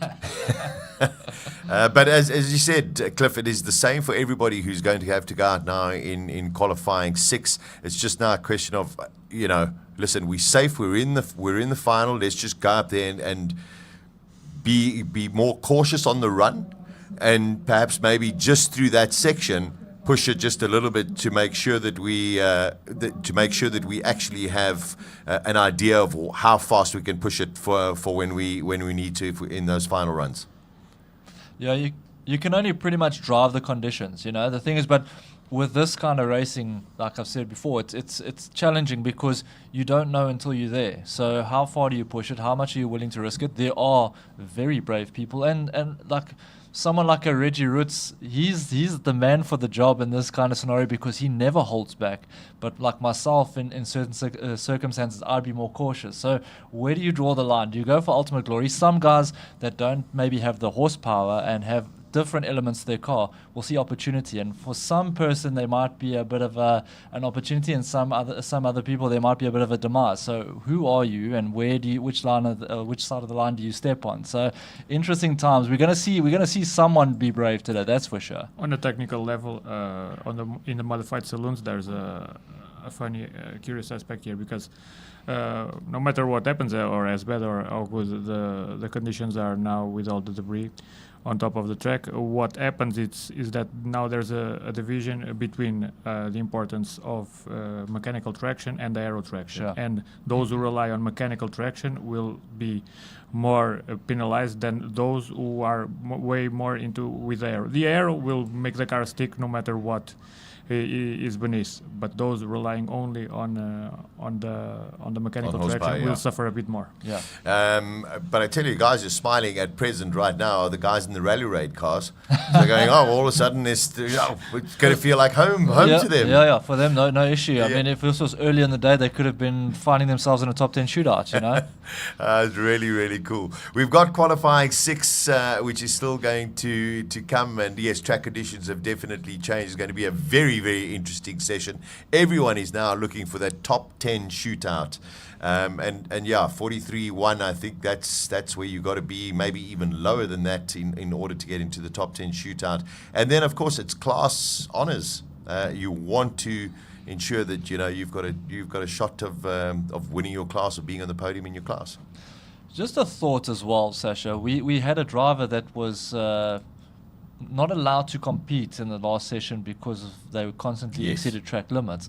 But if you were going to be penalized that way, wouldn't this be the best session to be penalized in? Because you don't lose out too much because everyone else has decided to stay in the box. And he would have been one of the last runners as well. So he's going, okay, something's not the end of the world. That joker card's been played. Now I've got to make the most of it going forward for the next session. So just going through, Peter Zeely shot out with a 37.7, Franco Scribante with a 38.9, then Aldo with a 40.1, Clint Weston yet again 42.6. He's just been super consistent. Ricky Giannacaro, and that's what we said when he was going. He said he's got to get into those 43s, and he did. So he's looking pretty decent. from what we saw. This is now the previous sessions runs. Graham Nathan up there, Jens Klingman up there, Leighton Fourie was in the top 10. However, in those sessions, we didn't have.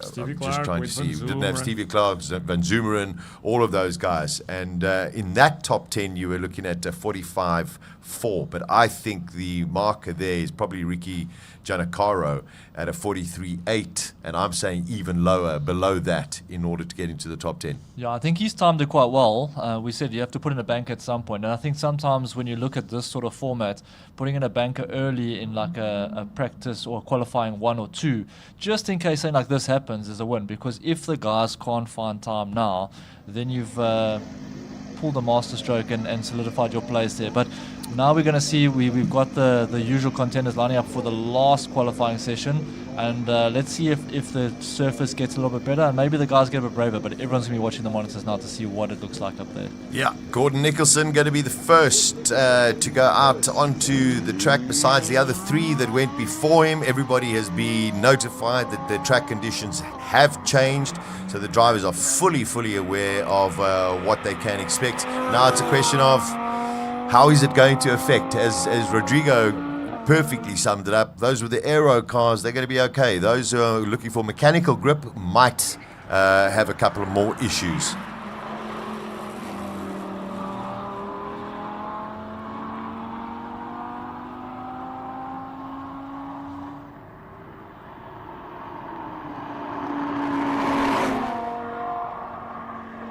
Yeah, definite huge lift going into that second S.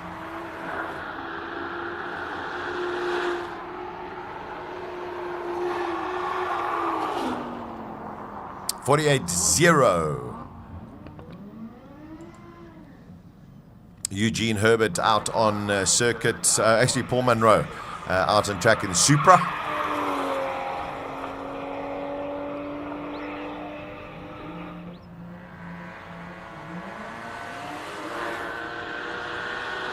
And there, that is Eugene Herbert in the Porsche 981 Boxster. He comes across with a 51.4. It's a huge amount of dust. And unfortunately, it's just sticking in the air. Yeah. Just Paul Munro in the Supra has to back off complete because of the dust. what we see now is Shiraz. Let's see how that dust affects. You can see it even from on the top of the screen. Yeah, there's a huge amount of dust. This is, whoa, more complicated than... I'm sure these drivers are not in a very happy space at the moment. If anything, drivers might actually go to the marshals and say, listen, can you give an extra 5 seconds before you actually flag us off, if not even more? That's quite a valid point, because it's only going to get worse as we keep going. Look, I mean, Shiraz running similar times to what he ran earlier, so I mean, it doesn't look like there's too many issues with the grip, but visibility is a bit of an issue right now.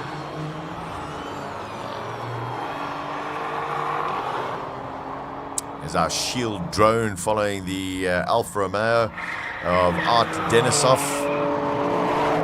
And he's got better and better throughout the course of today. I don't know if he clipped one of the TLMs there. Here's a man that will tell us about grip. Yeah, Leighton Fourie. Leighton Fourie. This will give us a good indication. Absolutely.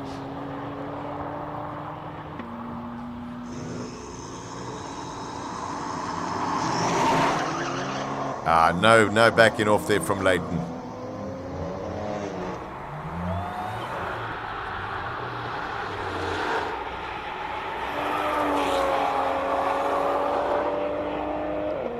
.46.6. So, yep, a little bit slower than what he's done before, but it's incredible what he's actually extracted from that car, Rodrigo. It's funny that we have talked so much and rightfully of Clint in the Mercedes and how hard he has pushed, but the BMW guys have also pushed, and for the cars they have done some incredible times. Without a doubt, yeah, very, very special.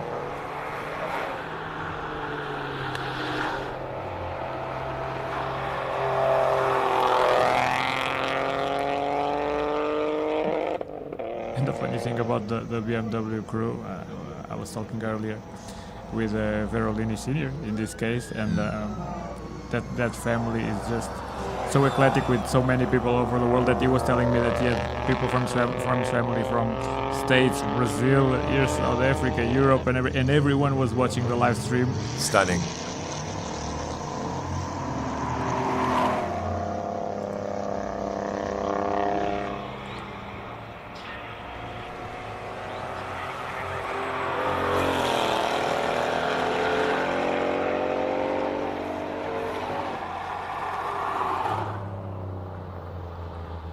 We have all of our Mustang Super Snakes coming up the hill as well. Also fighting for, I think, personal honours. Dion Smith, Joshua Callahan, Anton Palmer Smith. Of course, they're also up against the Super Snake of Fernando. And then the likes of Garth McIntosh and Nivan Maestri in the Ferrari and the McLaren and the Ferrari respectively. It's a pretty cool car category because all the big manufacturers and the posters you would have had on your wall as a child are all here in the mix competing for top honors. Yeah. I must say, yes, I think it looked pretty furious in the first 4 or 5 cars that went up, but seems to have cleared itself now, and it hasn't seemed to have affected anybody as yet. The Mustangs seem to be pretty effective at clearing the track. Yeah, absolutely.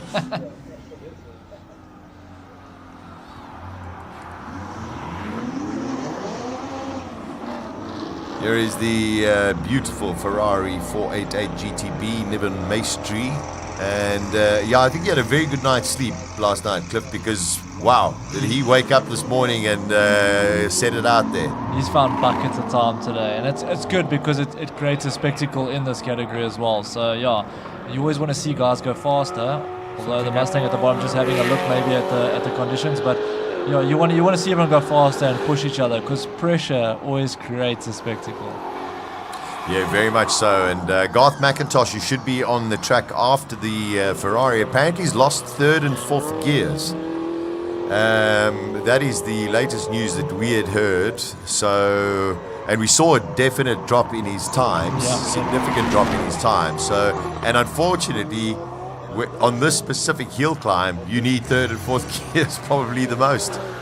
Yeah, look, in my experience with McLarens and that, in my dealings for work, they are quite temperamental cars, so it doesn't surprise me. There was a delay on the line there as well, which made me worry, but he's off now, so let's see how he goes, because it's getting a little bit closer in that category. But if there ever was a car that has the power and the grunt to skip from 2nd to 5th, it's this one. It's definitely that one, yeah. Well, Niven Maestri, he's at a 49.1. Gordon Nicholson is at a 48.0, and oh no, that's a different category. So Niven Maestri leading it at the moment, but Garth McIntosh should be the man to beat. So let's see what he manages to come out with. 47.9. Okay, so whatever's missing, it's not really affecting him. He found something else. Some flash tune to sort it out. Matt Merton in this Golf GTI has also been super impressive during the course of the weekend. He just lets it hang out. You know, he's got a good pedigree of racing as Matt Merton.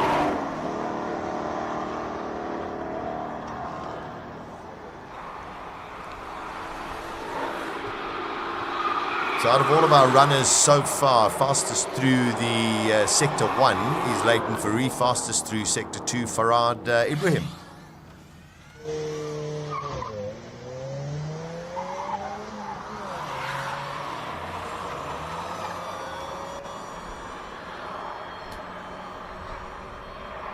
Now we have all of our Suzuki drivers all past the Master Drive search, our winners, and yeah, we have Umar Dansey and Suan Jacobs, who was the last winner, or the most recent winner, up in the old spec Suzuki Swift Sports. And then we have our other Master Drive winners, Avon, Samuel, and Gurley Lukele, who will be going up. Unfortunately, Zipporah won't be going up because she had an off and unfortunately damaged that car as well.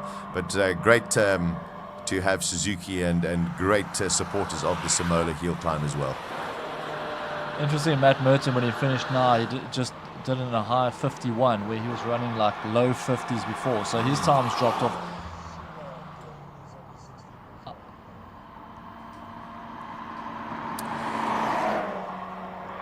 So this Sua Jacobs, just to let you know, who's driving this Suzuki Swift Sport, is 16 years old, okay, and learned how to drive a car for the first time less than a month ago.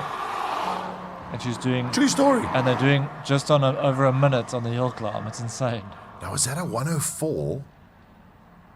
I'm just trying to see who actually did the 104. Oh, no, Gurley's still on the track, because if that was a 104... Yeah, that was one of the sports. Yeah. So Suan Jacobs has just done a 104, which is remarkable. Gurley a 105. We've got to see what Sam can do, because Sam has been sort of top of the times most of the time. So he's been in the fours. So, yeah, it's been a great little battle. And then, of course, we've got Avon, who's going to be the last of the Suzukis.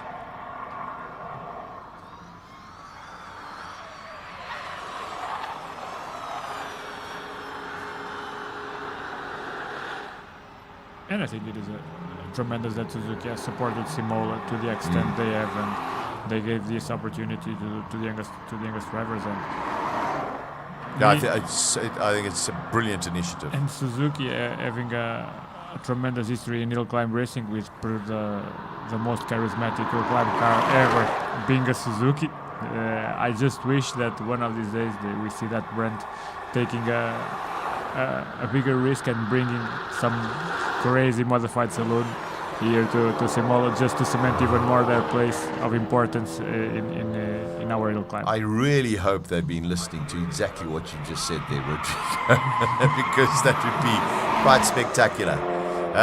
Focus ST, GTI on track at the moment, two iconic cars in South Africa, and exceptionally popular as well over all of the years. Cliff, I mean, yeah, Ford Focus, Golf GTI. Ultimate boy racer cars.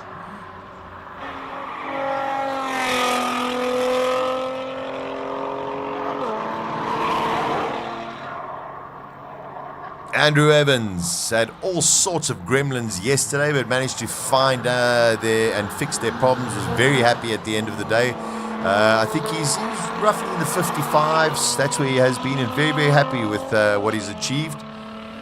So let's see how he takes with the dust. Fortunately, getting less and less. Doesn't seem to be affecting too much.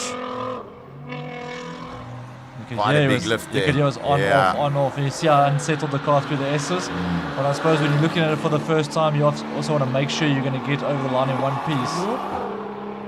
But a 53.7. That's... I mean, this nothing wrong with the track, Rodrigo. That's his best time by like 2 seconds. And I think he could find more time. You know what I mean? Like, he's just improved in leaps and bounds. Here we'll see the real difference now with Jens Klingman. Yeah, let's see what Jens can do. This car seems incredibly difficult to drive, and I mean, you've got one of the world's best drivers. This is Cristiano Verolini in the BMW. Ah, Verolini, yes. Verolini, you are correct. Yes. Well, still the same. We will see the difference. Yeah, we will. Also, not scared. 44.5. Wow. He was good. closing on the 43. No, he already did the 43 this weekend. Yeah. Yeah, he did. So here's Jens Klingman in this incredible M5. And they've been trying to work out all the wizardry and technicalities. And it's been curious seeing that the Verolini in the M4 has been quicker than the new M5. Don't forget, this is also hybrid. It's very, very heavy. Very quiet. You can hear the oil on the track in this car. But it does have, 575 kilowatts. But it's almost comical seeing how efficient it is putting the power down. No real drama. You just see slapping all those four wheels on the ground and just going everywhere. It's almost like it's pounding the tarmac into submission. And it's great to have Jens Klingman from Germany here with us. I know that you spoke to him yesterday, Colin. What a lovely guy, you know. There we go. We have red flag at present. We're not entirely sure what. Oh, here we go. I think it's turn one. One of the cars must have gone out just a little bit wide at turn one, so just sweeping it all up. And then, of course, we get back to the action. But going back to Jens Klingman, I mean, what a lovely person, what a great ambassador for BMW, and what a fantastic racing driver as well.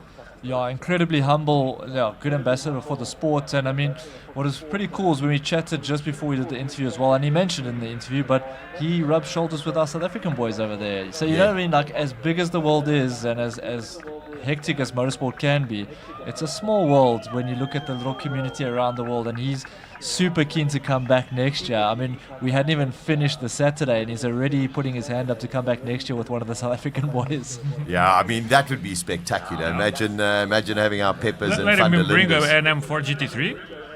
Great idea. I think you know what, BMW could bring something special. We had VW a couple of years ago brought out the WRX car. So, you know, Suzuki should bring their Hillclimb monster. Well, VW. We know they are building something proper, and eventually it will come. I think it's time for the OEMs to step up. We know that the interest is there. The promotional side of Simola is as strong as ever. I would say even stronger, but I am biased on that department. Yes, I think before we have seen in the Hillclimb world one Hillclimb which is Pikes Peak, where we see OEMs building what they are calling the Pikes Peak specials. I think it is now time for the OEMs to build Simola specials. I second that all the way. Yeah, I mean, some of those vehicles that have gone up Pikes Peak have really looked outrageous and crazy. So I think it would be also great with your influence, Rodrigo, to get some of your European contenders to make the little aeroplane journey. You see, that's a funny thing, because a lot of my plans take quite a while to come to fruition, and the reality is that I have been working on that for a while now. Logistics are an issue to some point, but sooner rather than later, I will come back again, and I won't be alone. Cryptic. Yeah, I feel like in these motorsport events we just get hustled. When Colin talks to the guys in the pits, they say, "Oh, we might have a little bit more." Now we've got Rodrigo hustling us here as well. Exactly. Just someone give us a straight answer. Yeah, there we go. Somebody's going to come and tell us. If you missed our chat a little bit earlier, we had Jonathan Motsi in the studio with us, and in the next couple of weeks he'll be making his way to partake in the Nürburgring 24-hour. And just so excited for the young guy, and also watched his progression in motorsport and circuit racing over the years, and just wishing him all of the best of luck, and go and enjoy the experience. And that's exactly what he just said. He's going there to be a sponge, just wants to absorb as much as possible. But well done, young man. Yeah, it's super cool. If you think, and he mentioned to us in his interview that he'd done the Nürburgring so many times on a sim race, and now he'll go there in person. And it's just like how those dots and how the stars align sometimes is incredible. Yeah, I've done Monza many times in a simulator, but I haven't driven it. I've been there many times, but I haven't had the opportunity of driving the funny thing, I don't know how old Jonathan it is now, but we have done very similar paths, with the difference that he became successful where I didn't. We both come from a sim racing background. We both were involved with GT Academy. I reached the European finals 3 times, but never got with the ultimate win, which he did to his credit. And watching him race throughout the years, he certainly has the talent, and I commend him, and I really hope that he will be the one driving that VW Simola Special next year. Yeah, that's for sure. It'd be great. Sounds like we got Jens Klingman out on track. He obviously stood for a while.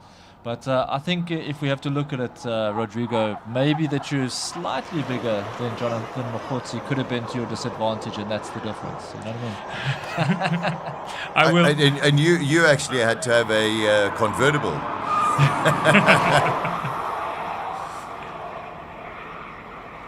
Okay, so track action is on. We're having a little technical issue in our studio, but we do have the live timings with us, so we will keep you updated. James Temple is out on track at the moment, as well as Paige Lindenberg. They're in the Shagan hybrid electric cars, of course, a new Chinese brand in South Africa. Great to have them there. Here, one is the Deepal SO7. That's what James Temple is driving. That has got 160 kilowatts of power. Paige Lindenberg is in the Hunter K50, which has got 200 kilowatts of power. And of course, Colin was chatting, and Rodrigo, you were chatting to them a little bit earlier, and they found them rather interesting. Yes, that is for sure.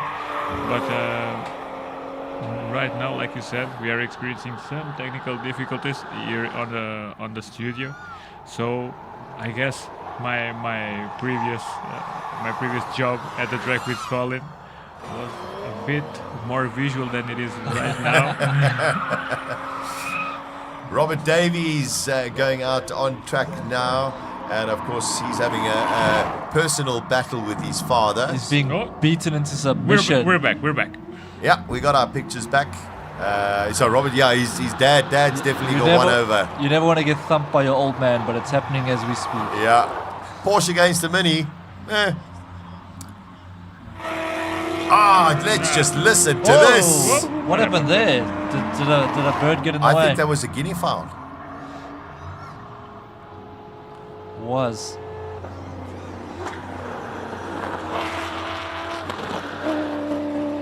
I think if it was a guinea fowl, it picked the wrong vehicle, eh? That must have been that must be a first.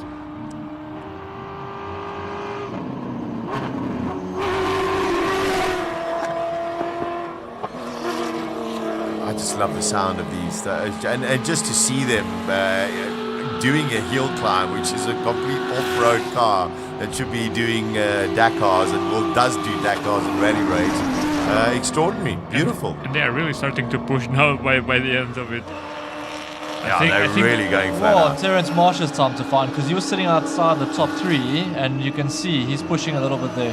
So he's the one that's got the GTR engine in. I would assume it would be. He got a 53.1, so that's an improvement there. But normally the GTR motor is in his hands. Yeah, so Philip Wirtz has got that Nissan Patrol engine in the back. It's just wonderful to have them here. It's something completely different. One would not expect to have it. And it's been so much fun. I think the crowd have loved, just seeing these and hearing them. I think we're laying the groundwork for a rally race class here in Simola. Without a doubt. 53-1. Oh, these boys are fighting hard. They are fighting hard. Terence Marsh at 53.146. Philip Witt at 53.189. That's sideways. 0.05 of a second between Marsh and Buerta at the moment. Yeah, Marsh needed to do something because he was getting left a little bit behind, and this is the last round where you can make it count. Yeah. Well, they haven't stopped the session with what happened a little earlier. Seems a collision because it doesn't seem to be on the racing line. Otherwise, all of the drivers are actually just avoiding it. In my opinion, they should actually just yellow flag. Yeah. I would yellow flag, get that off. It's going to take a couple of seconds and go again. Yeah, look, in racing, that is a change of surface. Like a knee slider or anything on the track. We've even seen in like MotoGP where a tear-off can affect someone's start. So, maybe they haven't spotted it, but I think it could affect someone if you've got a slightly different line or you run a little bit tighter. No, for GTA is crawling. Could affect you a little bit.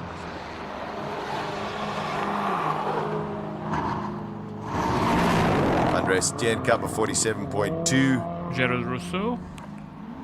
Yeah, this car is super impressive. It's been a bit of a slipper during all weekend, but now that we are gathering the times, we see that 46, he got a bit slower.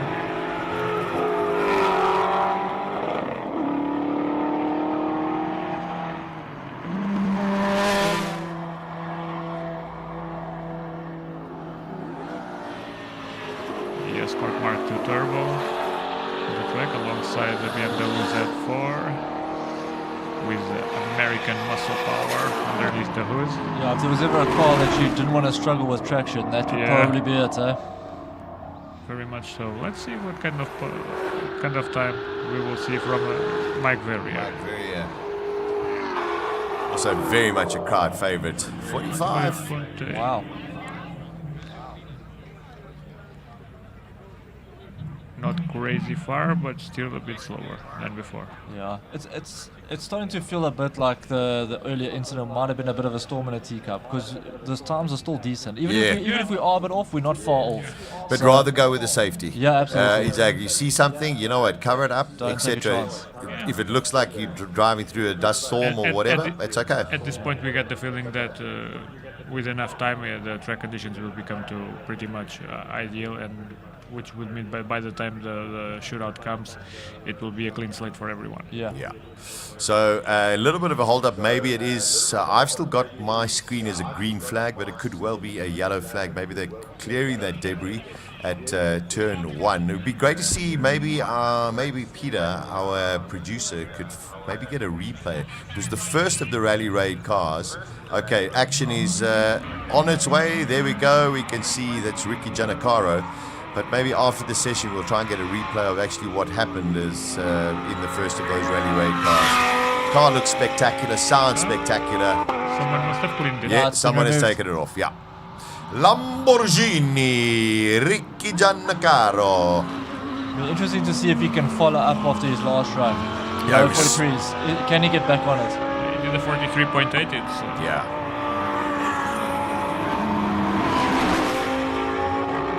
The cloud of smoke is way smaller by now. Yeah, and of course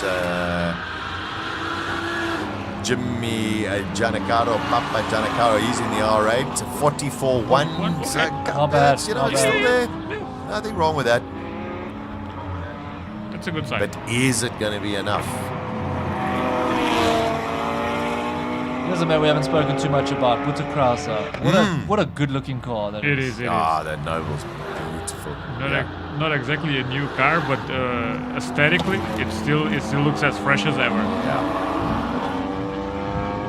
For Mondeo tail lights, for those who don't know. Silvio Scribante out on track there. We heard from Michael Steven. They wanted to do one sort of no run, and now they're going to pin it. And this is the sort of condition they're expecting to have for this afternoon. Now we will get a proper idea of what the track has to offer to the real monsters. Oh, and he's pushing. He's just unbelievable confidence in that car. And his brother, 38.2. Wow. That's peddling. Aldo Scribante with a car that he's just about brand new. He's loving every second all of of it. the track there. Wow, you see how wide he took it before he tipped it into the left-hander. Hustling this thing all over the place. And he's been exceptional. Very tight line. Yeah, he's really pushing. Yeah. Even without all the aero and everything. Brilliant.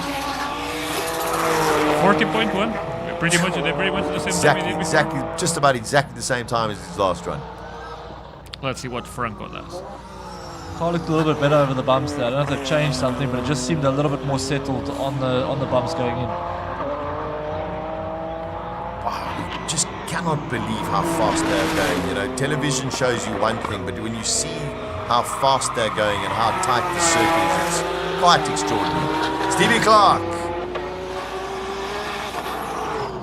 Franco does a 39.3. That's a full second slower than Silvio. This is Silvio's best time so far, I think, or is he the 38.1 before? I don't think so. He's done a thing. Yeah. Oh, okay. This is just where everyone keeps quiet. I mean, did you see that launch? Stevie Clark 39.6. Unbelievable. Unbelievable time from Stephen Clark.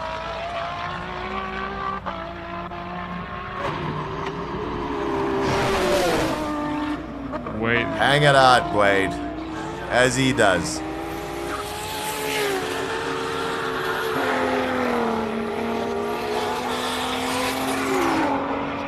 41 dead. Yeah. Yeah. Should be close to his best time of the weekend too.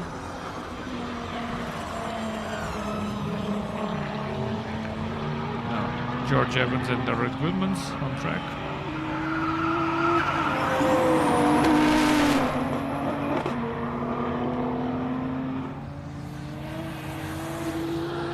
Oh, that's nice.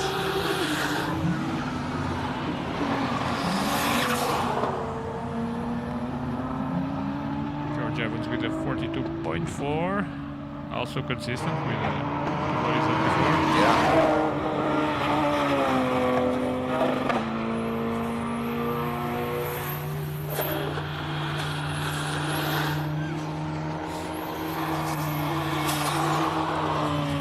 Darren Goodman's with a 43.8, right at the brink of... Right on the cusp. Right on the cusp. You know, I haven't seen his Zealy. No, maybe they took this one off after they did the only 37 in the modified Saloon class so far. Rightfully so. Hopefully no issues, of course, but seems like a strategic move rather than one caused by mechanical issues. Sure. It's only 42.4. I think we're in the 42s to get in there. The game's Cliff, changed. I'm going from 43 ones to all of a sudden 42 fours. The game's I think changed. that's where we're going to be. All of a sudden, everyone can do a 42. You know what I mean?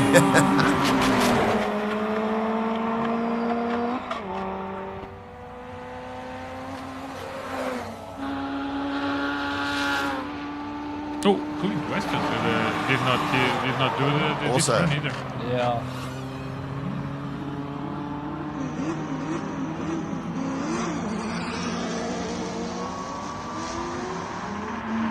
Rui Campos entering the fray.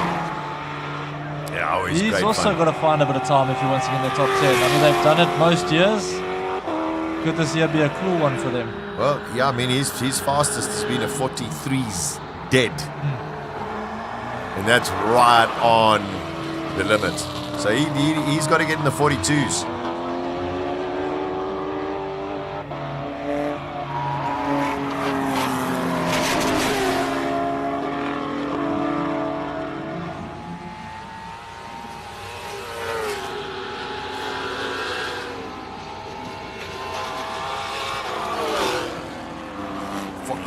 Dead. I think he's gonna be tense, waiting to see the final lineup. Here's your man, Sasha. Yeah. Devin Robertson. I think he's safe in the top 10, but that launch looked incredible. Just watch. We almost saw the girly formula just on a very airy moment. Good on her. Good on her. Just Devin Robertson. I just love the way this youngster drives. He just fearless. So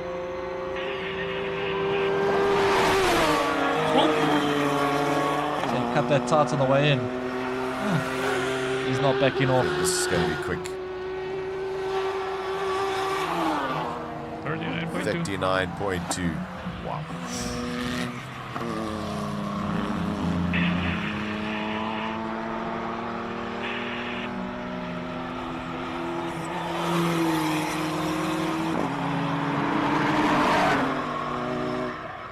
You look at that time from Devon and you think he could get into the 38s, but where do you find those small margins when he's using all of the track already?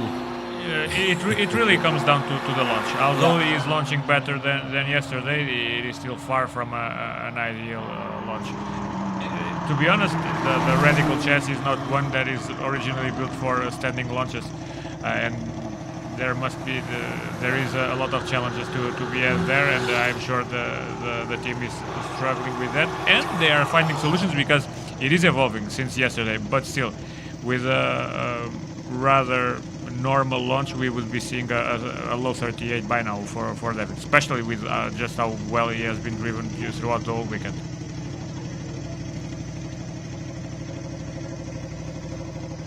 KTM just about ready to go.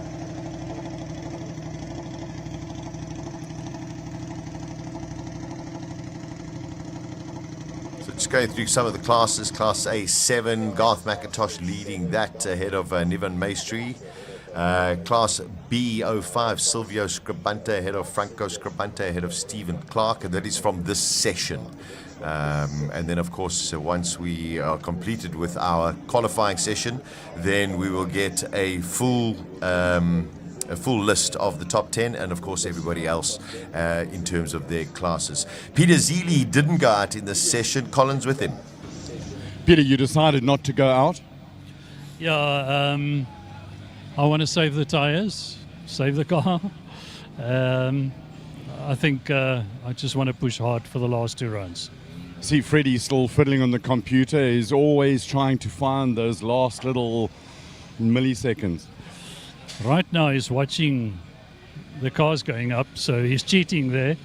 But yes, he did change a few things. We were able to make a few interesting changes. So the car's basically wound up, and this is about the spec as fast as it can go for the class final, and then just a little bit more for the top 10 shootout. We did adjust the front anti-roll bar a little bit. What did you go, stiffer, softer? Softer. It was understeering a little bit. So hopefully the balance will be better. Awesome. Well, everything in the best. Good luck. Thanks for chatting to us. Thank you. Right. Mark Verrier from Nasen has just come back. He's going to come into the pits. We've got to wait for the rest of the guys.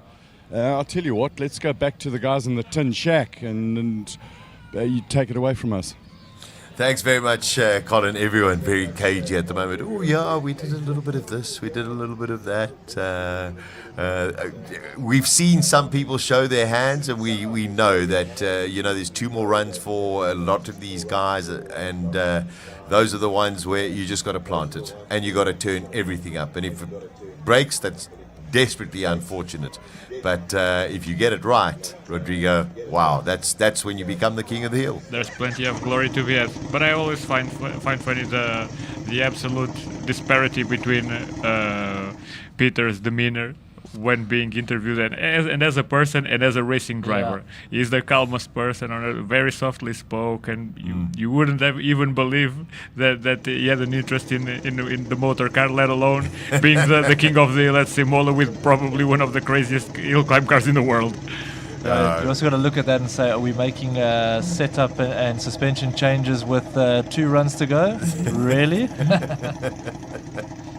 It is. I mean, can you imagine you just walking down the street and you meet, oh, hello, I'm Peter Zeely. Oh, hello, I'm Sasha. Oh, well, what do you do? No, I'm an auditor. And then for fun, I don't know, I race a car up a hill, whatever. Oh, really? What kind of a car? I know, Toyota MR2. Yeah. Would you like to see a picture of it? I mean, come on, that would just be extraordinary. You see a dining room table as a rear wing. Oh, it's magic. And that's a front splitter, another one. Yeah, exactly. Oh, it's magic. This is why you got to love hill climb racing and Simola. Only a few more cars left, and of course that's going to be the end of qualifying. Car number 3, here we go. Ian Schofield, he put in a cracker time last time around. He was in the 41, and he's had a super weekend so far.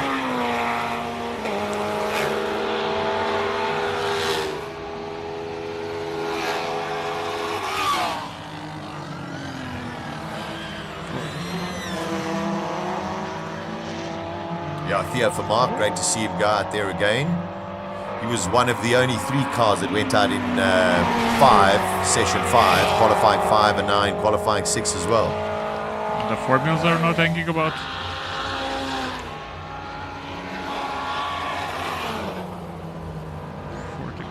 Schofield's been hiding in the shadows. He's had a very uneventful weekend, but those are sometimes the best weekends to have. Robbie Walk on the way. And here it comes. We'll listen. We'll let you hear just how beautiful this car sounds. Let's pay attention to this launch.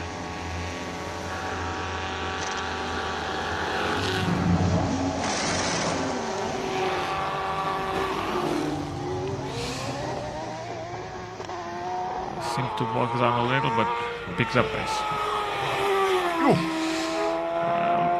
Little correction on corner entry.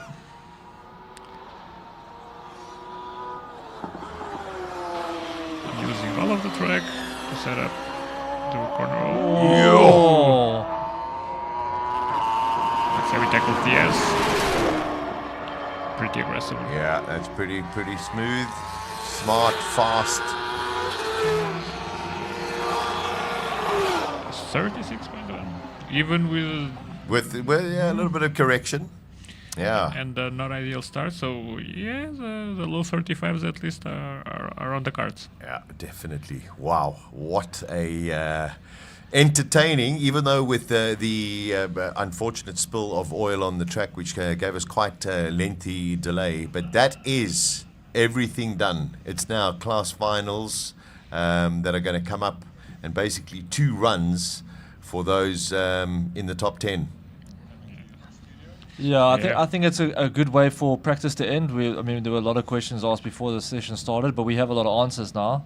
And I think, looking at the times and the way it got better for some people, I think we can see a very, very, very tough and fast class final and shootout for King of the Hill. And, Peter Zeely, definitely with his 37 from the session before. Silvio Scribante right up there together. Aldo doing a superb job in a brand new kind of car. And then, of course, you've got Franco, who's always, it's like, Franco, you're like a second and a half off the pace. Yeah. But you just don't know what can happen. Scribante's performance throughout the weekend has been interesting to follow, because yesterday they were very consistent and the team seemed very, very confident. And at the end of the day, it was only that mistake on the S's that probably made Franco not be at the very top, because he was on the way for a very fast 38-second run, if not 37. But today they seem to have struggled quite a bit more, and the times have been a bit all over the place, and now they reverted back to a 39. Interesting, even more so because his cousins have been so consistent with the Audis, and we are seeing Silvio just now edging away into almost reaching the 37, the second upper edge. But Peter on the qualifying 5 with the 37 that he did, he really put the bar on a level where only he has ever reached in Simola. Let's remember that apart from him, the faster time every year is a 37.9 from Rehard Roots last year on the modified Saloons. And knowing Peter, he still has a bit more in reserve. Being this said, Silvio Scribante has been surprising throughout the whole weekend, and I mean, we were in for a cracker. Yeah, we were in for. It's desperately sad we don't have the likes of Rehard Roots, and of course the others that are also. Zank is not here, but Rehard, we know, can also. I mean, he just hangs everything out when he needs to. But Silvio has really been outstanding this week, and the whole of Scribante, Scuderia Scribante, being incredible. Franco, as exactly what you mentioned, just yesterday consistent, today a little bit peculiar, and they're all looking and going, Zeely's the guy that we got to catch. Take Walk out of the equation. It's Zeely against it's the Italians against the auditor. And Devon Robertson. Yeah, and Devon Robertson. There's some legal joke there to be done. you got to look at it and think, like, maybe there's a bit of sandbagging. Maybe they found something good yesterday, and they'll try some things today, and then if it doesn't work, they revert back to what they have. They know it's good, but that's the thing is, everyone comes with a story, but it's never the full story. And even if you look at the top 10 now, I mean, there's guys like George Evans had a cracker run in this last one, and then Robbie Walker's been good the whole weekend. Yeah. But I mean, Silvio, good run for him, and Devon Robertson is third fastest in the session. So now what happens? Sash, they've got to go back and find out who was the fastest during the course of all the qualifying sessions, and then put them in their classes, and away we go. Yeah, that's what's going to happen. A special mention to the Rospa team, because they came here with a 40.5, I think, as their main goal, and they have absolutely surpassed that goal, now approaching the 39.5, and the car seems to have even a bit more in it. Yeah, incredible. All right, so what we're going to do is we are going into a lunch period for everybody. course track get cleaned up and everybody gets sorted and ready for the class finals that'll come after the lunch break. And it's for some of the drivers it's one go. For a couple of other drivers or 10 other drivers, it's going to be 2 goes, and we will have the King of the Hill later on this afternoon. So also go and enjoy yourself, have a little bit of something to eat, have a beverage wherever you are in the world, and join us when our live stream or when we are back in action roughly an hour from now.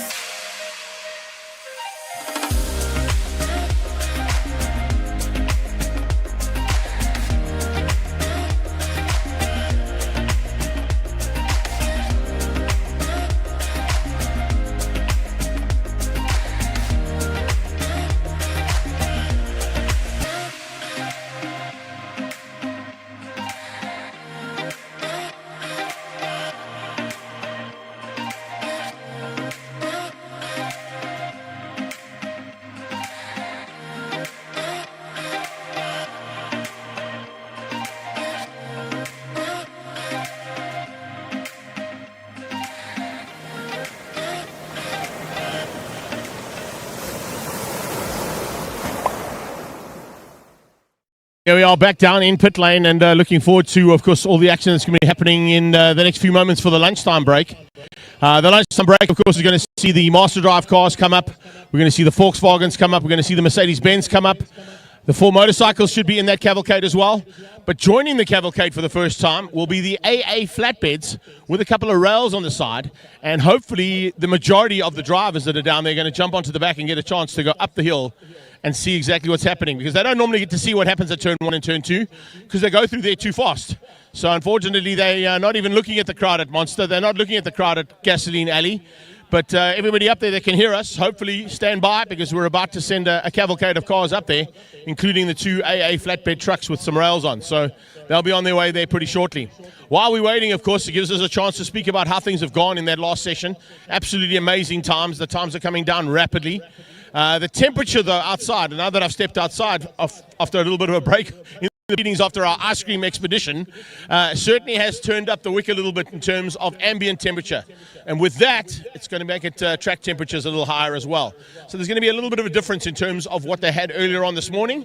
A couple of guys that have gone out and done that in qualifying 6. They've also seen that the magnificent cleanup that was done by the marshals was to perfection, and we've literally got a racetrack that is now completely raceable, because a couple of the cars in this qualifying 6 went even quicker than they've been ever before. So it shows you that despite the spill that we had, the amazing effort from the team got it all sorted out, and we now go ready for, of course, class finals after lunch, and then straight into those very important top 10 shootouts. I see just in the background the AA trucks are making their way down the back straight and into that very tricky bumpy road. They're going to turn up at the bottom of the circuit, and then of course as they come through, the drivers are going to get a chance to jump onto the back of them and then go all the way up and see what the hill climb looks like from the back of an AA flatbed. And it's usually not where you want to be as a driver, because that means that your car is probably on the back of that thing and it's being brought back to pit lane. I've also got an opportunity, of course. I see Paigey standing right next to me, and I haven't had a chance to chat to you, Paige, so just pull in here quickly, Paigey. The truck you're driving, the Shangon, an amazing one, but I believe it's also one that's got the only got an extended range on it than in the country. None of the other trucks that are working on a hybrid or electric version have got that extended range. Yeah, it's been a great car. Honestly, as a day-to-day, daily driver, I've absolutely loved it. The battery has been amazing. It hasn't dropped lower than 80% the whole weekend. It charges while you drive. So it's really a fantastic daily car, super comfortable. Really impressed with the way it handles up the hill. hill. So yeah, I've had a really great weekend, but it doesn't have the horsepower that a Shelby had that I'm used to. So my foot's been quite flat, and just trying to find the momentum and the right lines to carry the speed up the hill. So that's been the challenge, but it's a really fantastic car. When I chatted to James, of course, the safety features in that car, of course, are pretty good. And the one thing that he's battling with is turning. He says if you turn too much, it auto-corrects you, so because it sees that you might be getting out of control, so it automatically brings you back into shape. Same thing happening in the truck? Not as bad in the track, but when I do slam on the brakes, because I try to do a very quick touch on the brakes under the bridge, just sort of the only place I'm touching the brakes, the rest of it I'm flat out. And there the hazards come on, and it like gives you a whole lot of safety features. So that's an interesting part of it. But it is with these Chinese cars, it seems to be the safety first. Like there's so many different beeps and hazards and things that go off in these cars from a safety perspective. We've turned a lot of the aids off. I haven't had many issues with that up the hill this weekend.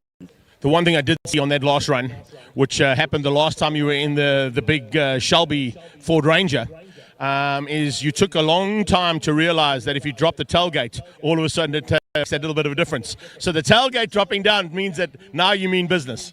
I mean, we tried it in the V8 Bakkie. We definitely found some time. Today we didn't find as much time, but at the same time there was a lot of oil dropped on the circuit just before, so I don't know if it was a fair comparison. But yeah, we were out here to have fun this weekend and just see how the Bakkies perform, bring a new manufacturer to Simola Hillclimb. We weren't here to win. We knew we couldn't win with these cars. So we were just out here to really test them out, showcase them and have some fun, and that's what we did. I do love the fact that not only do you come and have fun, but you bring along a whole bunch of your own partners that are partnered up with the event as well. I mean, you've got BP, Castrol, and I think PG that are all related with our own personal sponsors here at Hillclimb. Absolutely. I mean, that's one thing our team really does well. We've got fantastic partners and we've had such long-term relationships with all of them. BP was with my dad, I think it was 20 or 30 something years, a few years ago with the power boating and that. Now we're back with them, and that's just such a cool collaboration. We do a lot with Castrol and BP and PG, and they've all been with us for years. So it's a really fantastic partnership, and it's so cool to see them all the way up the hill, see all the branding up the hill. It's home to us, so it feels right. Despite having this slightly slower truck, there's still that little thing that I sort of crowned a while ago, Queen of the Hill. You've got a little bit of competition, though, coming from the Formula V and the Hillclimb Barbie. Yeah, absolutely. It's so cool to see so many women coming into the sport. It's definitely getting better. So yeah, definitely got a women competition here, but I love seeing it, and we're all really good friends and all help each other out. So yeah, it's been really cool to be part of the Hillclimb again and to see more women showing what we can do here. I definitely miss the V8s though, so hopefully next year we'll be back with something really special. It's 50 years of Lindenberg racing next year, so it's a really big year for us. So we're going to come with big plans. Final question. How's the Turtle handled it? Raphael must be loving life right here. Eh? Yeah, look, I've come 7-week-old baby, so just recovered from the operation and still figuring out motherhood. So the Bakkie's been a great nappy changer, feeding station. So in between runs, I've literally been using it as my mom van, which has also been great. I couldn't have done that in the back of a Shelby, so it was a good time to come with a Shangan Bakkie. But yeah, he's a great little guy, really easygoing. Sleep isn't perfect, so I don't feel my best, but it's an amazing journey. Love being a mum. And yeah, next year will be a little bit easier, I think, because you'll be a bit older. Thanks for chatting to us, Paige. Awesome stuff. We're about to get underway, of course, with the lunchtime activities here. Having a chat to the guys here from Master Drive, who, of course, have been big supporters of this event. It's fantastic to have them here. I want to just see if we can get around this side. And before he sends him up the road, if we can just pop the window down on the other side, because I've got somebody in the car that's looking forward to having a run up the hill. Have you ever been up the hill before, ma'am? I'm nervous. You're nervous? You don't need to be nervous. These guys know exactly what they're doing, so enjoy it. It's an experience of note, and not a lot of people get to do it. I'm Connor Kilbride's mom. Oh, okay. There we go. So we got one of the competitors' moms in the car here, about to be shown the way. You better not let her down, bro. Hey? No pressure now. Enjoy it. Have a fantastic one. Also, just having a look to see, as you can see lined up down behind us here, we've got a magnificent array of those Master Drive cars. We've got the Volkswagen Golf R's as well, coming up from Volkswagen Academy. We're also going to have a look at Mercedes-Benz AMG driving experience cars. We should also be seeing a couple of really unique Mercedes-Benz at the back because we are celebrating 140 years of the combustion engine that Carl Benz decided to have a look at 140 years ago. And had he not done that, then I can tell you what, this man over here wouldn't have a job. Trevor Tuck, if you didn't have a combustion engine, bud, what would you be doing? Sitting, watching. Fortunately, he came up with that concept that works well, and it seems to work well. But you've decided to change up this year for a little bit. Yeah, 62 years difference in the cars that I drove between Friday and yesterday and today. So just a huge adjustment. But the DNA is still there. It's an Alpha, and just had a jaw. It's brilliant. You certainly look like you're having an absolute jaw. I'm going to tell you, everybody else on top there, are you guys having a jaw up top there? Because I just want to make sure, because you guys have been really quiet, eh? Just because I'm not here doesn't mean you can't make noise, eh? You have to make noise. That's the whole idea. If you want to just come with me one question here I want to ask this gentleman over here. He's been buying ice creams earlier on. He's now chilling on his phone. So, yeah, sir, we're going to get you to come up here quickly because I just want to ask something. If you come to me here quickly, and I know my guy's down there, but I'm going to come to you. Just want to let everybody know, if this gentleman sold his chain and his bracelet, we wouldn't have a fuel problem in the country anymore. He could basically sponsor the entire company fuel with that. Well done. Awesome job, dude. Love your work. Man alive. That's like the whole, you can run a small country on that, never mind fuel. So we can see who's going to come up there. We've got the Master Drive Mustangs heading up there. Remember, our Master Drive Mustang, that is our official safety car.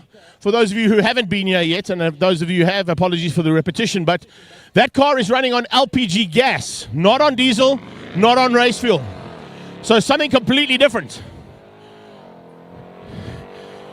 Yeah, let's have a look and see who's in this car. Let's have a look and see. Are you looking forward to going up the hill here in this R? Oh, most certainly. I actually want to drive, man. I got the bug now. Listen, it doesn't take much, I can tell you right now. Once you've been up in a car like this and you see what it can do, you're probably going to be coming back next year and saying, can I make a plan? The one cool thing is you've possibly got one of the best drivers in the world. And we spoke about it earlier on the live stream, Jonathan Motsi taking you up the hill. You know what? I've been looking forward to this. I've been trying to get passenger seats with him. I'm so excited, man. Absolute legend over here. Let's see what this feels like. Yeah, just be careful, because remember, he started on PlayStation, eh? So he's done this, of course, on a few times, okay? After you, Jono, buddy. Away you go, bro. So an incredible story on Motsi, of course, starting things in his racing career basically on a PlayStation, and then did the Volkswagen driver search, got onto the Volkswagen driver search, won that, then won Polo Cup, then won Super Cup, and then won, of course, a chance to go and drive at the Nürburgring. Here's a young lady looking forward to having fun as well. How's things gone so far? Sorry? How's things gone so far? It's gone great. I'm excited for this one. We're going full speed, if we can. You do know that Matthew Shorter hasn't driven a car for about 45 years, eh? It's okay. I'm just putting my entire life in his hands. Oh, well, he hasn't kind of lost it that badly, so you should be okay, in good, capable hands there. As long as we make it to the top, we're good, eh? In one piece, one safe piece. No pressure, Maddie. Have fun, bud. There we go. All right, we're going to try and get up close and personal with the next ones as well as they come up through here. Volkswagen R cars making their way through. Do a little moonwalk in here quickly. Yo, you look really, really tense, sir. Are you feeling good? Are you feeling it? Yes. What's the best part about being involved in a chance to get in a car like this and go up the hill? I gotta say, I'm just a car guy. You're just a car guy. I think most of the people out here are just car guys or car girls. Can we do the back window quickly as well? Let's have a look and see, because this is like, I was going to say 4 up, it's 3 up. How are you feeling? Amazing. Amazing, eh? I'm going to tell you the guy alongside you there in the front of the car that can drive it. He's got a little idea, but he's normally the pace car. So he's normally the fastest car out there. So have fun. Catch you later. So lots to see and do still, as you can see.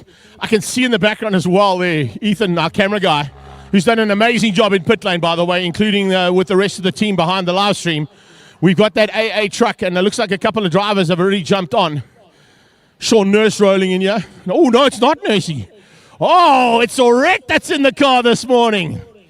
Dude, I got to just tell you something. You did not plan this badly. Arguably, one of the finest drivers in the country is about to take you up the hill. That's why I choose her. You see that? I've been with this lady around Kyalami, but there's nothing like it. Have fun. Enjoy.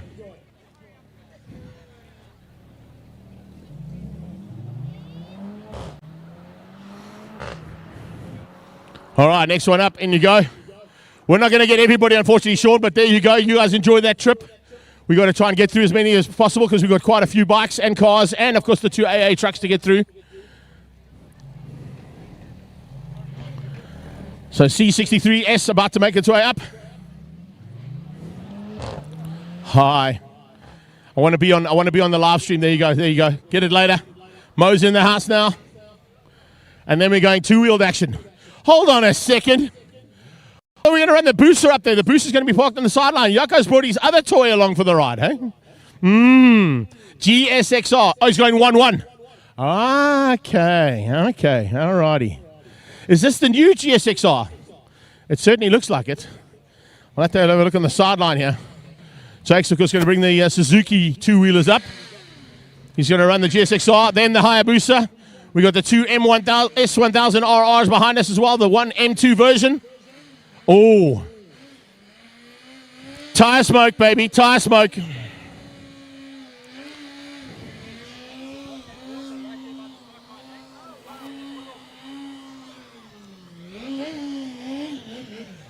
Whoopsie. All right, Jakes, we're good to go, brother. Bring it to the line. Nice. GSXR 1000R. That's about to make its way up for the first time. That bike hasn't been up the hill yet. The two BMWs, of course, have already had a chance to pilot their two machines up on numerous occasions. Just a reminder as well to the drivers on their way up, if you want to jump onto the back of the AA truck, you're more than welcome to, all drivers. Stand by for some two-wheeled action heading up the hill now. For the first time today, from our headline, one of our headline sponsors there, Suzuki, it's the GSXR 1000. Here comes another version of a litre machine. Going to be seeing a lot of these in a couple of weeks' time at the Isle of Man. It's kind of the chosen steed of most drivers and most teams, running the S1000 RR and now the M2 version.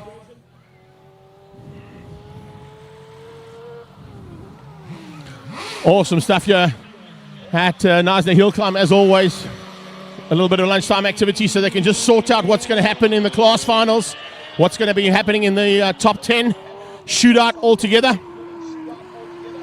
See what's going to happen in that road and supercar class, the all-important modified class, and of course the single-seater category. But we've got class finals to sort out first. Two-wheelers making their way to the top now. And we've still got quite a few cars to come through there as well, as you can see in the background, including the monster drift taxi by the looks of things. I can see it lined up in the queue just ahead of that AA car. So a little change up here from what we had over the last 2 days. What has been 140 years of the combustion engine, courtesy of Carl Benz, the man behind Mercedes-Benz originally.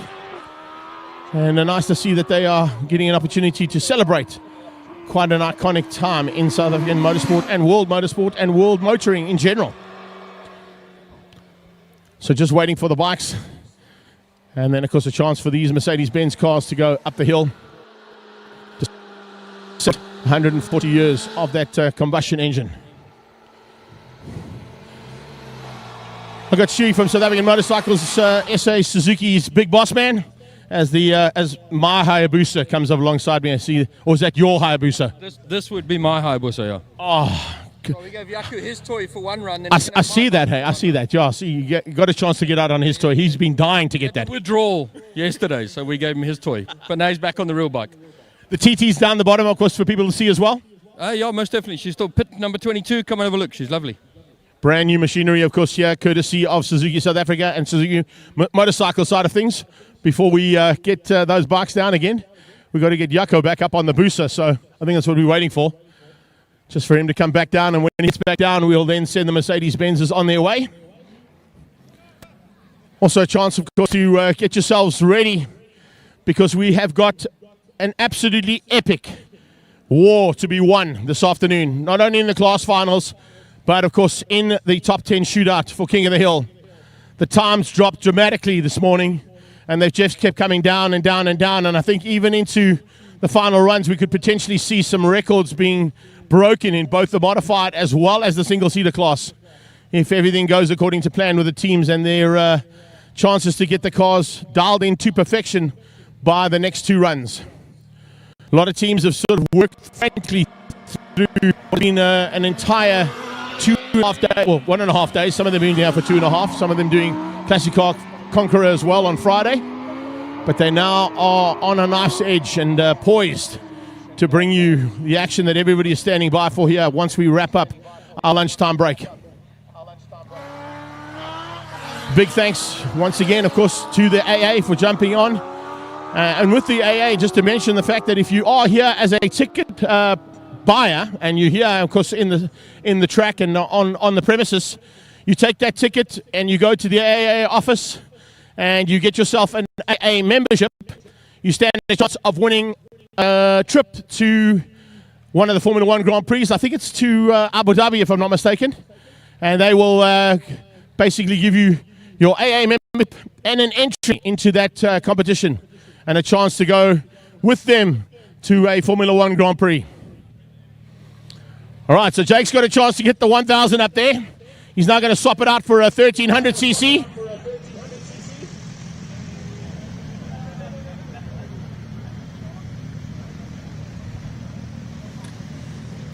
I think we're going to send the Beamers first, yeah, for a second run.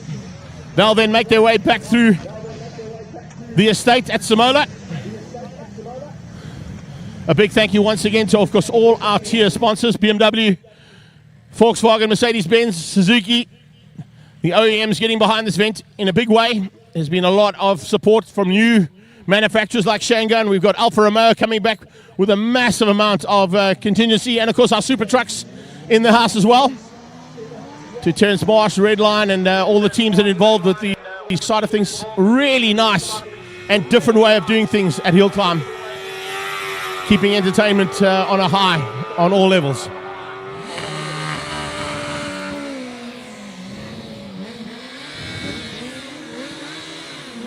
As you can see, the rocket from Richards Bay certainly knows what to do to get this bike up the hill fast. And he's now looking forward to showing you what the brand new Suzuki Hayabusa 1300cc can do, as opposed to what he's just done now on the 1,000. That's kind of the launch that a lot of those cars are looking for, I can tell you. If they get that right during the class finals and the top 10 shootout, they're going to be on song for a possible podium later on this afternoon. All right, so we're standing by for our last bit of entertainment. It comes from Mercedes-Benz, it comes from Monster, and it comes from the AA. And I can see there's quite a few drivers that have decided to jump up onto that AA flatbed. But first, we're going to bring our 140-year anniversary cars to the line. SLS 63 in the house. I think we've got enough time there. We're running out of time. I was going to say to this gentleman, you can show us the gull wings, but if, of course, this is the gull wing option. 6.3 litre. You've been at every single one, hey? You were not prepared to miss out on any of the action. Left-hand drive coming behind as well. And check who's in the front seat. Man, but you know what I'm saying? These Suzuki Swift drivers and hijacking chances to get into classic Mercedes-Benzes are amazing. And Tom Fonseca. And here's the boss man as well. Check ya, sitting in the front seat. Oh, no, it wasn't me. Wasn't me. If you get a chance to go up the hill, you got to take it for sure. Amazing to see these cars in full flight. I was about to get to that one. Coming to the line right now, this is a 6.9 litre Mercedes-Benz. Thank goodness Mark Jones is driving it, because he's the biggest guy to drive this big car up there. Thanks, Marky. 450 SEL, and then we go from 450 SEL 6.9 litre to 17,000 horsepower monster drift taxi with Jim McFarlane, and right behind him is son Hudson. I'm not going to be doing, unfortunately, we don't have enough time to do. No, I can't. It's all you. I'm going to stay here. We're running out of time. Unfortunately. The timing is going to catch us, so it's all you. You're on your own. I joined him yesterday for a little drift up at the circle there, but we don't have enough time to do that today. But stand by for some action from them as well. Jimbo coming up in the Monster Drift Taxi. Stand by for a big burnout.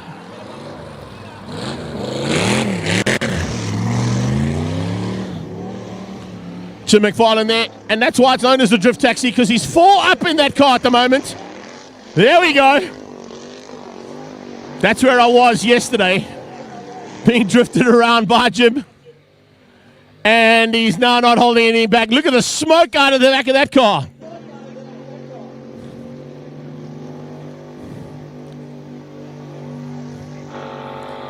Still smoking. Still. If you've got a vape shop, that might not be a bad plan to get a shot of that car. It's great advertising for your vape shop if you get that right. Alrighty, here we go. Hudson on his way. You want me to go there? Do you want me to go there? I don't have enough time. Away you go. If we had time, I would, but unfortunately we're running out of time, so we're going to try and get through here as quickly as possible. Hudson in the house right now in the 350Z. XS Promotions and Monster bringing you all the action from our drifters. And now, ladies and gentlemen, get your cameras out, get your stopwatches out, because I can tell you right now, if you think Rob Volk or any of the Scrabanti boys are fast, they are nothing like this man at the wheel of the AA truck. He is incredible. He's like, what is it, like 44 people deep on the back of the truck? Watch for the hottest run of the day coming from this man. Here we go. All righty. I think we need an official flag there, hey? Where's our official flag, man? Where's the flag? Let's make some noise for all your drivers, ladies and gents. Hold on, we got a flag. Hold on, whoa, we need an official flag here. Have we got the flag? Where's the flag guy? Where's my flag guy gone? I need a flag. There's the flag. There we go. Thank you, sir. Okay, you're the official flag man. I'm going to do it. Thanks, hey. I'm just waiting for our official assistant COC here to give me the go-ahead. Baby Sparks, you tell me when, bro. Get your cameras out. Get your timers out. Timing monitors on, please. Hottest run of the day coming right now. Can I pronounce AA? Yeah, I can, but the one I go to normally is I'm Greg Maloney, and no, it's the other one. All right, are you ready? Sparkle, are we ready? Can we send our drivers? Master Drive, man, in the front seat as well there with Eugene. So lots of support from our support sponsors. And on the sideline, one of our biggest social media influencers of the weekend, Mr. Sean Hepburn, after that huge little 1200 GX launch he did up the hill. Are we ready? Are we ready, Sparkle? Are you ready? Are you ready? All right, 3, 2, 1, go! Yeah!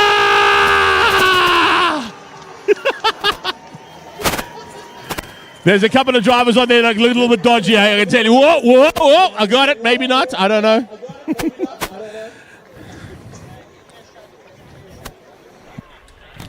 Wow. There it is. Okay, it's taking about, what is the fastest time so far? 37.7, eh?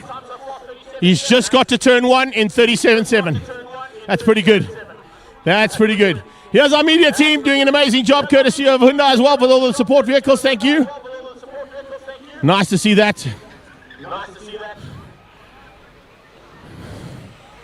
There's our cleanup vehicle. And here it is, ladies and gents, the Master Drive LPG gas-powered machine. Ooh. Oh, it sounds quite good for a gas-powered car, eh? That's not too shabby. I do like that. I do like that a lot. Hope you enjoyed the lunchtime activities, ladies and gents. We are now standing by to go live for the class shootouts. And then, of course, straight into the all-important King of the Hill. We'll start with the road and supercars. We then go to the modifieds, and we end off with the single-seaters. And as I said earlier on today, very, very good possibility that we may see some new records here today at the 16th running of Simola Hillclimb. Let's have a quick chat to a couple of guys that are on your back here, Huge. And come and see what these guys think, because they got the right drink in their hands. No, don't go away. No, you can't go away, hey. I can't come to you and you walk away. Who's your money on? Say again? Who's your money on? I have no idea. Whoever's the best. Whoever's the best. That's probably the most generic answer I've ever had in my life. Who's your money on? It doesn't matter. Whoever's the best. That'll work. All right, so we're wrapping up the lunchtime proceedings. We're going to hand you back down to the studio. Thank you so much for everything, guys. And from our side, it's been an honor and privilege to be part of the live stream team. Thank you so much. I'll see you guys soon, and hopefully back here in 2027.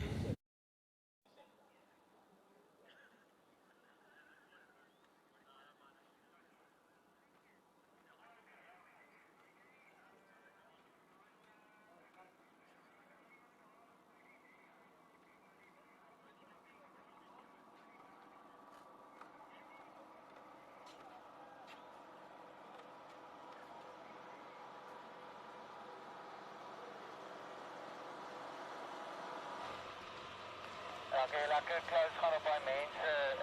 Cameron, als even bij je komt, gaan lekker close op de mensen.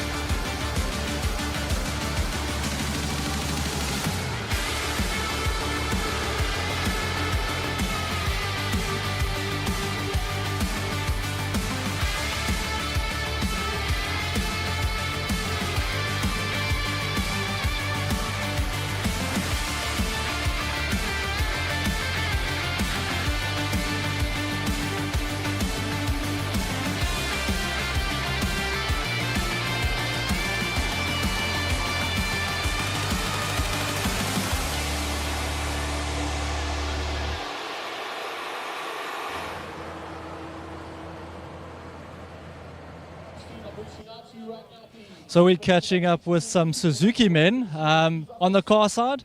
Results are in. Interesting day yesterday. How's it gone and what are the thoughts? Yeah, it's gone good. I think the first day is normally just about getting the feel and get set times and so on. I think today went extremely well. Unfortunately, we lost the one car. But I think the times were so close to one another that the guys enjoyed it. And that's what we were here for, is to see how close we can get the four guys. And yeah, the timing was good and yeah, we enjoyed it. We really enjoyed it. It was a hell of a spectacle. Like you said, you missed one car. But I want to speak to Stuart here because it's a car event. I'm the biker guy. You brought some bikes. What did you bring? So we brought the 2026 Hayabusa, the limited edition, which is sold out the week it arrived. So it's a privilege to have one here to play with. And then today we thought we'd bring a GSX-R 1000, which is also a 2026 model. Yesterday we snuck in the 8TT, which is a new sort of retro style thing, which I see you got a big smile there, so that's obviously up your street. That was a lot of fun yesterday, but we thought we'd give Yaku a bit more of a thrill with these 1000. He is a drag champion on the 1000, so it's his favourite baby. So we're talking big bikes here, but let's talk about your rider training and that sort of thing, because it can be intimidating. What have you guys done to sort of bring in the beginners and the newbies into the biking industry? So we've got a partnership with CMA Rider Academy, which is literally a one-day course where they'll show you where the brake is, the clutch is, and get you riding within a day. From then on, we then run road training schools. So not like the classic track school, no headlight, no ride. And you come along generally at Red Star Raceway, and we've got some really good instructors that'll teach you from sort of a very junior D group right up into B. And then we obviously do a lot of events around the country, like Suzuki Weekend Away, where we have the riders come out with us and get more instruction. So if we look at Suzuki and reaching out to the younger generation, it's changed a hell of a lot since our days. Social media is a massive tool. How are you communicating with the younger consumer and getting your message out there? So we've obviously got the normal sort of Facebook, Instagram, all those sort of things on the Suzuki motorcycles. And we've got a young person, much younger than me, who's running all of that side of it, and he's putting out all the bits and pieces. And if they look for Suzuki Motorcycles SA, they'll find it out there, and they'll also find all of the hill run stuff from the motorcycle side as well. Stuart, gents, thanks a lot for your time. Enjoy the rest of the event. Before we go, where's your money? Well, obviously on the Suzuki Swift. It's got to be, because I won't let us time the Hayabusa. Fair enough. Thanks for your time, gents. Enjoy the event.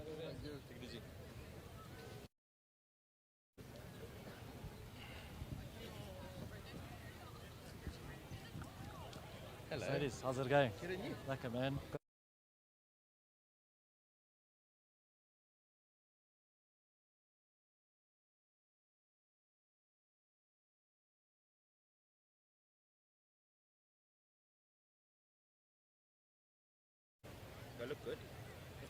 Justin, you look amazing. From Mercedes-Benz, good weekend so far. But as a Tier 2 partner, second year back now, how did you come to the decision that this is exactly where you belong? Look, Simola is just an absolutely magical event. We are celebrating 140 years of innovation. 1886, Carl Benz filed the patent for the first internal combustion engine, and since then, this is where we are. We are celebrating the pursuit of speed with our competitors, with our friends. So as much as it's a Mercedes-Benz thing, I think it's an automotive thing. So Simola is the crown jewel for motorsport for this event. So being here is a no-brainer. So yeah, I mean, exactly. Combustion engine, it's a big milestone. But you guys are here, what's the objective? Because it's competitive, but it's also participation and putting on a show. So what's the balance? Well, for me, the goal for being here is for Clint Weston in the GT63 SE performance. So while it is a lot in terms of the naming, it's a lot of car. 600 kilowatts, 1,420 Newton meters of torque, 0 to 102.7 seconds. I can go on about this car. We drove all of our cars from Joburg on Thursday, raced them up the hill over the weekend, and we're driving them all the way back. In terms of entertainment, you know, we've got Mr. Weston, Slideways Clint. He's giving me heart palpitations and blood pressure issues, but, you know, he knows how to handle himself. We also are so gracious to our Classic Car Club guys who brought their pride and joys to come and take up the hill, show everybody. I was sitting in the cars now. Some of them don't have aircon, so it was a bit rough. But, you know, seeing the love for these cars, these classic cars, and keeping things going, you know, that's what we're all about. Courtney's in the CLE 53. It's an inline 6, 48-volt mild hybrid system. He's giving it the horns up the hill. Definitely the sexiest thing up the hill. The car's also pretty good looking, you know. But, yeah, so Courtney's doing his task. And then, obviously, we've taken passengers up the hill. We've got some guys there in our CLA 45 final edition, 15 in the country. We've got the two C63s with Sean Nurse from Auto Trader, Mark Jones from the Citizen. These guys are old dogs up the hill and they know what's going on, and the smiles that I see when people get out the cars is just purely incredible. I'll give you 3 words, only 3 words. I know you do. Sum up Clint Weston in 3 words. Absolutely crazy. Fair enough. 2 questions left. The AMG brand, what does it mean to you, and what do you want everyone out here, what do you want them to feel, and what do you want to translate and get your message across to them about AMG? So, you know, when AMG went racing in the 1970s, they had what they called the Red Pig. It was a big S-Class. It had the biggest engine. It had a 6.3 litre engine. And everybody said this car's too big to go racing. It's not going to work. These guys put in the effort. They developed the car. They went racing, and that thing won almost everything that it entered. That same spirit, competitiveness, of dedication and passion remains. The cars that we are getting, the cars that are going to be coming are next level, and bringing them down here to show what these luxurious tech-filled performance cars can do up a hill against the clock is just magnificent. Perfect. And you said there's new cars coming. What would I get from a Mercedes-Benz that I wouldn't get from a normal test drive? It's a very good question, and I'm going to tell you now, you are going to get thrill. A unique thrill, a unique balance. Like I said to you, we drove these cars down, economical, comfortable, massaging seats, Apple CarPlay, and Clint's doing 42 twos up this hill. So what you are going to get from a Mercedes, I think you are going to get a vehicle that is so driver-focused, that is a hero in everything that it does, from the luxury to the performance to the usability. And that goes across not just our AMGs, dude. That goes across everything, from the locally built C-Class all the way up to the S-Class. You are going to get something that perfectly balances performance and luxury technology in a classy package. Justin, thank you so much for your time. And I think your message was strong because, as you've spoken, all the drivers are coming. If you book them, they will come. If you book them, they will come. Thank you, Justin. Have a good one. Cheers, man. Yes, you got a big head.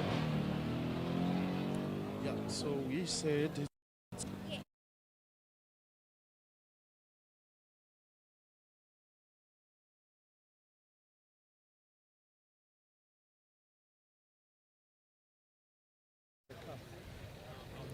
A man that's kitted in a race suit. Take us through. BP, you guys are here today. The history of motorsports and lying it in with Simola. I mean, you have heritage. What does it mean to you guys and the brand?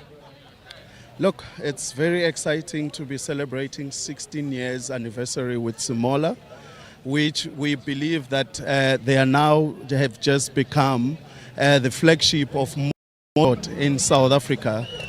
Through really providing sustainable as well as consistency of motorsport, where they've got the best drivers, they've got the best cars, but more so, they attract much more attention to global.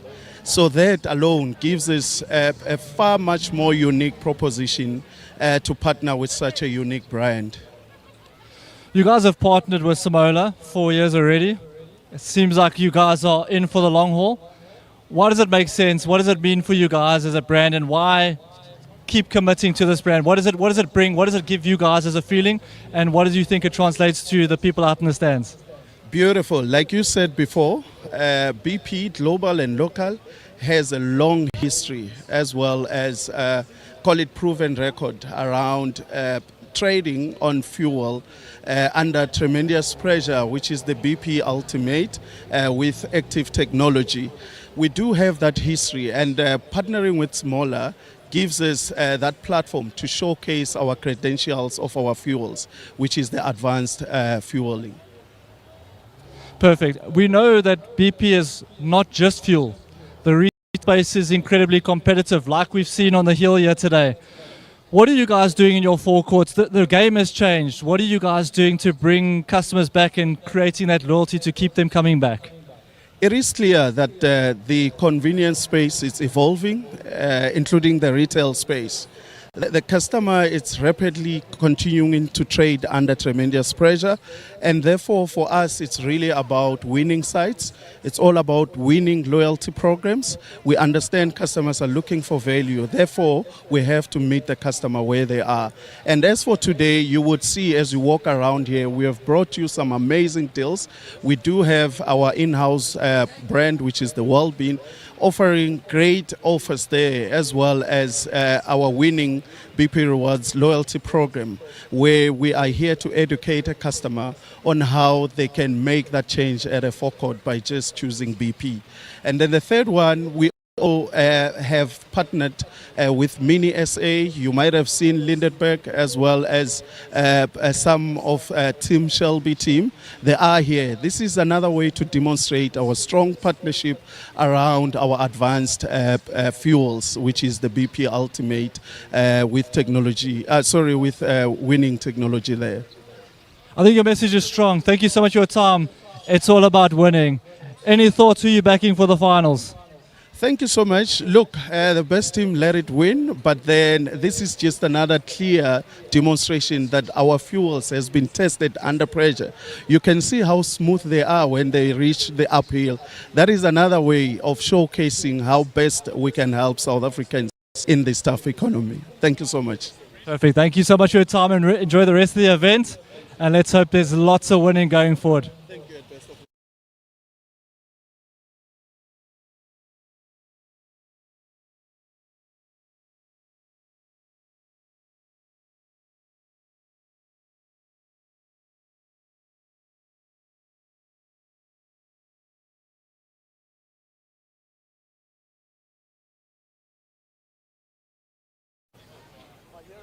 Martina, we chat every year. 75 years?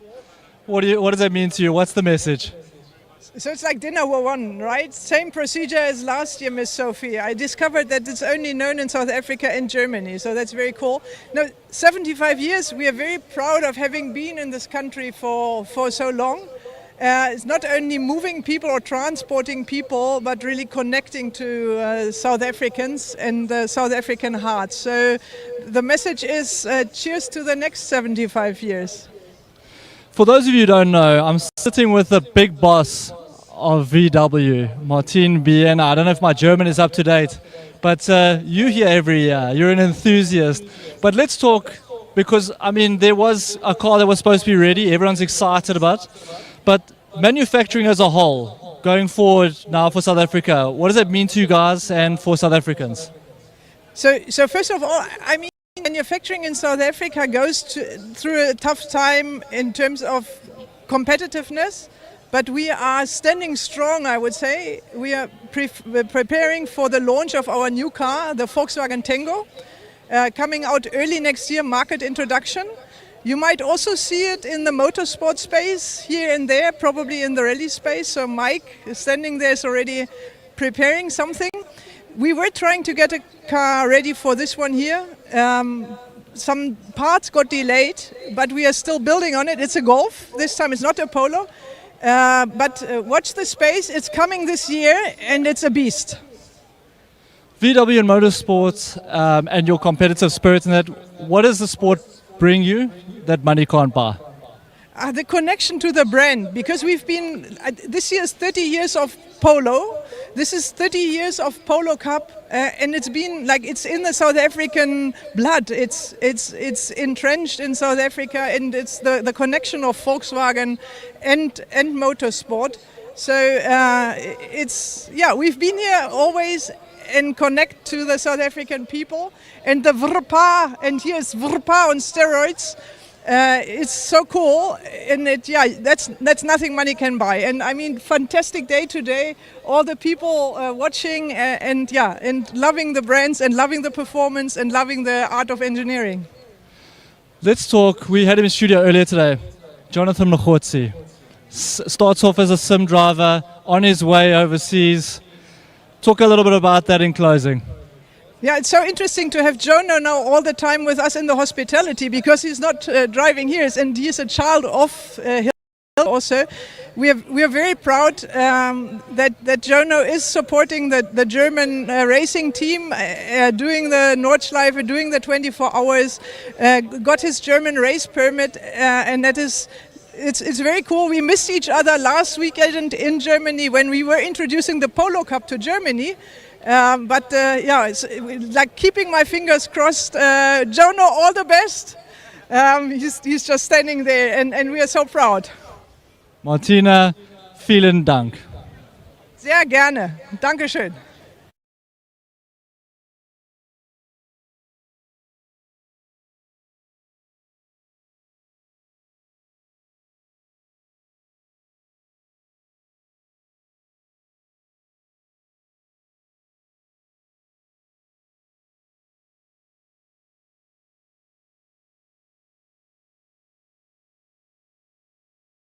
Yesterday we were like, one more time. Oh, yeah.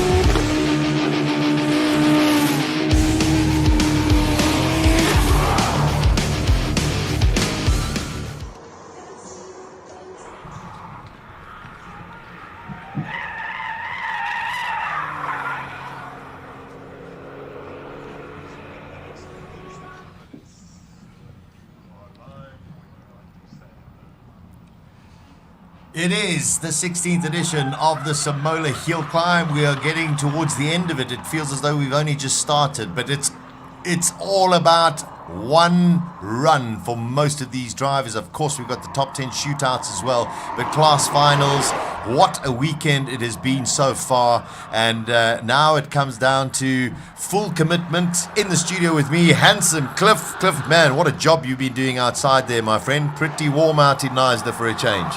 I'm taking a bit of strain, but it's going to get a hell of a lot hotter out on track now, because now it matters. You know, the race, we've watched it unfold over 2 days, and now the flag drops, the talking stops, and away we go. And of course, this is now the class finals. Top three from each of the classes will go up the hill, and this is Matt Merton. His best time has been a 50.4. The car that was in front of him, Rory Atkinson, had done a 50.0. And this is for the honours. Only the top three from each of the classes, and of course that'll be the podium for the classes. And then of course we get into the top 10 shootouts. And oh man, are records going to be broken? I think that is the $1 million question today. I think it will be. I think looking at the surface and how it's improved since the last session, I think we can see records broken today. There's no reason why it shouldn't be. Tell you, Matt Merton in his first sector, 4/10 quicker. And he goes fastest, a 50.3 over Ronaldo Verolini. Oh, sorry, so it was Verolini that went out there. And he's half a second quicker. Here comes Rory Atkinson, 50.3. His fastest throughout the weekend has been a 50 dead. The pressure's on. Absolutely. It all comes down to this. It's not what you've banked. It's what you can do now in the single run.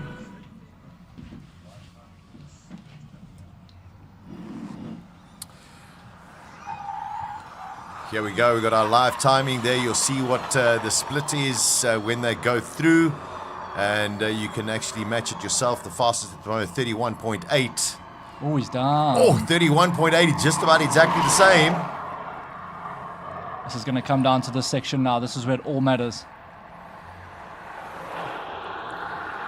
I think he's been faster through there previously. 50. 50.296 and a 50.344. Incredible. That is ridiculous how close that was. Gee whiz. There we go. The winner of the Class A1. And well done to Rory Atkinson, Matt Merton, Ronaldo Verolini. And this is Art. He was desperate to get into third, or get the car up into third, so he'll be super stoked because he had to find some time to get here. And he did accept. I mean, he's been pinning it the whole of this morning. I think well done to Art. He really has done a brilliant job to get at least, well, he's on the podium. Absolutely. I mean, that's fantastic. I think to him and his team, they've done a fantastic job today because they've made huge improvements. He found, 4 seconds over the weekend? Something like that? That's massive. This is Class A3, 31 dead on the... So in our Supra, we have Farad Ibrahim. His fastest has been a 45.9. So this... Yeah, I mean, this is what you love about it. It was a brilliant pull-off. So you've done everything up until this point. Now this is the real glory. This is one of the best BMWs ever made. The fantastic engine in there. Toyota and BMW co-developed this car. It's the B58. And if you get into the car, you also notice the infotainment system was borrowed from BMW. But I actually think the Supra is a better car than the Z4. Sorry. He's quicker through the sector with a 29. Very quick, 29.4. He's got a lot to do here, though. He's cut it in a little bit tight. Oh, nicely done. Remember, it's just rear-wheel drive as well. So it is leery up at the S's. Tell you got Leighton Ferree now sitting at the bottom, 46.8. So the track has definitely got slower. Unless they may be just pushing it that little bit harder because you want the win. You want the win, but here's a guy that's been aggressive and fast all weekend. And he's been spectacular to watch. He's been super entertaining. Keep an eye for his exit out of turn 3 because he runs it after the bridge so wide. And there is a track limit marker on the exit, and the corner tightens on you. So let's see what he's got. How he's going to take it this time. Ooh, bring it back, boys. I knew it. Lucky no track limit markers over there. 28.8. Yeah, he is quicker by 0.6 of a second over Farhad Ibrahim. Oh, big correction there. I tell you, he's been spectacular this whole weekend. I mean, I just applaud this young guy. Magic stuff. Yeah, 45.9. So I think he's the winner there. Eh? Yeah, he's the winner there. But half a second slower than his best time. I feel like the times have dropped in this session, but let's see how we go. One of the best sounding cars ever derived from when BMW was in Formula One. Sasha, you'll remember that fondly. BMW's short, I think it was Maldonado raced for Beamer. Am I right? No, it wasn't. It was BMW. We had the short little guy. What's his name? I can't remember right now. But they took the V10 tech from back in the best sounding Formula One era, and they put it in a road car. And Shiraz from SA Beamer is sending his daily driver up the hill. Come on, Shiraz. Yeah, A6 category over here. Shiraz Bawa coming across the line. Battle to the first sector with a 36. Yeah, listen, his best time has been a 57. Yeah. So 57.4.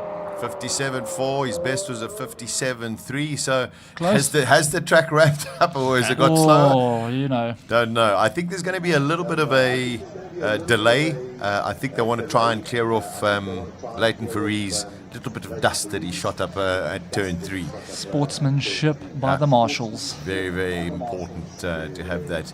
If you're just joining us because it is the finale, we are getting into the finale of Simola 2026. It has been such a spectacular event, as always. 16th edition. A little bit earlier we had quite a track delay because one of the BMWs, probably one of the most outrageous BMWs you've ever seen in your life, is a diesel BMW with a triple turbo and nitrous inside it, and unfortunately spilled its guts all over the track. So we had a little bit of a delay, but fortunately, even though there was oil on the circuit, it doesn't seem to have had much of an effect to all of the drivers. I think the drivers are still very, very confident about going up the hill. There's a fantastic article on speedfestival.co.za, the official website of the event. 67 concrete barriers, 7,000 tires, 41 marshals, 2.5 kilometers of fence, 2.1 thousand square meters of decks and grandstands, 43 marquees, 22 pits, 13 containers, and 20 cameras at Simola this weekend. And how many cappuccinos for you, Shiro? I don't know. I've lost count. Eugene Herbert in the Porsche 981 Boxster. He'll be up against Gordon Nicholson, but there's quite a distinctive gap within this category. But anything can happen in your final run, Cliff. Right off no one at this stage. It's about getting over the line. That Porsche is unbelievably loud. That's not a stock exhaust on there. Listen to that. Whoa.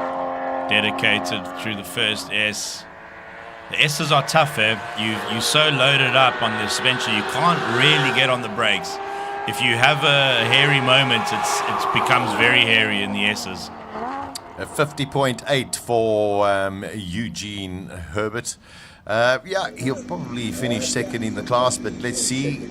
He's up against Gordon Nicholson in the Audi V10 Plus. His fastest time throughout the course of the last couple of days, 46.804. Interesting, the Audi was the last V10 supercar you could buy with a manual gearbox in the world, if I'm not mistaken. Long after Ferrari stopped selling manuals completely, Audi would still sell you a manual steel open H-gate V10, one of the best cars ever made in my opinion.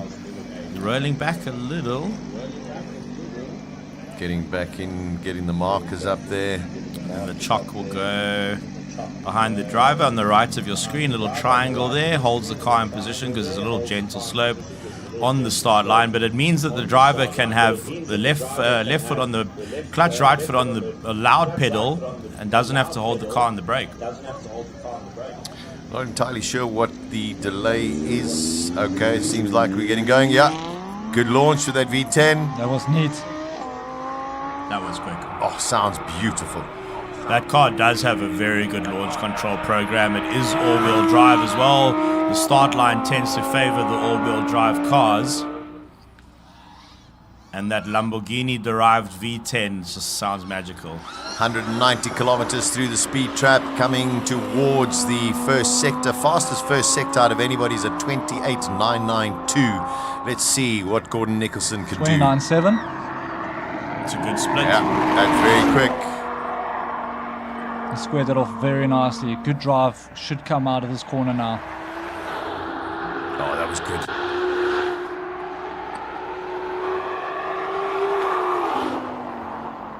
$47.2. 47.2 for Gordon Nicholson, and there, of course, he wins that class as well. Not as quick as his 46.8. Getting into our next category. Pierre de Waal in his personal 996 Porsche Turbo.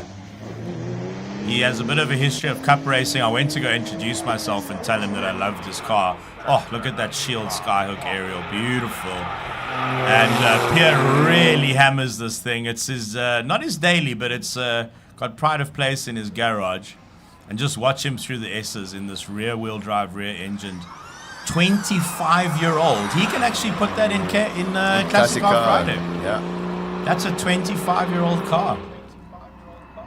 Stunning drone footage as we get into the first trap at 31.1. He's a bit off his line there. Felt like he cut it a bit narrow, but it Yeah. squares him up now for drive out the corner. Go, Pierre. What has he got for us?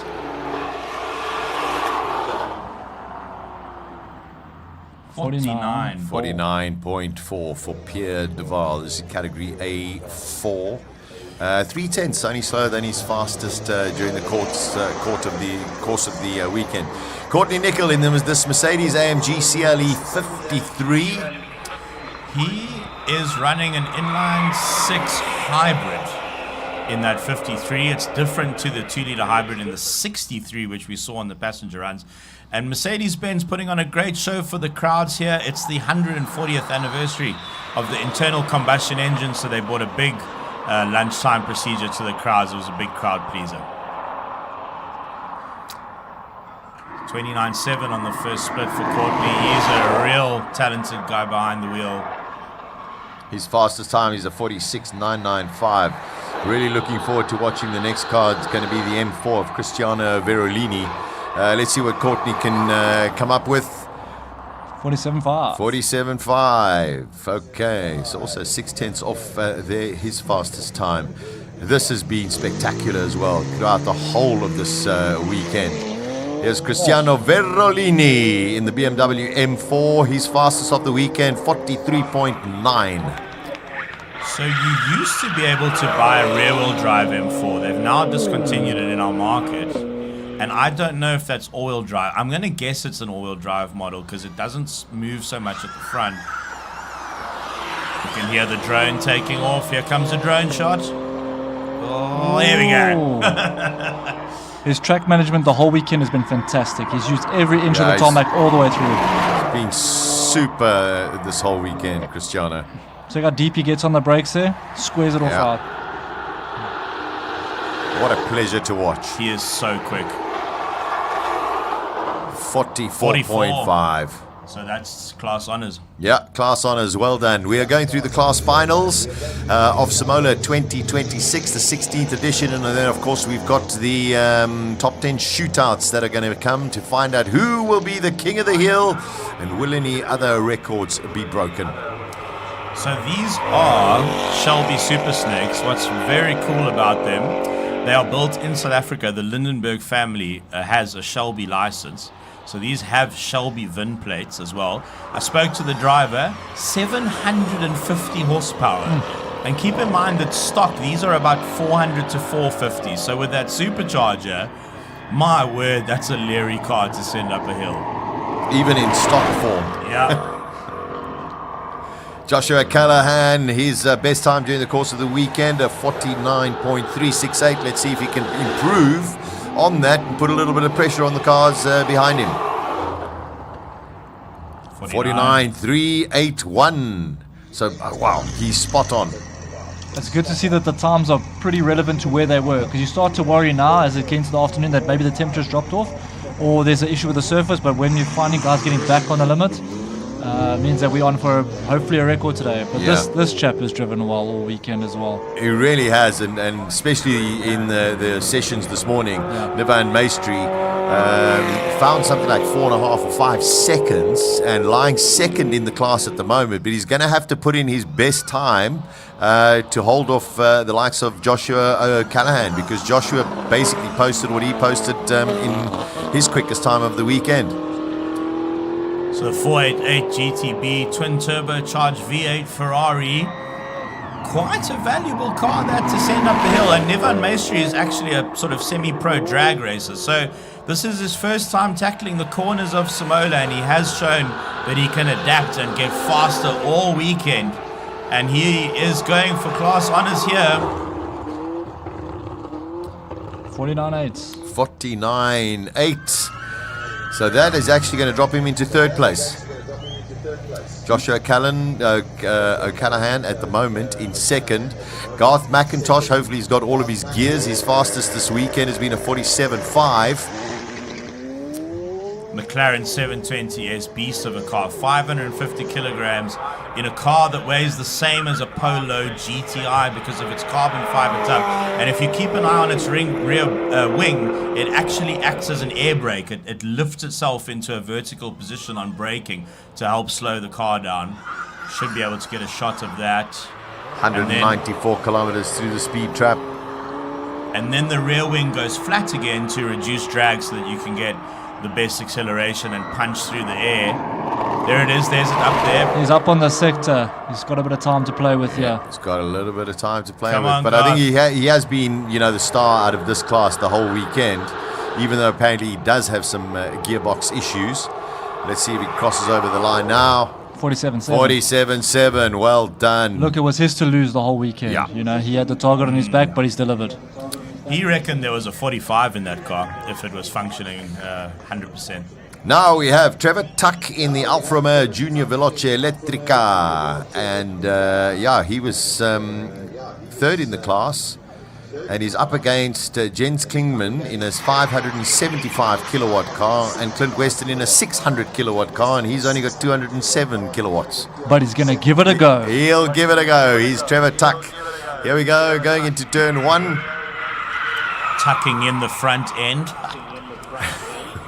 Full electric car from Alfa Romeo. Let's see what it's got up. The electric cars aren't great at the top end, but still cresting 160 there. It's not bad at all. Considering its maximum speed is 200. Yeah.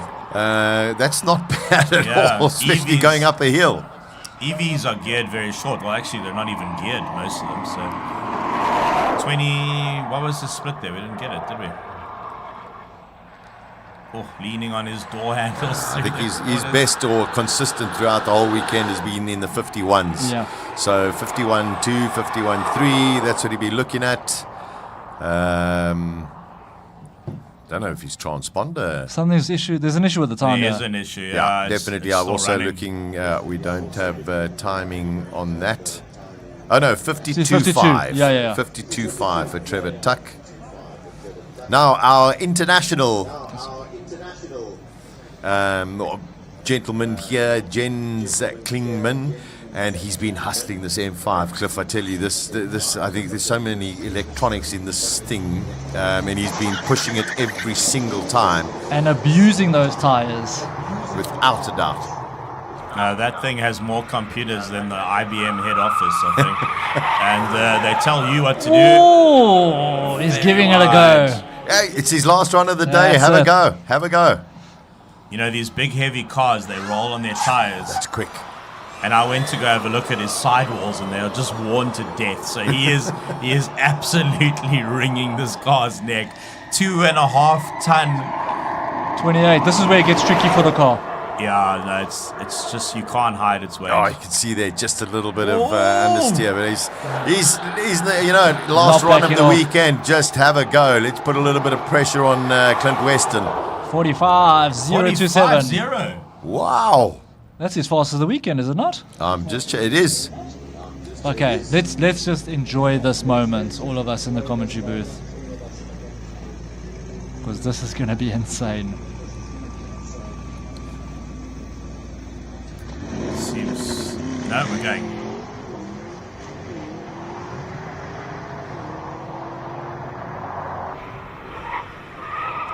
Oh, he's wide already on the way in. He just... it's just... He's going incredible for it. to watch. He's going for it. Massively fast up the traps. This is a GT63S, one of the most powerful road cars ever made. 600 kilowatts, 1400 newton meters. 26.4, right on it. That's He's fastest over the whole weekend. Oh no, he was very sideways there. Might have lost some time, but let's see. Oh, wow, how close was he to that TLM? 42.5. He was so close to that TLM on the way in. Woo. Extremely close, and I'm just going to look at JP van der Valt's record, 42.9. So he's beaten that record. So that is a new road record and supercar record for Clint Weston. I mean, did you doubt him for a second this weekend? From day one, he's been 42. Yeah. Incredible. Did he put in a 41 at any stage? No. Just 42s the whole time. I had a quick word with him. He said he desperately wanted a 41, but he'll be happy to go home setting a new record. Oh, you've done it, Clint. Well played. And I imagine JP will be back next year. Well, JP messaged me earlier and he says, I'll be back next year, and it's going to be in an Italian car. I think JP just booked his flights to George right now. Ruan Reinders 31 through the first sector.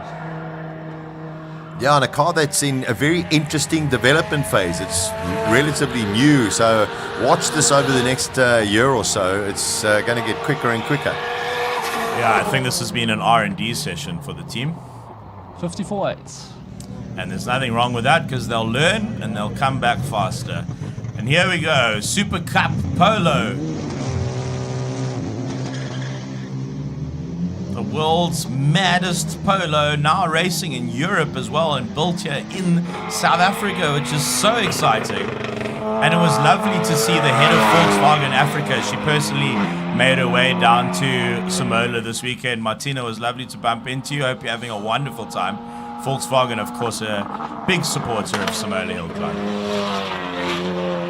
So only two in this class, and of course Ruan Reinders has already gone up. Graham Nathan has just also been pushing this. Fast sector, 28. Wow, that's fast. Seems like they've dropped the car a little bit. Get even more aero. Looks planted through there. He's fast. Unbelievably fast. 44.6. Oh, that's quick. In a polo, that's... And that matches his fastest time of the weekend. So there we go. Lee Noble's Noble, a British company built in Port Elizabeth. All the cars, all 400 of them built in high-tech automotive by the Price family, and now being sent up the hill in anger. That wing is not stock though. That wasn't put on the car at the factory. Oh, something's come off. Did you see that? I saw something. I think that might have been on the road already. It looked like... Also looks like there's something flapping underneath the car on the way in. It doesn't seem in... He's going. 28.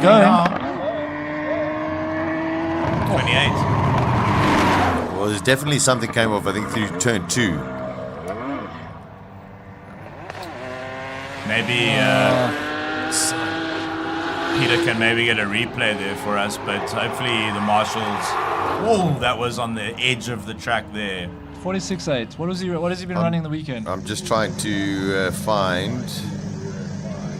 So the exit of the over the line is quite scary because just off the tarmac you've got a big drain similar to the one you can see on the bottom right of your screen now. So that Noble was pushing very, very close. Yeah, 46.5. He'd been, so he's right on there. Yeah, he's not far off. So maybe we just saw something that blew in from the turbulence behind the big spoiler on the back. Should be very close between these two in this category. BO4, Butter Kraus is 46.5, and Peter Zili just a fraction faster than him at 37.7. There we go. There we go.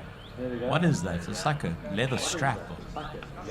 Bit of spandex. Maybe a little duct tape, because duct tape works everywhere. Okay, Peter Zili. Of course, he'll also be part of King of the Hill. But this is for class honors. You heard the saying about duct tape, Sasha? Mm-hmm. It goes like this. Should it move? Yes. Is it moving? No. Q20. Is it moving? Yes. Should it move? No. Duct tape.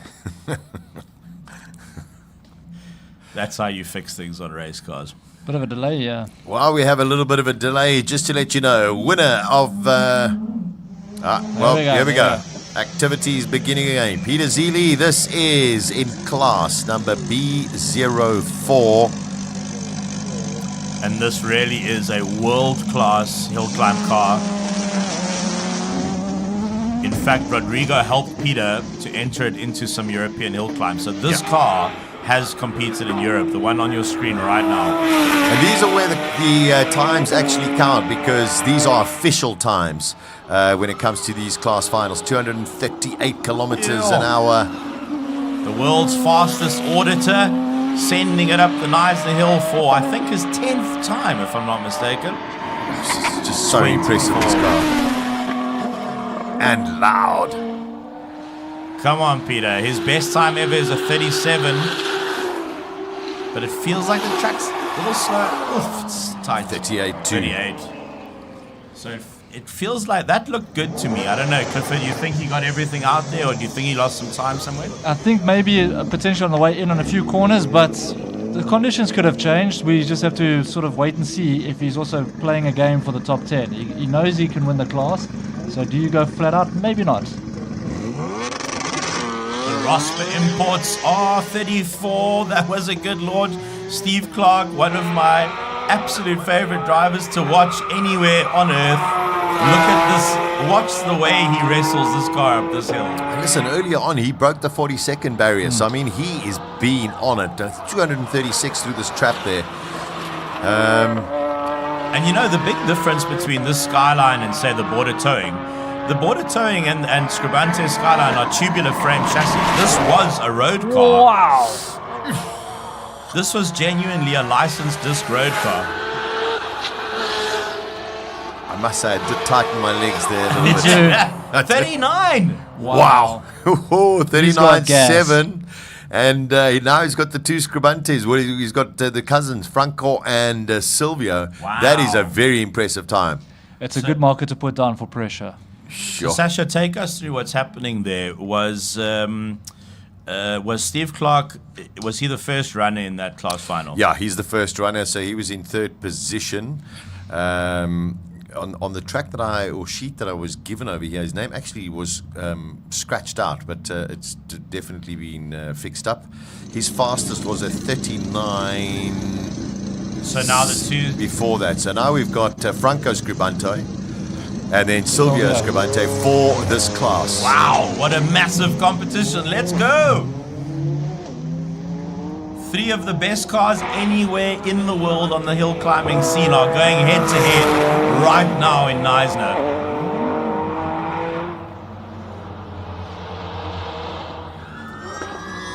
Quick 230. The active aero working on Franco's car. 230, I mean, he's been up there, slow. 254. Seems slow, yeah. So they've definitely, unless they're doing changed things around, go with less speed there and then more grip on this side. But we'll see when he goes across the clock.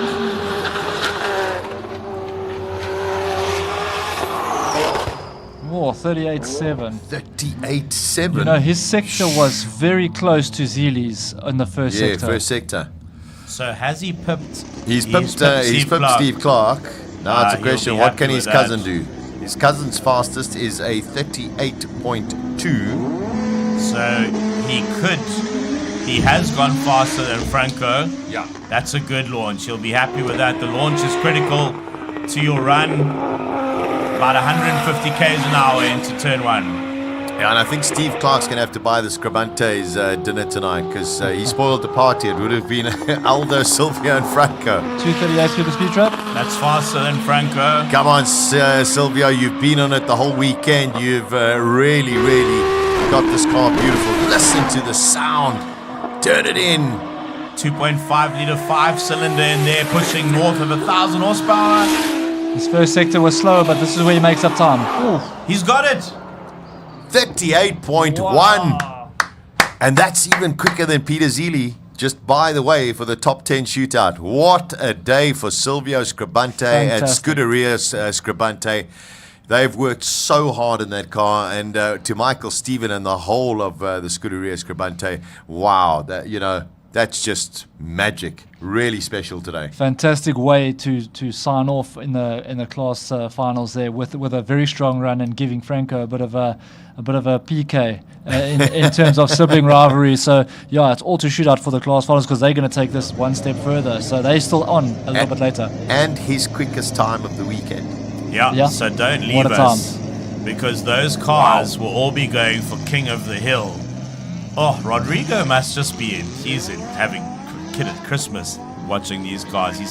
He's been following these cars for years, and he'll be taking you through the shootout with Sasha and Cliff. I'm going to go be a spectator, gents. I'm very excited.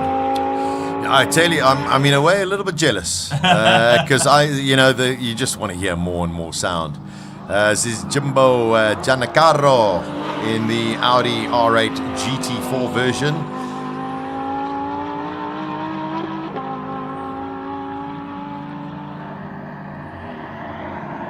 His fastest time this weekend has been a 49.8. Felt he seemed he lifted off into 3, and that looks a little slower. It doesn't look fast. No, I think there's something wrong there. Yeah, 50. 50.5. Something happened. Listen, 7/10 slower than his fastest. Oh, okay. So actually not too bad, but this should be this could be very, very spicy. Mike Verrier and then of course Ricky Giancarlo. Mike Verrier going up the hill right now. Record crowds this weekend, guys. Thank you all for coming. Over 20,000 people, making this the largest attended motorsport event in South Africa. And of course, the fastest hill climb in the world. Yes. Mike Verrier going for it. Man, that car just sounds stunning. 28.5 through the first sector. This is a NASCAR engine Z4, the only one in the world that we know of. No, this has got the L2 LS engine. Oh, okay. Yes, no. It's the other Giancarlo's got the Hendrix NASCAR. 44.72, which is just a tenth slower than what he's done. But Ricky Giancarlo definitely also stepped it up We saw him this do morning. 43s. Can you do a 43 again now with change conditions? Let's see. The pink Lambo. Let's go. Just listen to this.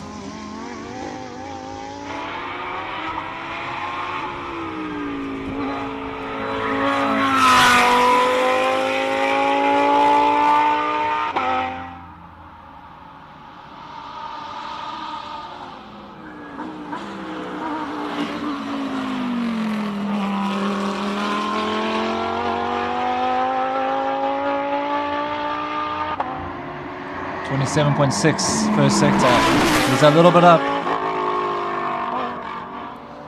It's got a beat of 44.7. This looks really neat. Really, really neat. Super effort. Consistent and strong way to finish. Yeah.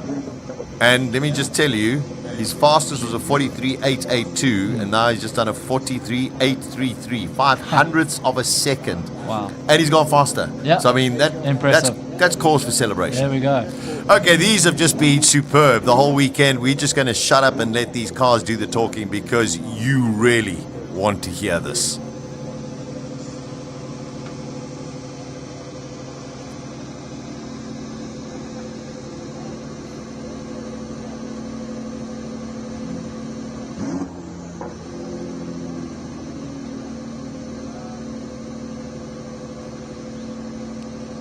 I'm just going to throw this out there because there's a bit of a delay, but last sector, Lamborghini very close to a TLM, maybe not, I don't know. Ah, okay.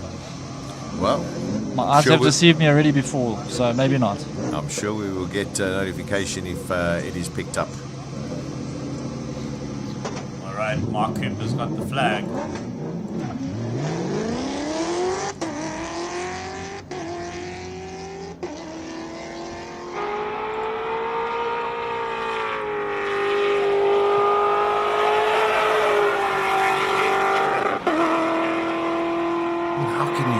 Love that sound. Philip Word to the big boss of Penta, and of course these are the red line rally raid cars. And if you're just tuning in, you're saying, is this a hill climb or is this? No, these cars are not meant to be. Wow, what a slide on this kind of surface. But they have had a ball. They are loving it, and if anything, there should be a category for these kind of vehicles. Clifford, you're a bit of a specialist in Dakar. What does it take to build one of these? What is the cost that you're looking at? Millions and millions and millions of euro. Euro? Yeah, these things, they probably start at an entry level of probably about 20 million rand, and then go from there depending on how far you want to take it, as we know. So we've got 5 of them here, so it's about 100 million rand worth of car. That's unreal. Listen, that was Philip Werter's fastest time of the weekend. Here's a man that's got pressure on his shoulders. Terrence Marsh, the big boss of Redline Motorsport. Yeah, and builds the car for Philip. Exactly. So it's one of those, do I beat him or do I let him win? It's like playing golf with your boss. So these cars are geared quite short. They're not really top end cars. Oh, look at the body roll on that. And very soft suspension as well to deal with high-speed bumps. The tech in these cars is extraordinary. They really are super, super impressive. Can he get close to Philip Werter?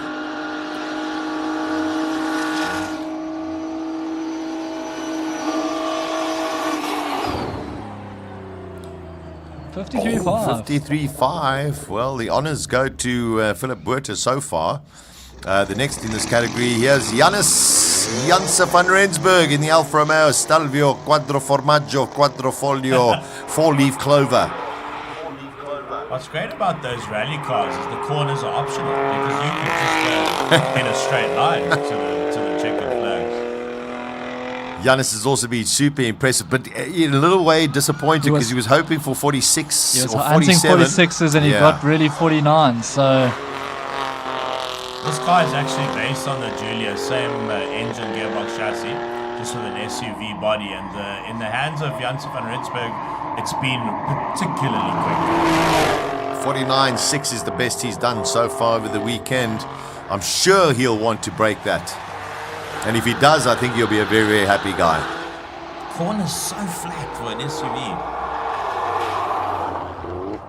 49.876, which is basically where he's been consistent the whole weekend. Been consistent. Very, very well done.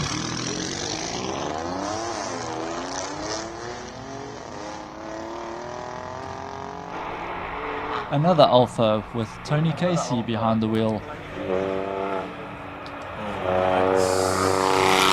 Wasn't really on the gas through there. I think these guys have had the best weekend, and I think this car is a handful, but they've just got to sort of figure out the kinks. But it's been good to see a lot of Alphas in the mix this weekend. Yeah, very, very special. Tony Casey in this category. This is B10.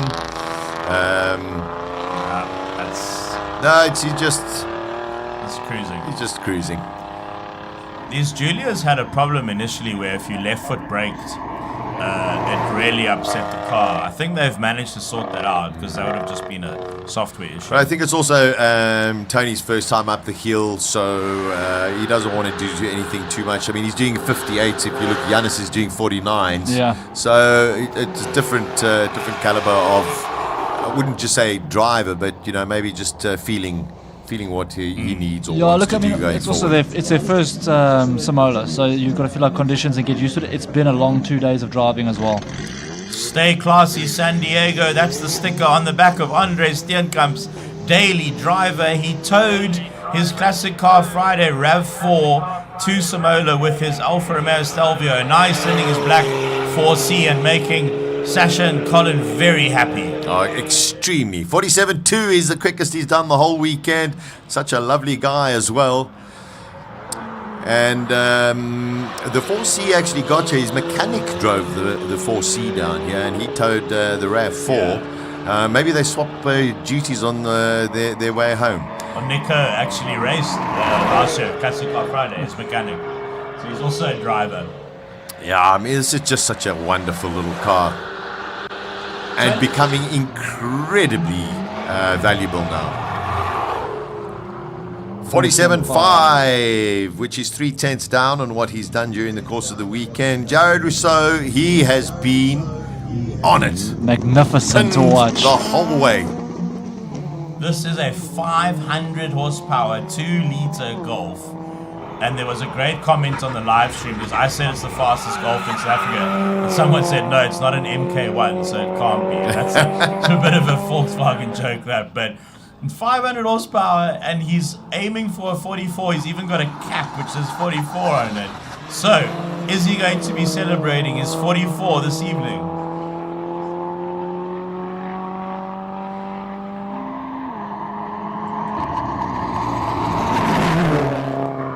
Come on, Jared. Has he got the car under him? It's looking good. Carbon fiber bonnet. Big turbo. Big wing. 45. Yeah, super. I mean, he's been He's been terrific. good. He's been great to watch. Don't get me wrong, 45 is an incredible time. So it's a good weekend. He'll be back. Simpiwe Mochlachlo. Let's go.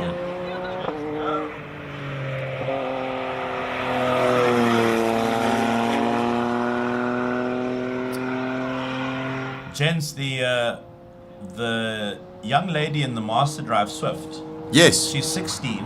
Yes. A month ago, she couldn't drive a car. She doesn't have a driving license. No, it's been spectacular. It's such a beautiful story. It's a Master Drive success. It really is. Suha Jacobs, well done. Simpiwe having a good run here.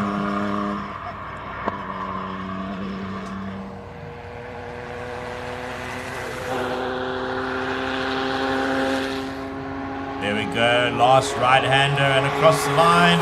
Nice there in the background, 50. 50.8, that's faster than, Simpiwe's been.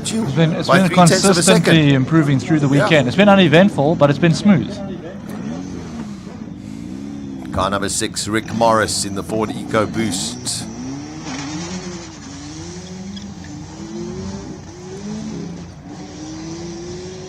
It's great that the tech teams managed to get the split counter up for us. There's 2 segments to the course, and the second timing beacon is after turn 3, just towards the S's. So first timing beacon just outside the start line, and you'll see on your screen now, bottom right, the ticker's going, but it'll go orange when we get his first split. 29. Very close to the track limit marker there. Good attack through the S's. Last corner, nicely in the background. 46.5. 46.5, super effort. And I think that takes us to our last class, Sasha. No, we got Devon. I'm excited for this. Yeah, I'm excited for this, and I'm podium. Sasha, you called it quite early about Devon, or you I said, just watch this kid. Watch man. this guy.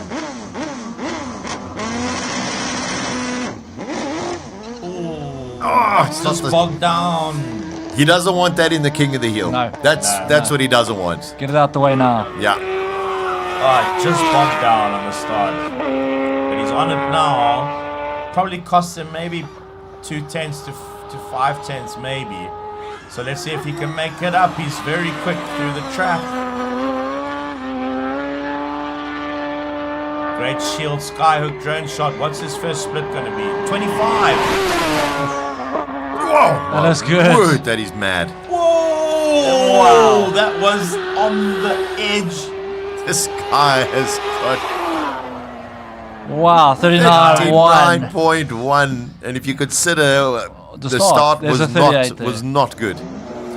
That's that was Scribante's time, I think, 39.1, if I'm not mistaken. Yeah. So that's quick. That's really quick.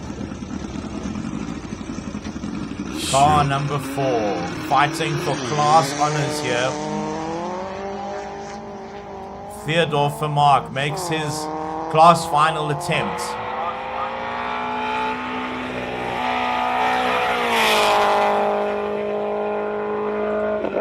Good line on the exit of turn 1. This part of the course is much steeper than it looks on camera. I know because I walked it once, emphasis on once. Up past Gasoline Alley.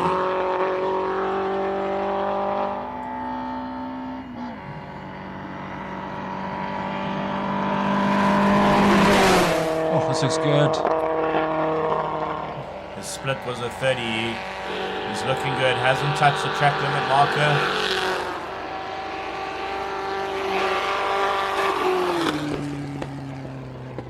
.3, couple of about 4/10 off his fastest time of the weekend, but also progressed beautifully. Okay, Johannes Gadba in the Van Diemen, 44.3 is the fastest in this KTM, which is bonkers. Stick around, the King of the Hill shootouts coming up. 3 shootouts, 10 drivers. They only have one opportunity to set a time. Right now we're watching the class finals.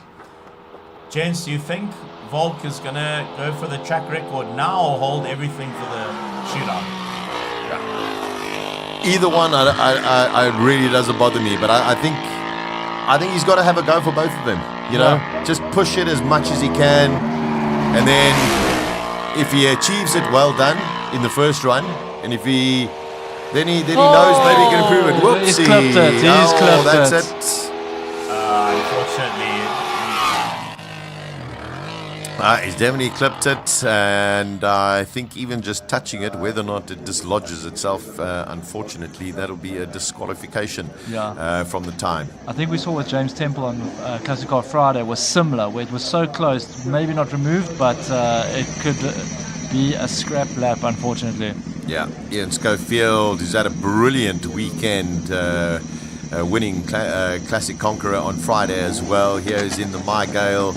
And also being super fast, a 40.6 he set earlier today. So let's see if he can go even faster. Looking good. Probably about 120, 130 k's an hour into the entry of turn 1, and doesn't really have to lift in a single seater. Let's look for the Suzuki speed trap. Oh, we didn't get it there, but that was quick.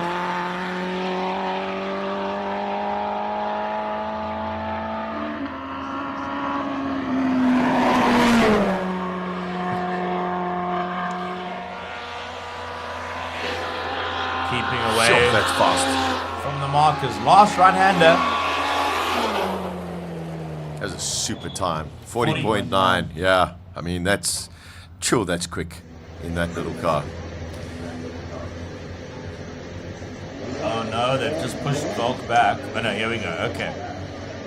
Ladies and gentlemen, we might see the all-time track record fall on this round, on this particular run. Robbie Volk, for the first time, has a Gould underneath him, and Gould is the current record holder in the hands of Andre Bezuidenhout, who unfortunately had to pull out for mechanical reasons. So here we go. 35.528 is the record. 34.161, if I'm not mistaken. Okay, we'll get clarification. Come on, Robbie, let's see what you can do.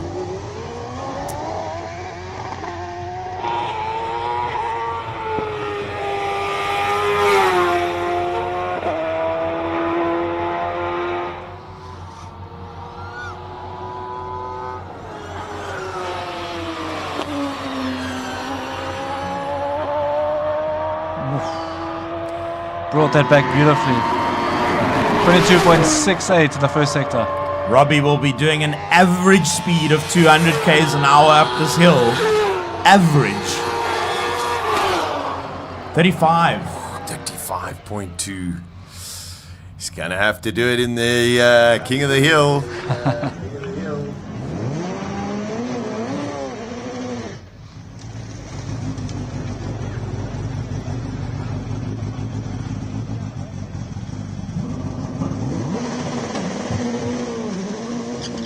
Robbie's getting very close. I wonder if he just held back there a little bit because he wants the King of the Hill title and he didn't want to compromise the car or his final run. I wonder if there's a bit left in Robbie and the Gould. He's still got to find quite a bit. I mean, that's 35.2s. Yeah. 34.1 is the record. Yeah. That's a lot of time to find. It is. Once you get into the 30s, every 10th is hard to find. I mean, if you look how close the Scribante class was, they were all separated by a couple of tenths. Every 10th is very hard to find when you're in the 30s at Simola. I must say, these Ligiers have been a treat to have here at Simola as well. They've just been wonderful to watch. They've gotten quicker and quicker, and not really hill climb cars. They're endurance, racing cars. So it's stunning to see them. Connor Kilbride going out there with the 42, and that's basically what he's been doing during the course of the weekend as well. Here's a man who's changed his underpants a few times. Johan Becker.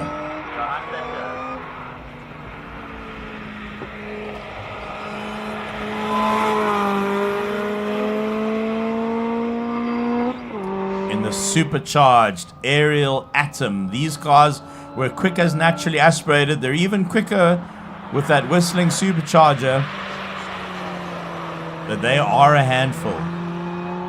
Road legal as well.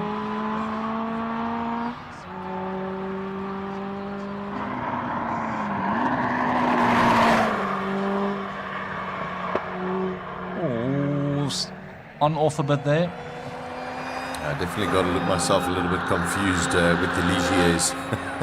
But it's okay. 51.7. 51.7.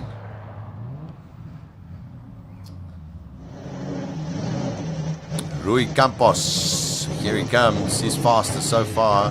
It's been a 43 dead. Sasha, is this our final run of the class final? No, I think we do. We still have C4, the two Ligiers. Okay. That need to come out.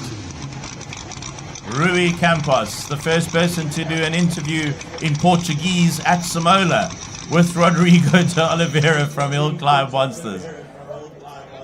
And that will be a proud moment for him and a good memory. He's got it back fired up. Mark Cooper with the flag.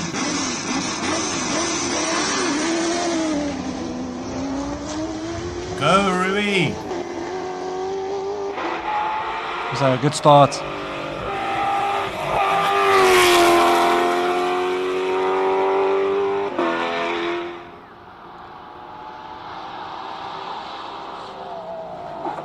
Sure. 210 through the speed trap. Seem to drop 2 gears there. Get the torque going.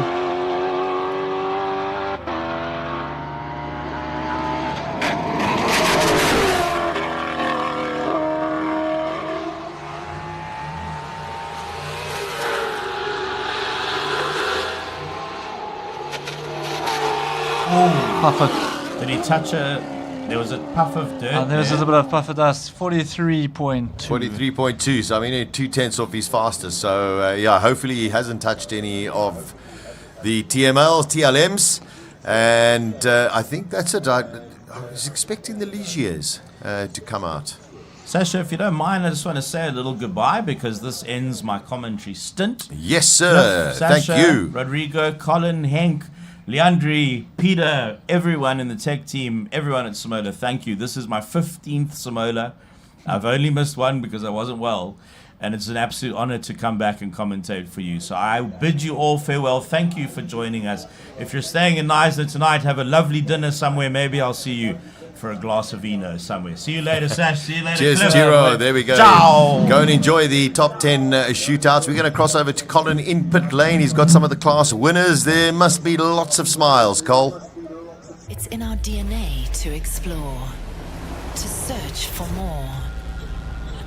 We push, we seek, we forge roads where there weren't any. We search for more. Look at the stars. We weren't born to stand still. We were born for more. Introducing the Suzuki Jimny 5-door. Born for more. Leighton Fourie, spectacular as ever. Class winner. How cool is that? No, I mean, it felt good. BMW gave me this piece to bring up the hill and get us a class win, and we did that. I'd like to just thank them and their technical team, obviously, for bringing me the best package, so made it easy for me. And you had a lovely air conditioner now cooling down. I feel a little bit hard done by. No, yeah, I mean, aircon is definitely one of the luxuries that I'll take when I'm used to being in a race car with none of that. So, no, it's great. Awesome. The whole BMW M team must be feeling pretty chuffed that you got a class win. I think they're pretty happy. We'll see tonight when the drinks come out. Oh, awesome. Leighton, thanks a lot. Thank you, guys. Thank you. Cheers. Rodrigo, you've got to... The whole weekend, he's been pretty spectacular. And it is a two-time winner now. Yeah? Fun to watch as well. Right, let's go up the pit lane because we've got Jared Rousseau up there as well. And he brought the Golf, beautifully prepared, had a go, wins his class. Quite flew under the radar in the beginning, but lives here with a very respectable time, a class win, one of the biggest winners of the weekend, if you ask me. And we've got Clint Weston here. Where's Clint? Talking about big winners. No, not here. Let's quickly zip into Jared. Jared. Yes. Yes. Yes.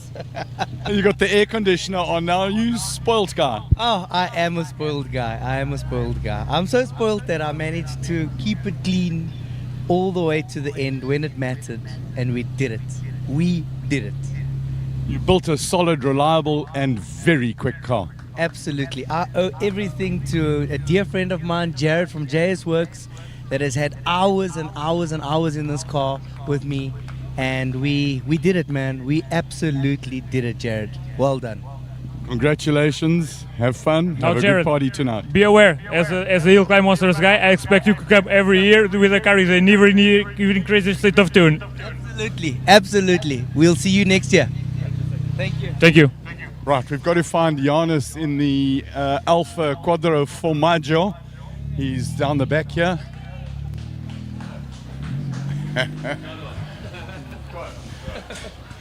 Giannis, you brought the Quattro Formaggio Alpha. You win your class. Got to be happy. Yeah, I'm ecstatic. For Alpha itself, 5 cars on the podium is amazing. You know, from a Stellantis point of view, so nice to see you guys back supporting motorsport. Just that last run, did you give it everything you had?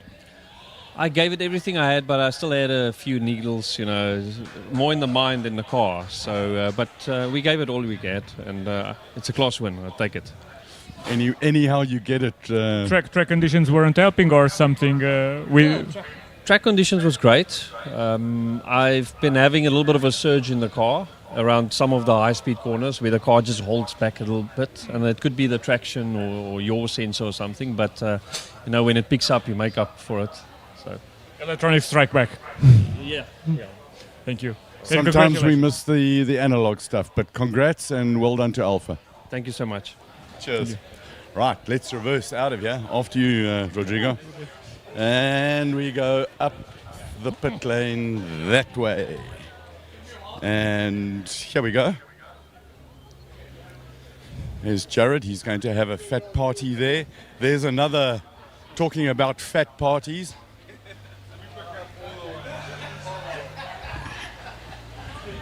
Graham, please. Graham Nathan wins his class quite fittingly for number 21. Last time the cars. Graham, can we just get half your lunch off your mouth? With pleasure. I'm hanging on to it later, man. Come on. You win your class. Happiness is. Yeah, very much so. Very, very proud of this car, very proud of the team. And extremely sad, I must tell you, because this is a phenomenal piece of kit. So Rodrigo has a belief that this thing shouldn't be parked.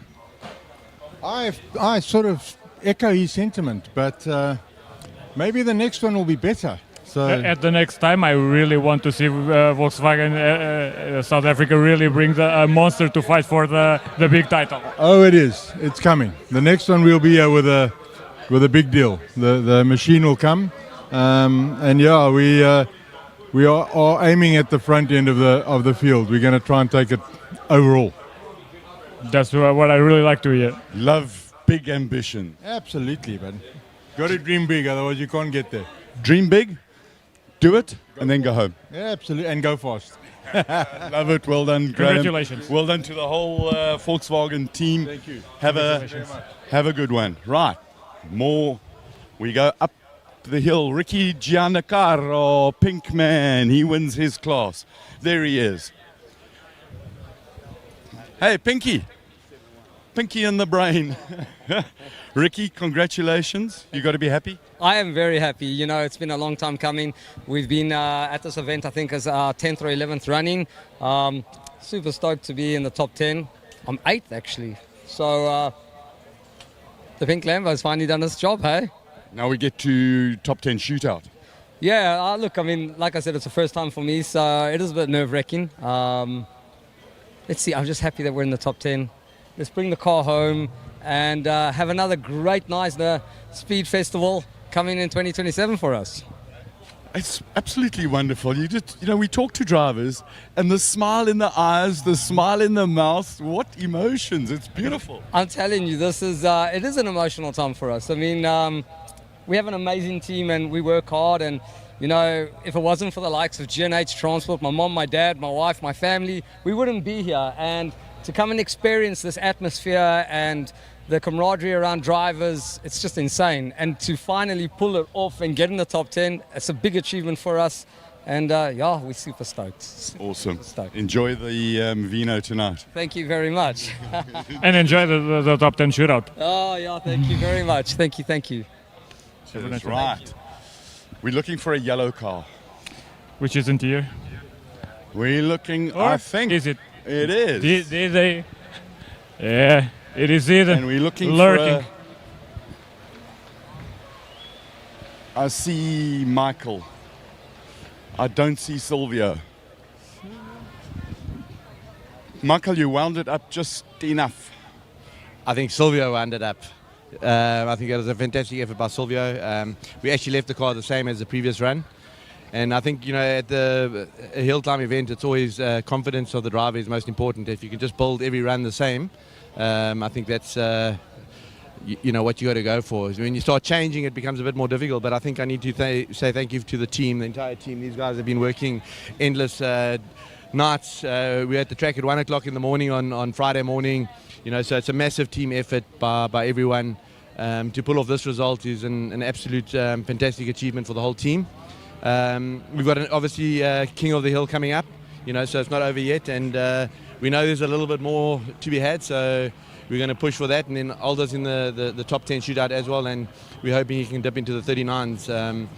Obviously his car being here is fantastic. It is missing a bit of aero, so the next one it will be in full force as well, competing for the win.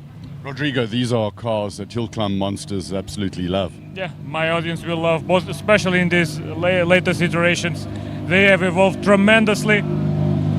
It will be especially fun seeing the reaction to how the RS3 has evolved, because they know the car for so long ago. I know that car for so long ago. I know its history, and seeing how it became a true bona fide Hillclimb monster, and seeing the kind of work the whole team did.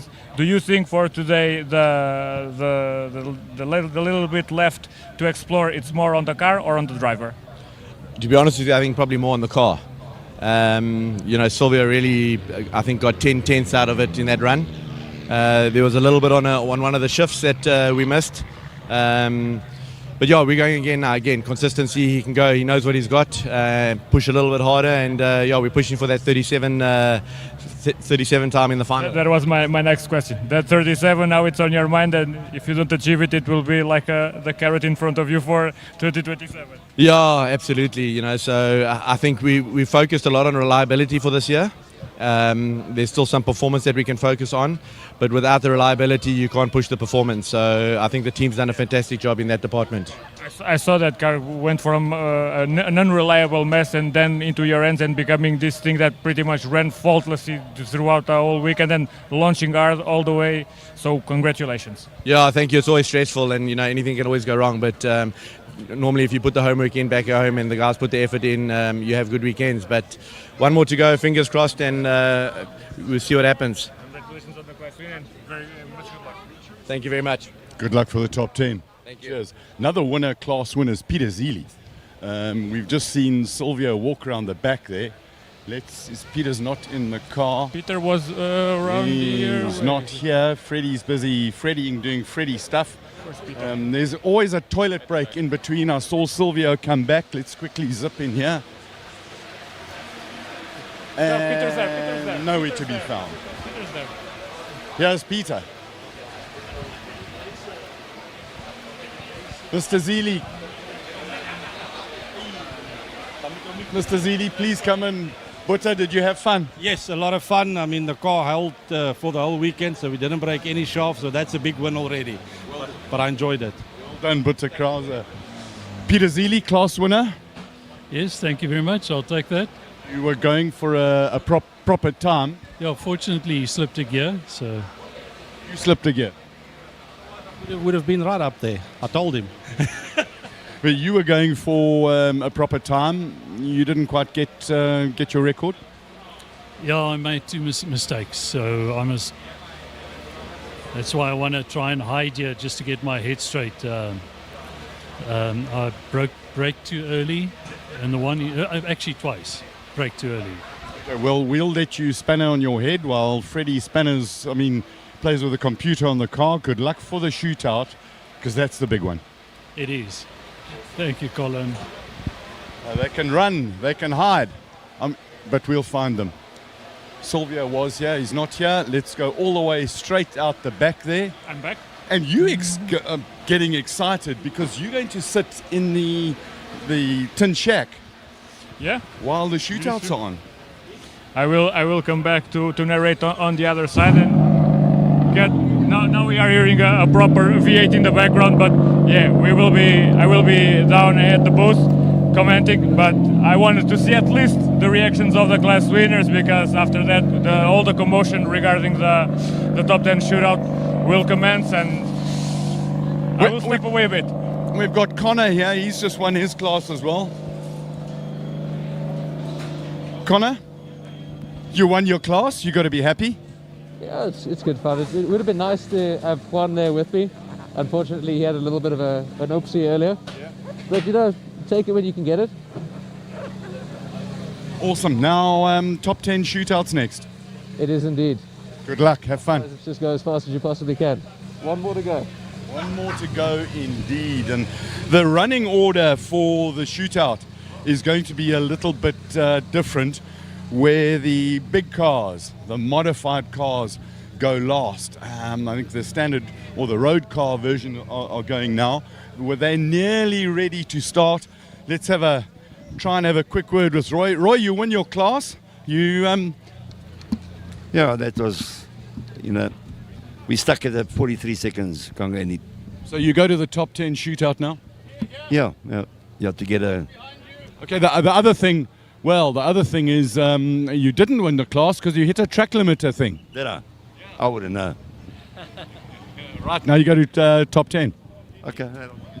Good stuff. It's crazy. Right, Rodrigo, go and enjoy. I will be leaving. Have some fun.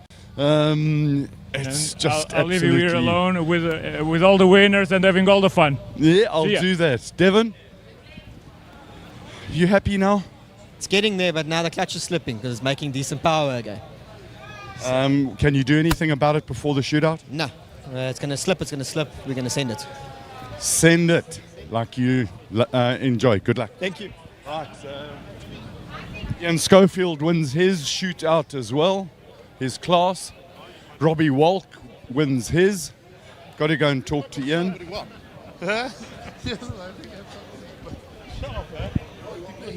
Of course I want. Well, I'd like to talk to you, Ian. No, we're going upwards from the... Working your way up. Working my way. You win your class, got to be happy? Yeah, very happy. Yeah, nice run. Not too wild. Left a bit on the table there. We'll see what happens in the last run. I see. Get that sighter thing ready for the final. Oh, who knows? I might knock some cones down and go from hero to zero. It's a possibility. Robbie Walk, how's the launch? Yeah, consistent, just not consistently fast, I guess. Yeah, there's work to be done there, but the car and the chassis is handling well. It's fun to drive up the hill, so yeah, just a little bit sluggish off the start, so need to work on that. You're a proper, true professional driver with super high standards. Winning is one thing, but extracting every ounce of speed of the car is what you're striving for. Yeah, of course. I think we found a lot of that in the handling and the setup. It's well balanced. We can get back to the same times quite easily. Like I say, I think just losing that bit of time on the line, which you catch up at the hill. So, yeah, something to work on for next year. But, yeah, looking forward to the last run. Yeah, please entertain us properly. It's magnificent. Thank you. I'll do that. That's who's the guy who sings that song, Let Me Entertain You? He's the guy. He's the man who makes the entertainment. And on that note, they come up the hill. Have we lost a phone? Yeah, but it's found in the car park. Somebody's lost a phone. Hold on. We can do all sorts of things with that. Lots of fun. We'll download the pictures and we'll do everything. But for now, that's the end of the class. Now it is C for serious, G for go, and F for fast. The top 10 shootout of the road cars, followed by the single-seaters and sports cars. And then the last run of today will be our defending King of the Hill, Peter Zeele. But will he win it? You're going to have to watch. Join us for the class finals. The little hairs on the back of my neck are standing up. I'm very, very excited. But for now, the boys are in the tin shack over there. Let them take it away. Thank you, Colin. Wow, that was most of it all predictable, but I don't know if you're aware, Rodrigo, making your way to visit us in the tin can. Rui Campos hit a TLM. I became aware pretty much 50 seconds from now. And the new winner now I encountered on the way, and he was the one telling me, and he was ecstatic. It's quite extraordinary, and you know, Cliff, we were talking about it. It all comes down to one run. You know, throughout the whole day, you're going, you're 6-7 seconds faster than your competitor, which is great, okay. But you clip the curb, you abuse the track limits, bang, all of a sudden, gone. Yeah, I think that's what's sometimes cruel about this specific format of racing is that you have one slight weak moment where you're just not on it and it can cost you. And I mean, he didn't have to push. He's been head and shoulders above everyone else in his class the whole weekend, and then that's what it is, you know. Here we go, road going saloons. It's the top 10 shootouts of Simola 2026 on the track. Paul Munro in his fastest time has been a 48.745. It's sure. Anything can happen, Rodrigo. That's the beauty about Hillclimb. No, it is especially the beauty about Simola. The European format even has more of a security net for drivers to obtain a result than a Simola. Simola really gets all down either to the final class run or the top 10 shootout. And here we decide the winners and the losers. I'm excited for this run. Yeah, he's had a great weekend, Art Denisov. He really has, and to get into the top 10 I think is extraordinary, as well as getting into his class final. Yeah, I think Auto Pit Stop have done a fantastic job getting this car ready for him, and they've just improved together the whole weekend. And the amount of Alfa Romeos we are seeing between finals and shootouts. You must be proud, Sasha. I'm exceptionally happy to see them, as I'm sure anybody is as well. But it's wonderful to have this contingency out there, and also seeing them perform. You know, that's the beautiful thing. They've come here and they've performed. The group Stellantis investment is having a return.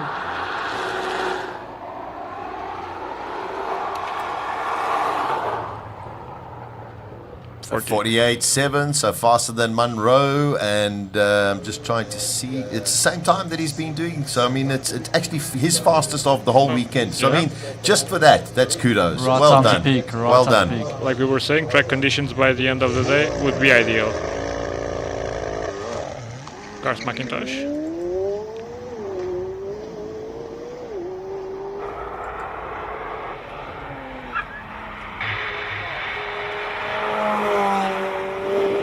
Just spectacular to watch. Beautiful. I mean, magnificent car. Having a McLaren 720S, such an exclusive car being but in road going form to a hill climb, it's quite unique, and we have to thank Cars for that, because he is a big supporter of hill climbing here in South Africa, being not only a participant here but also an organizer in a new event. And we have to thank, well, maybe something happened. Might have lost those gears. Yeah. He has been complaining. I was forgetting. Yeah. Does. Yeah. I don't think that one's driving back to Cape Town. 47.8 though. Still? So he's still there. Okay. I think earlier he was in the 45s, like this morning or yesterday. Okay, Courtney Nickel in the E50, E53 or C53. Mercedes-Benz hybrid.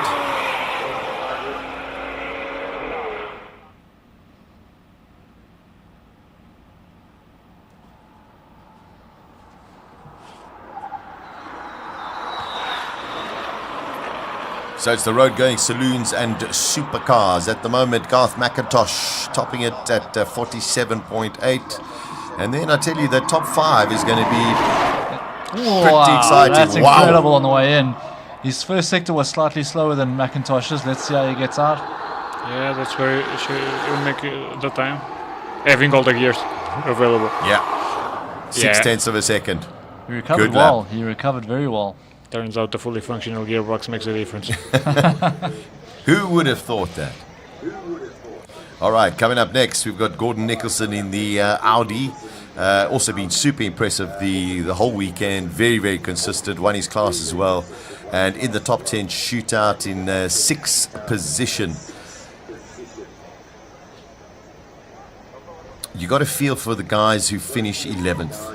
You know, always. If you look at some of the times, Paul Munro put in a 49.141, and Pierre Duval was a 49.187. That's 400ths of a second.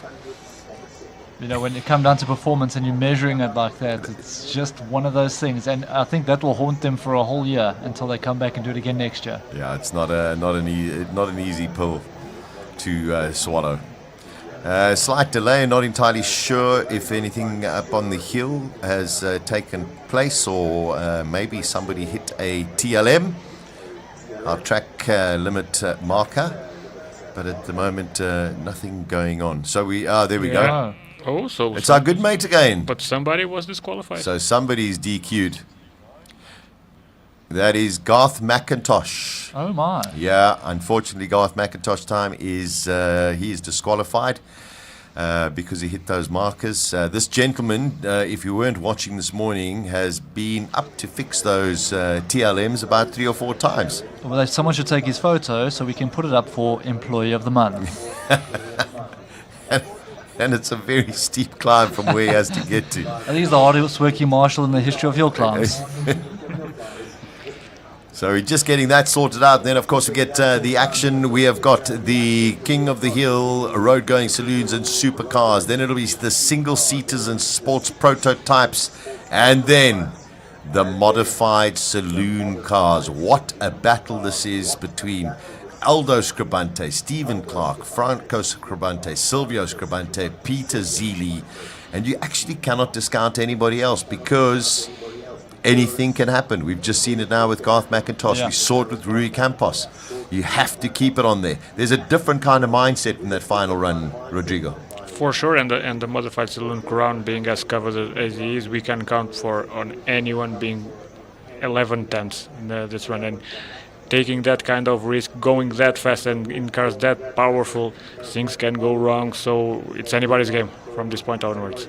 Yeah, you don't really want to overthink it. You know, you got to try and do exactly what you've done the whole weekend. But how can you not? You know what I mean? Like, especially now, standing on the grid, waiting to go up. There's so many scenarios that could run through your mind. You've got to just try and keep your mind clear and hope for as little drama as possible. But I mean, one slight mistake, maybe a launch not as good as what you've done earlier in the day, and then already you're on the back foot chasing. Yeah, and you know, we know that Peter Zeal is always accommodating, but he was intentionally at the back there to get the focus, to sit there and say, I made an error over here. I know that Silvio and Franco and Aldo and Clark are all going to be there.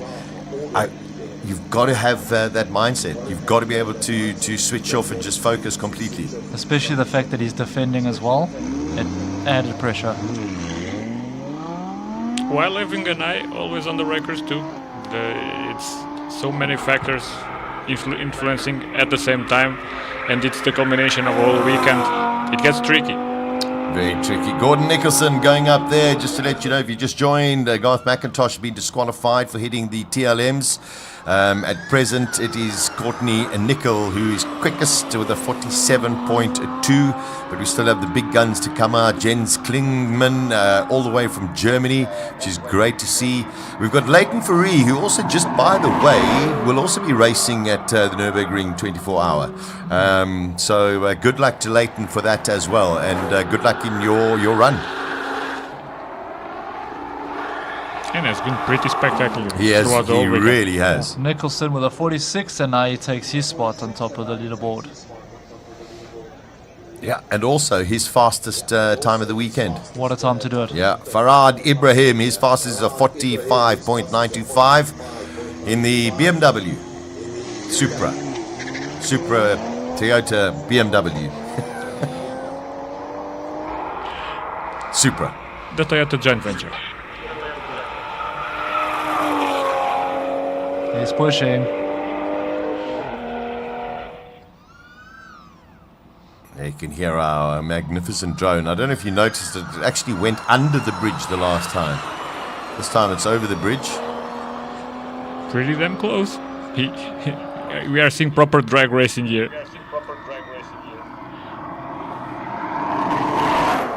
Wow. This is committed and smooth. He's steering it with the rear wheel in. Yeah. Good drive out. Very, very well driven.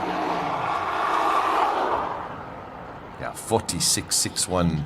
So also his fastest for the weekend. Jumps to the top of the leaderboard by 1/10. Here we go, Leighton Ferree. He desperately wants to get on a podium. He just needs 3/10 according to our other data that we've got from previous runs. What a smoke on the brakes.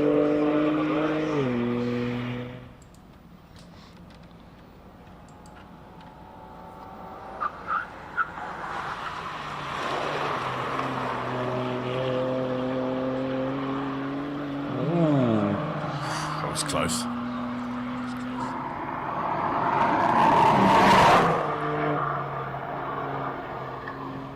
Just hustling it all over the place. Magic to watch. A lot of movement sideways. Come on, Leighton. 45.0. That was a good run. Now that is his fastest time. That was a good run. That means that Jens Klingman is going to have to really push this. He's got to go faster than what he's done the whole weekend if he wants to get that time. Yeah. And this car's been I mean, this is one of the great drivers in the world of endurance racing. He seems to be really hustling and fighting this car. That's fast. It's a very impressive launch. That is unbelievably quick. Oh, this is probably one of the best starts we've seen out of him so far this weekend. He's using every millimeter of the road, that's for sure.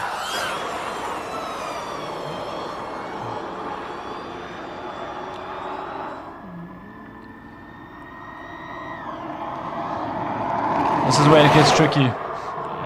That's where the weight starts. Yeah, weight starts moving. That looks good though. That looks very good.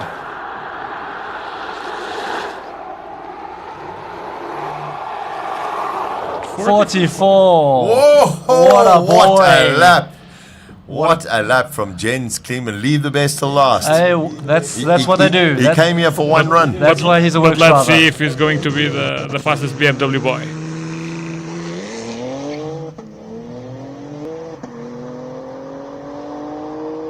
Verolini has been super impressive this weekend as well. But he'll want to win this one. Whoa! We'll probably see a delay. Someone will have to clean Yeah, that. just clean up a little bit of the gravel onto the track. But Cristiano Verolini, his fastest. Whoa, that's sideways. Does that cost him time? My word, it's gonna hurt now because this is where it really gets steep.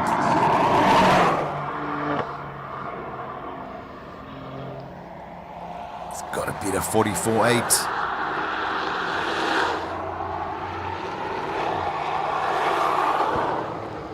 And he does. 44 dead. Yeah, but... And I tell you, there was even more in there. No, there was. But he did a 43 throughout the weekend. All right, Yeah, everyone. but it was a 43.9. So, I mean, without that little bit of moment. Okay, this is it. Hold This your guy's breath, been everyone. on it the whole weekend. 42's where he's been. Clint Weston in the monster Mercedes S63. 600 kilowatts of power under the bonnet.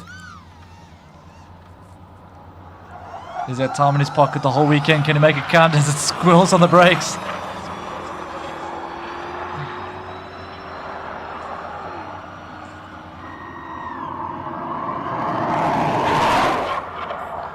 Oh, this is just commitment. He's the fastest through the first sector. Oh. 42.273 is his fastest. Sideways over the line. 42.616. Take a bow, Clint Weston. His fastest time, 42.616. And of course, the champion and king of the hill for the road-going saloons and supercars with a new record, which is quite extraordinary. Wow, there's some fantastic laps over there. And I must say, Jens Klinsmann really did a brilliant job going out there. Struggled to try and find his feet in the first couple of runs, but when it really counted, missed out a little bit to Cristiano Verolini, but I think he'd be very, very happy. Yeah, but it is the mark of a great driver when we see him just consistently beating his previous time over and over and over, and even if the margins are little, we just see him just going for that ultimate little tenth, and we saw that last year with Johan Kristoffersson with the VW, but Jens Klingman really took that M5 to the absolute limit. At the end of the day, the weight of the car played a bit around against him, and Verolini with a lighter BMW took the BMW crown, so to speak. But then again, at the very top, Clint Weston has been an absolute star throughout the whole weekend. He has been really unbelievable. So Clint Weston, Cristiano Verolini, and then Jens Klingman. That is our top three in the King of the Hill for the road-going saloons and supercars. Next up, it is going to be the single-seaters that are going to be coming out. A top 10 shootout there as well. The big one here is can Robert Walk get that launch 100% and actually break the record? Or he just subtly mentioned, yes, we've got to work on it for next year. So how do you read that, Rodrigo? It's a question of, you got to run. Have a go. Yeah. It's not that he won't definitely try, because he will, and he will want to be as fast as possible. That's the race driver in him. But I think we have to take his words also a bit literally. I don't think he was keeping his cards close to his chest. The car like a Gould, when a driver sees the limit in some way, or if they are struggling in somewhat with the setup, it is hard to come over that. But either way, it will be a fantastic run. Yeah, Simpiwe Mokhlachle out on circuit. And this is all the single-seaters. A guy who's just really impressed me so much this weekend has been Devin Robertson. But I think it's going to be incredibly tight between Robertson and Schofield.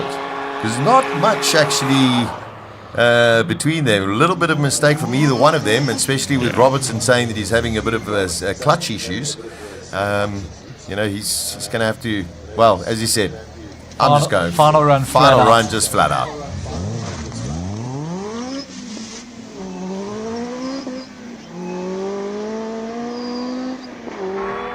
Johan Becker, yeah, in the Atom. One of the best entertainers of the weekend. Yeah, and the surprise class winner. Yeah, exactly. So I think after this run, they might have a cafe latte. Yeah. Without a doubt. A very smooth one.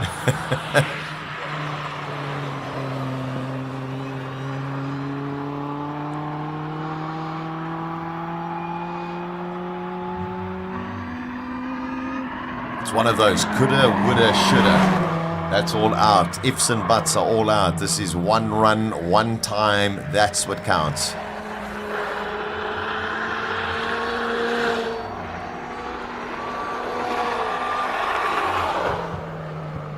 $51.4 for Johan Becker.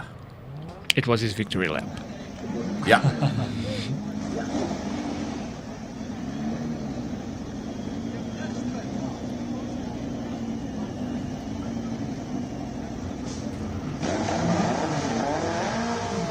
Theo for Mark, going to be our next one going up the hill.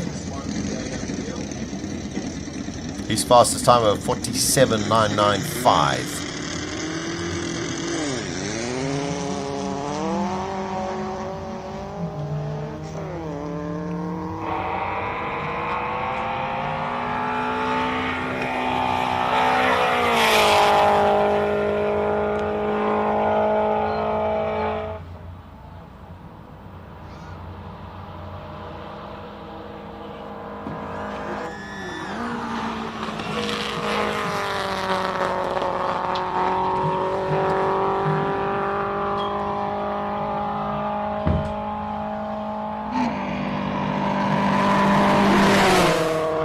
Fastest first sector so far with a 30.2, so this is looking promising to take the spot on top for the time being. I tell you, he's been very impressive. We didn't see much of him yesterday, or anything of him yesterday, and just came out and said, okay, well, I've arrived, here I am. Maybe he was doing something else. Maybe, playing golf or something. Playing golf.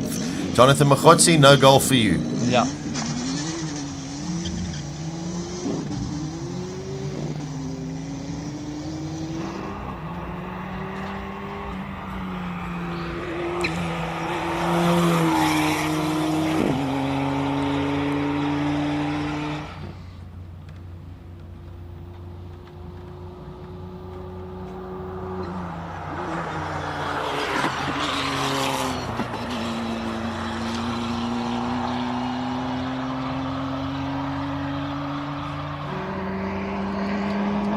Morris with the fastest first sector time of 29.8, so this is looking promising.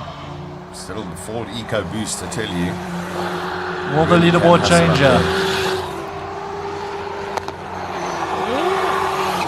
Did you hear that? Yeah. I heard a noise. Yeah. I heard a noise. Let's put a question mark next to that one. There is this crazy KTM.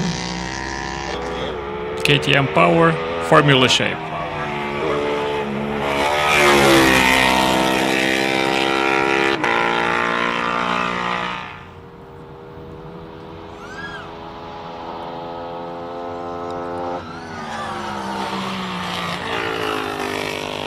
Yeah, we'll find out if there were any track limit markers taken out in the previous run. What if you, Rui Campos right now, Rodrigo, you've just been told, sorry, you've been disqualified from your class. Now you've got to go and do another run up here. And now you're sitting in 5th place overall. You want a podium for something. Do I have to speak with him in English or Portuguese? Because those are two different messages. I'm sure. Probably Portuguese, so that nobody really understands. But I'm sure he's not a happy chappy at the moment. I think what compounds on top of that is being told that you've been disqualified by Colin.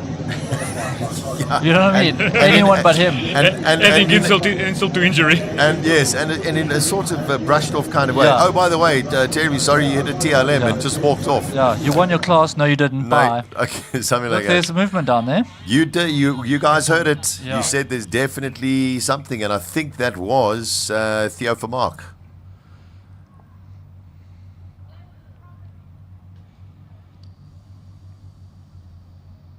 Right towards the top of the hill, so just get that one replaced.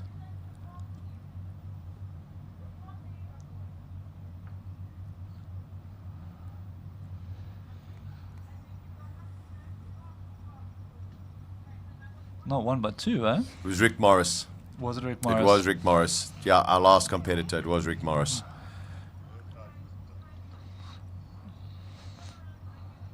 Very unfortunate way.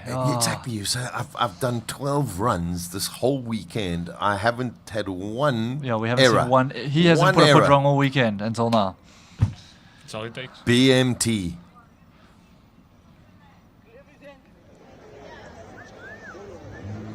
Okay, hopefully getting ready to go rock and roll here. We should have Johannes Gadber coming up next.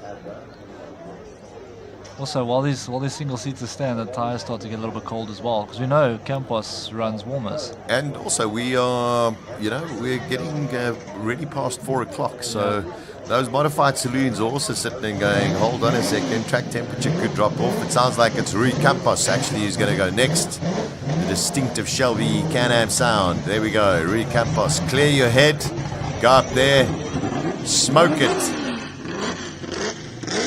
Send it.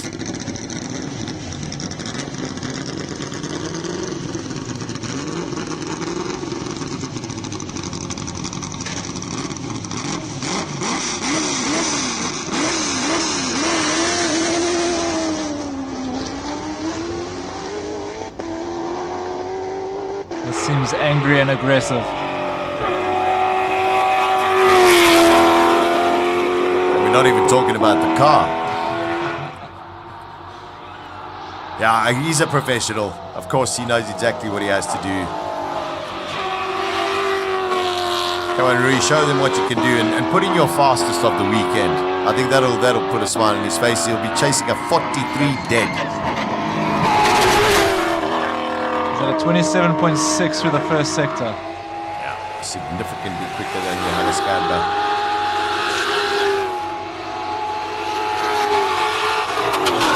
44.077. I've been really, really impressed with these Ligiers. Yeah. Just wonderful, wonderful to have them here.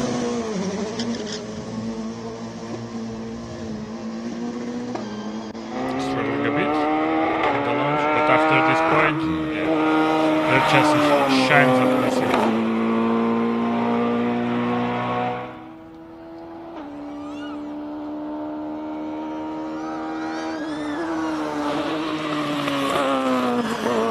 And also really smart drivers, Connor Kilbride. Putting it up into the heel. This is where it counts into the right-hander, through the left-hander. And carry on with a steep right-hander again, left-hander. 41.7. Wow. Yeah, I mean, that's 7/10 quicker than he was Where did that come throughout from? the whole day. Yeah, where did that come 41.7. Could be track conditions, could be a little bit cooler. But, it's also, he said, it's flat out time.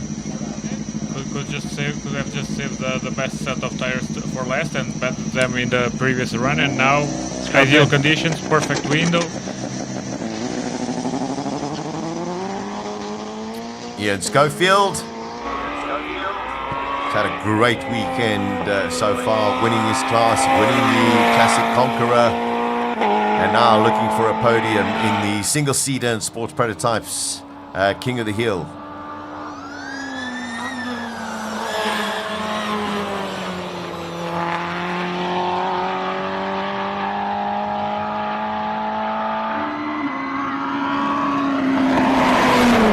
6.3 through the first sector. That's quite a little bit quicker than Conor Kilbride.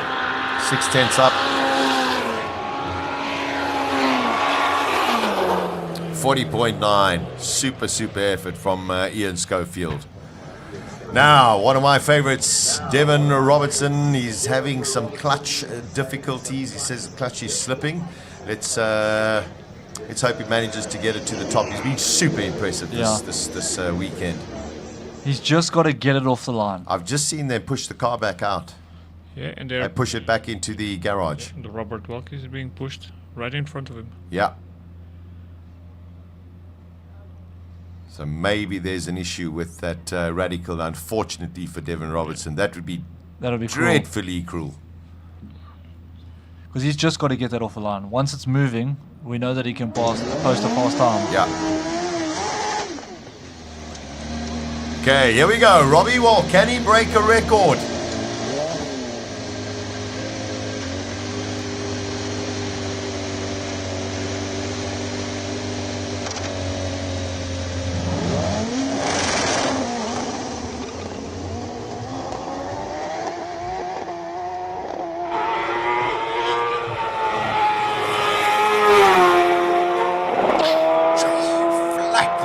Using all of the track.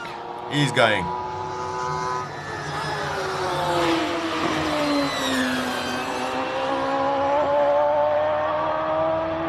Oh, sounds magnificent.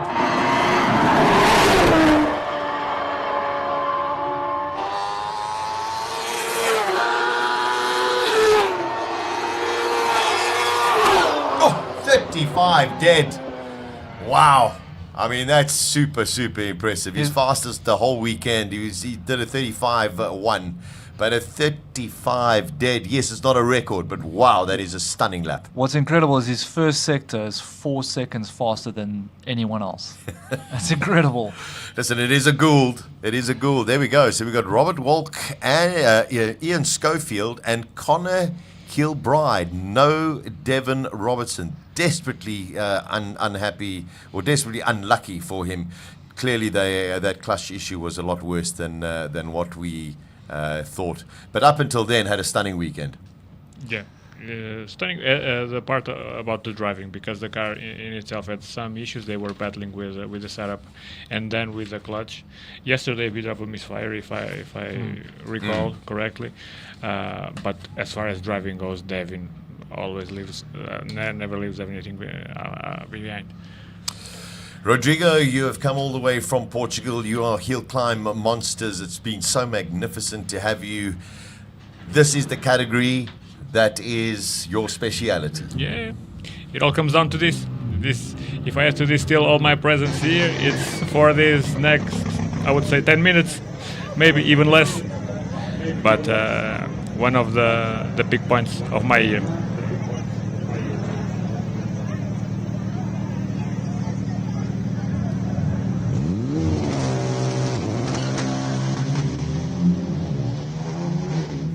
Graham Nathan, first out, winning his class, comeback kid, man who developed and was instrumental in this car, the VW Polo, and giving its last run, perhaps. Okay, Graham, let's see what you can do. One more run. Of course, you want to just do your fastest time.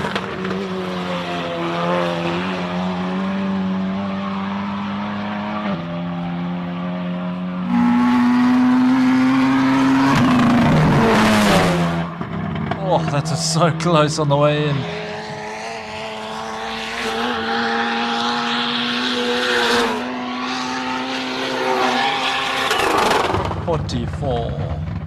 .4. Yeah, it's his quickest time. He left nothing on the table there. He gave it everything. It's a perfect send-off gift. What a send-off, yeah. Magic. Darren Goodmans.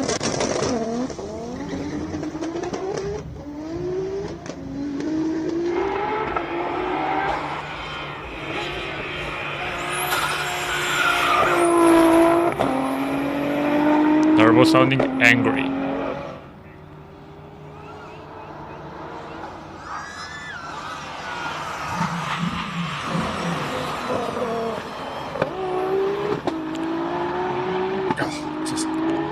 seemed like a bit of a mischief. Seems like,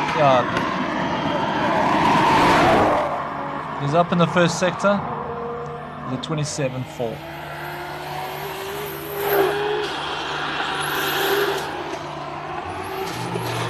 He seems to be having some gearbox issues. Yeah, 44.1.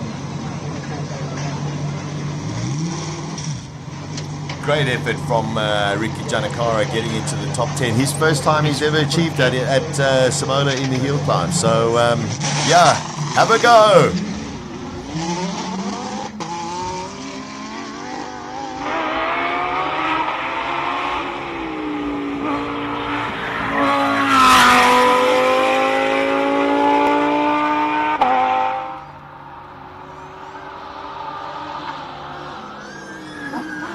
Through the speed trap.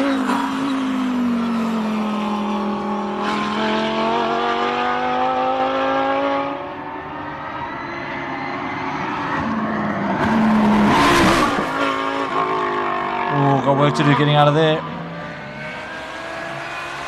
I think it's just so well balanced.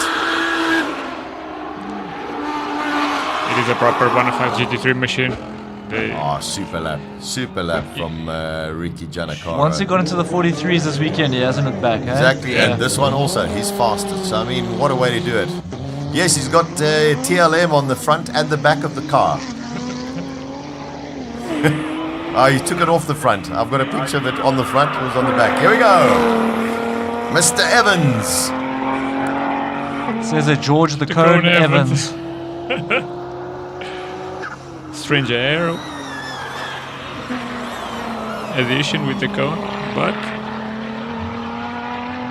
should be looking at somewhere along the lines of something over 42, maybe going for a 41. It's low 26 through the first sector as well. Matching. Whoa! That's heavy. And again. Shape. Not the fastest way around. Oh my word. 42. I don't know if he has don't a think it. cone, but I don't want to jinx it.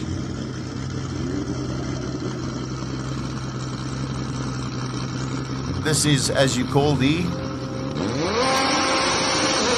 Ghost Chariot. Here we go.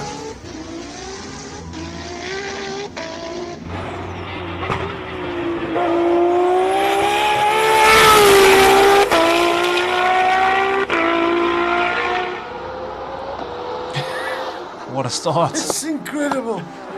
You can only love Wade Van Zumeren. He's just... It's a spectacle within itself. Exactly. Oh, it's magic.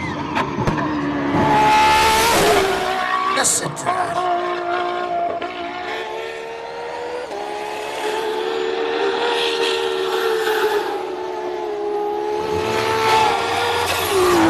$41,637. Now, one of the stories of the weekend. Come on, Aldo.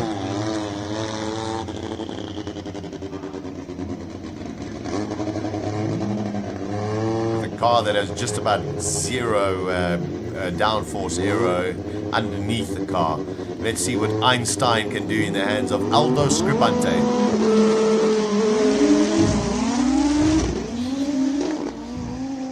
We can feel it here rumbling. That's wide, that's wide. No. Had to back off so much. Yeah. Overshot the first corner by quite a bit.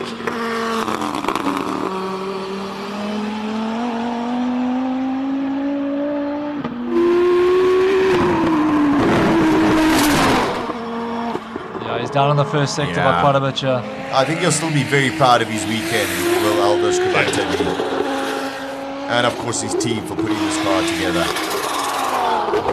41.7. Yeah, I mean he still did a 41.7. You think how much he had to back off. There's definitely a 39, even with this lack of aero, and in the future we are looking at a contender for the overall title. Yeah, for what they've achieved with such a short time frame, it's really impressive.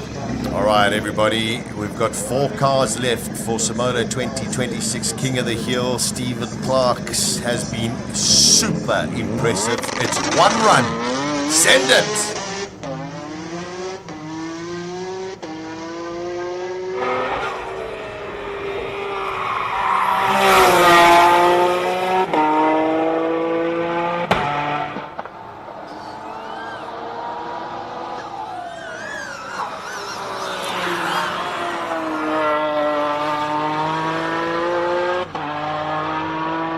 24.8 through the first sector. That's the fastest we've seen.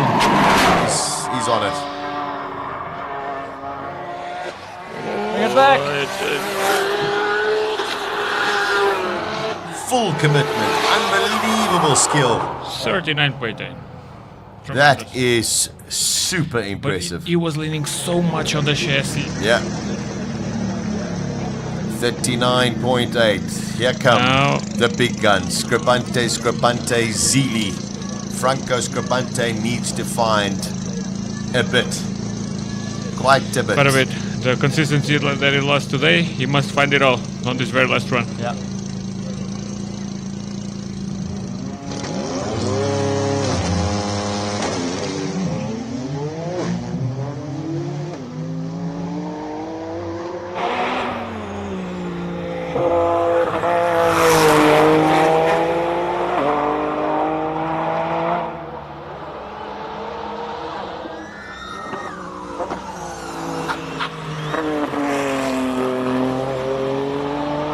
Very tight lines. Yeah. 24 flat, and this is where he makes up his time. 24 flat is 8/10 quicker than street car.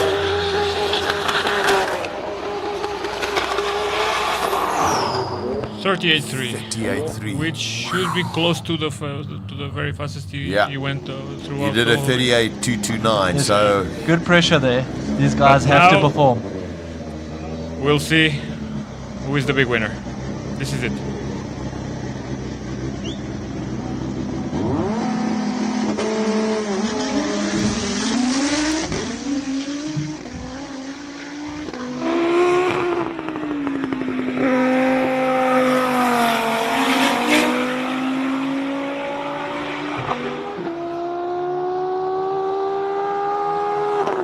.242 through the speed trap.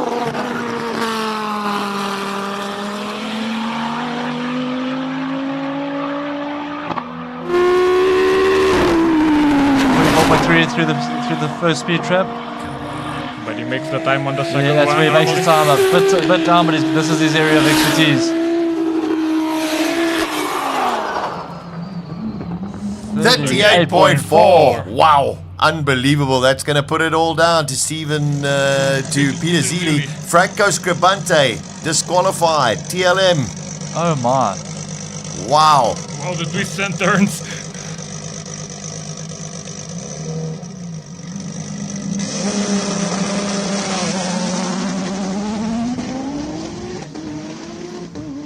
This is what it's all about.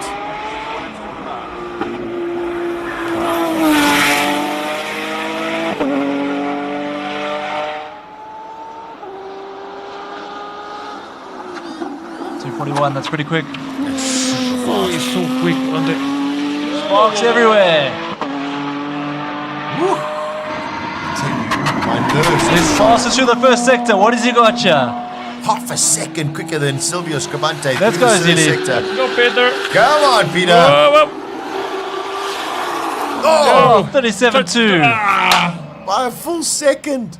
But what so a time. We are getting closer to the record. It was 1/10.5 from the record. But what a performance. 37.2. His fastest was a 37.7 the whole weekend. I mean, this is why you love the hill climb. Look at the celebration of the Peter Zili gang. What an unbelievable drive from Peter Zili, Silvio Scribante, and Stevie Clark. Yeah, good run, Stevie Clark. Yeah. Desperate for Silvio Scribante. For Franco, because he gets a time deleted. Colin, wow, there's just ecstasy over there. It's unbelievable, Damian. What tension! What an achievement! Look at yeah, no, what a fantastic day. It all boils down to the last one, and as usual, Peter showed up. Johan and the team.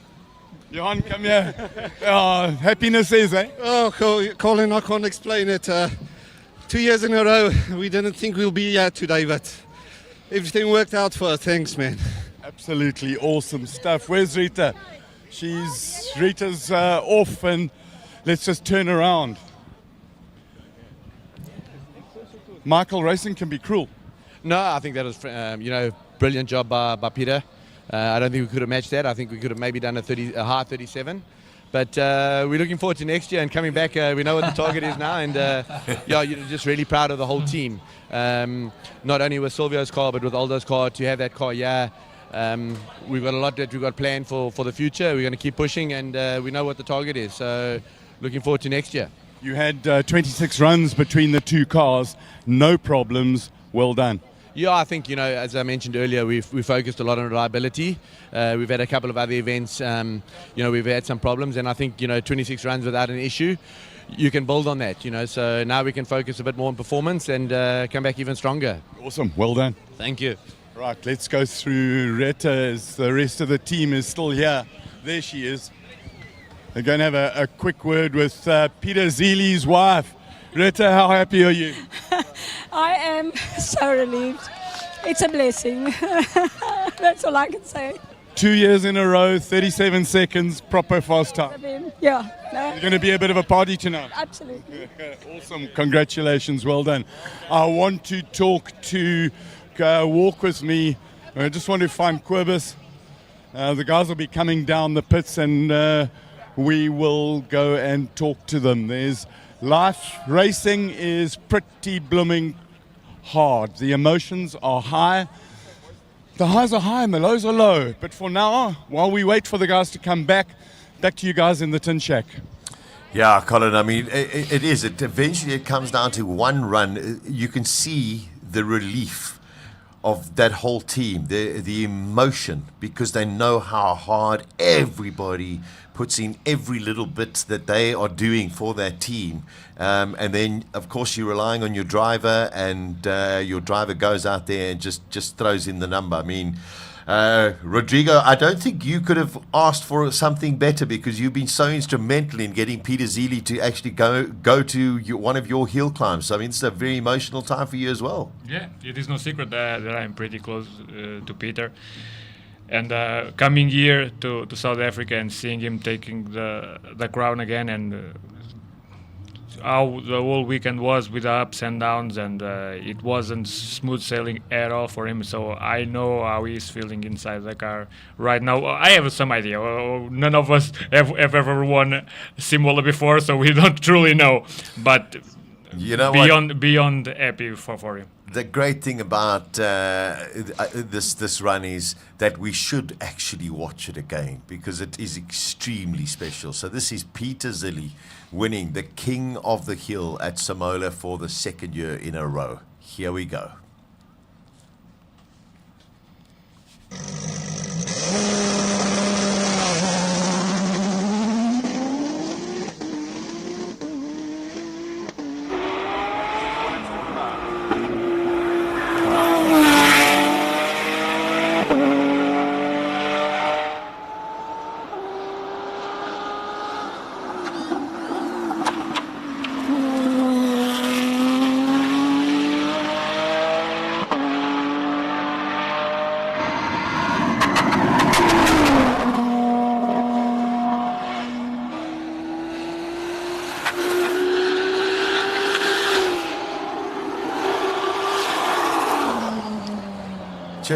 I mean, it's just outstanding to watch that. The commitment, you have to just believe that the car is going to do what you need it to do.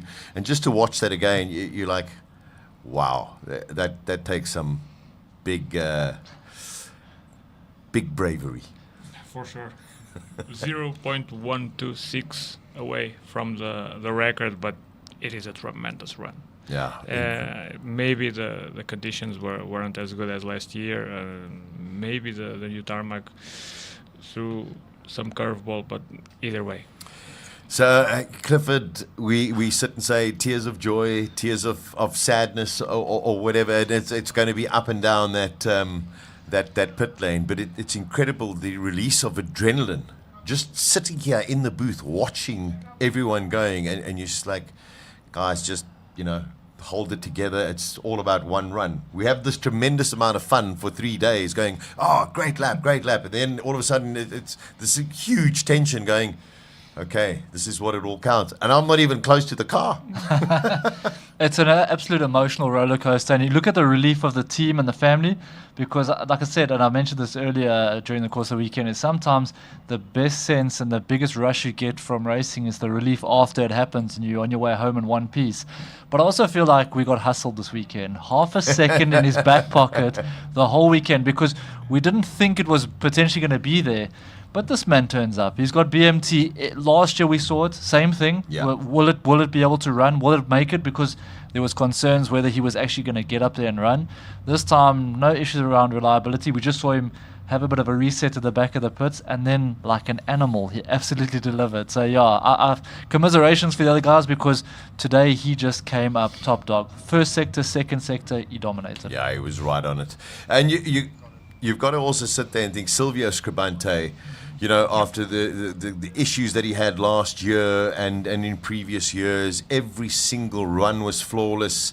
I think you would be very, very proud of what they achieved today. The whole team and both brothers should be tremendously happy. Of course, it is funny because if they were told before the event that this would be the final time they would be achieving, they would be ecstatic, and it's just the way that everything evolved, and they saw that even the victory was possible.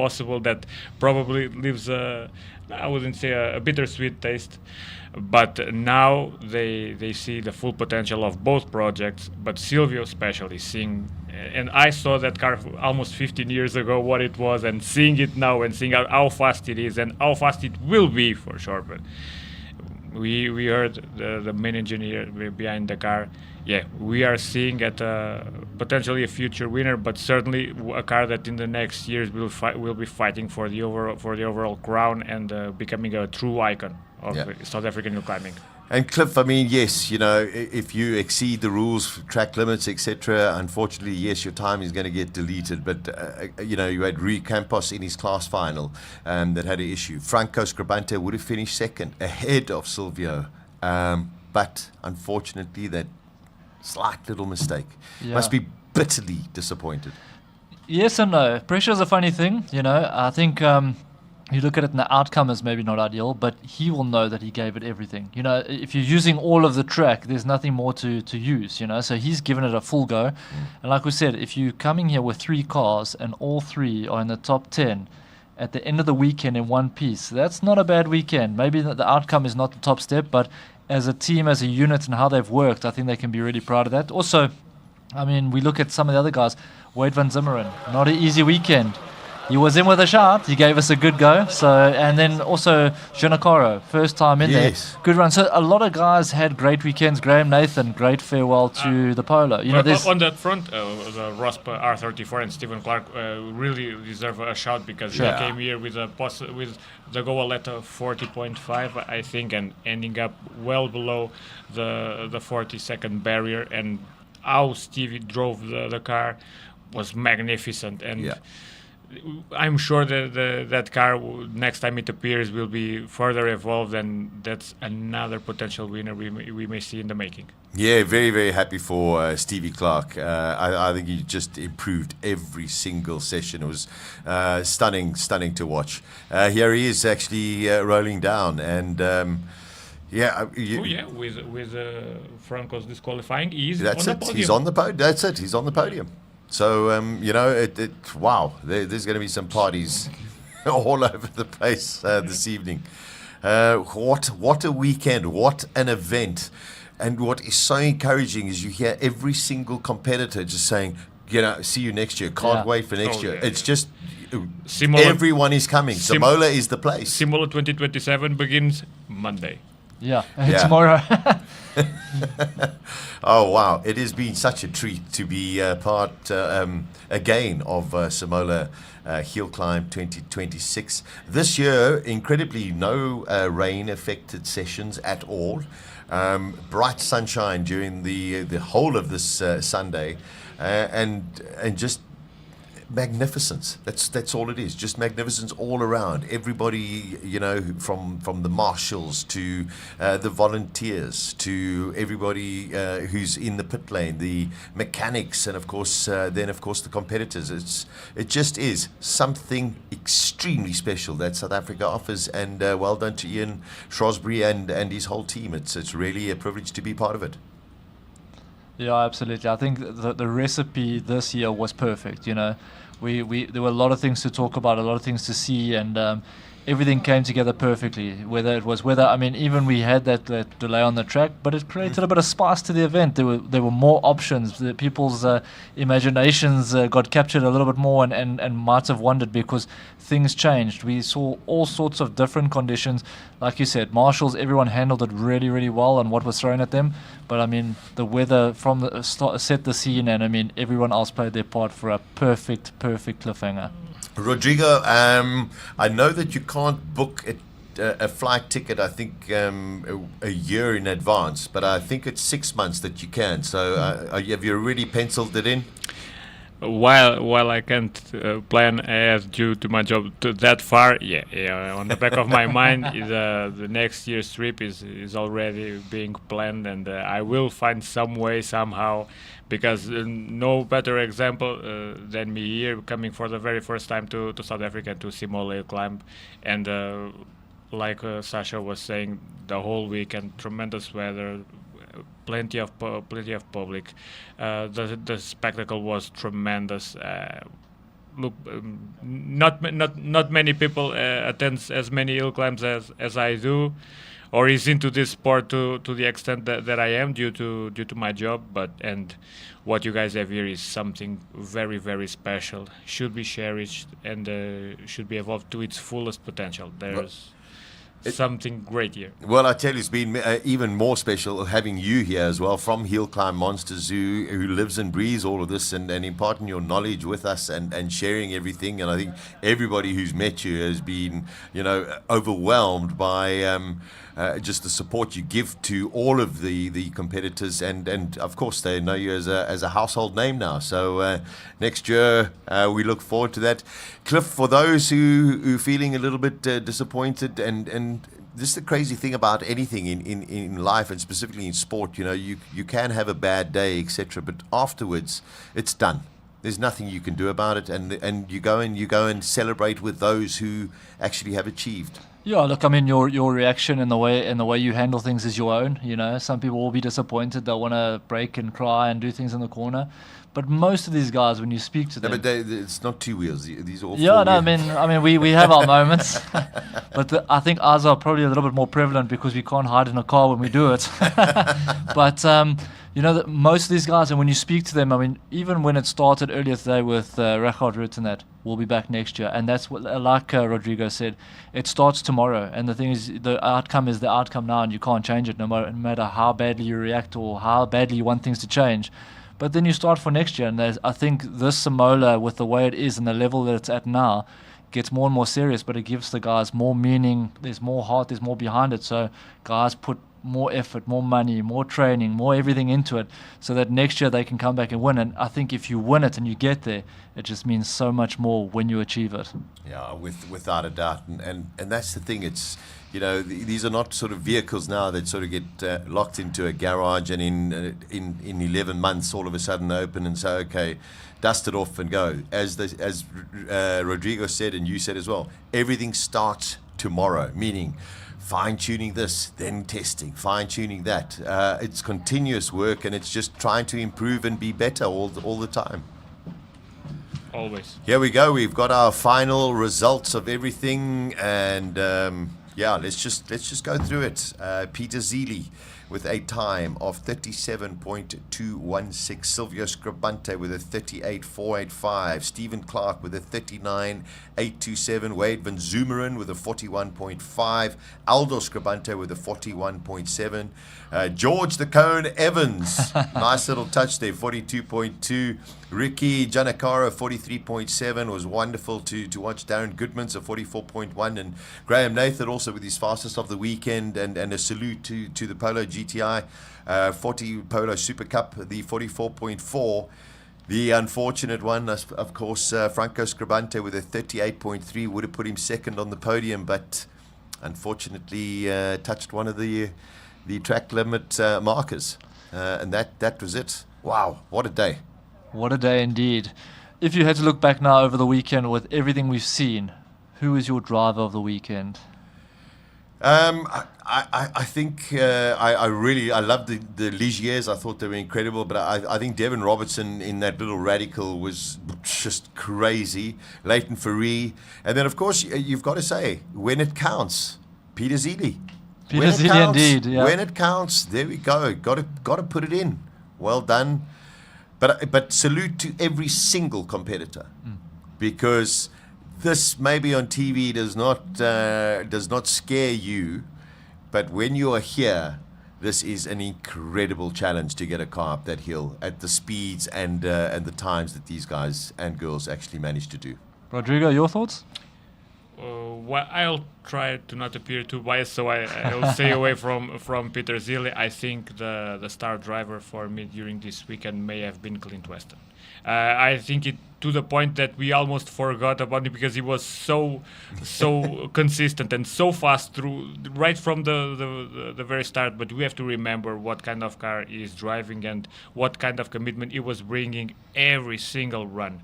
I was tremendously impressed throughout the whole weekend. I just hope that Mercedes South Africa somehow built some crazy modified saloon and got him into the fight with the big monsters. That would be tremendous. That could be good fun. Clifford, yours? I'm going to go a bit left field. I'm going to go Taquini.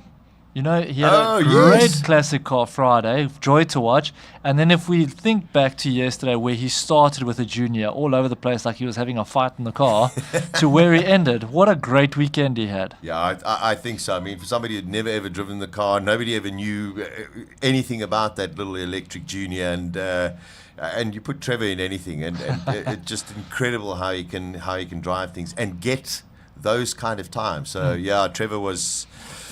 Yeah, everyone was spectacular, and a great salute to all of the competitors, all of the drivers, because we in the box here, yes, we love to watch it, but we also do understand that you guys and girls in the cars there have to go and do the business, and it can be extremely hairy going up this hill. They are the true stars. We are just the messengers.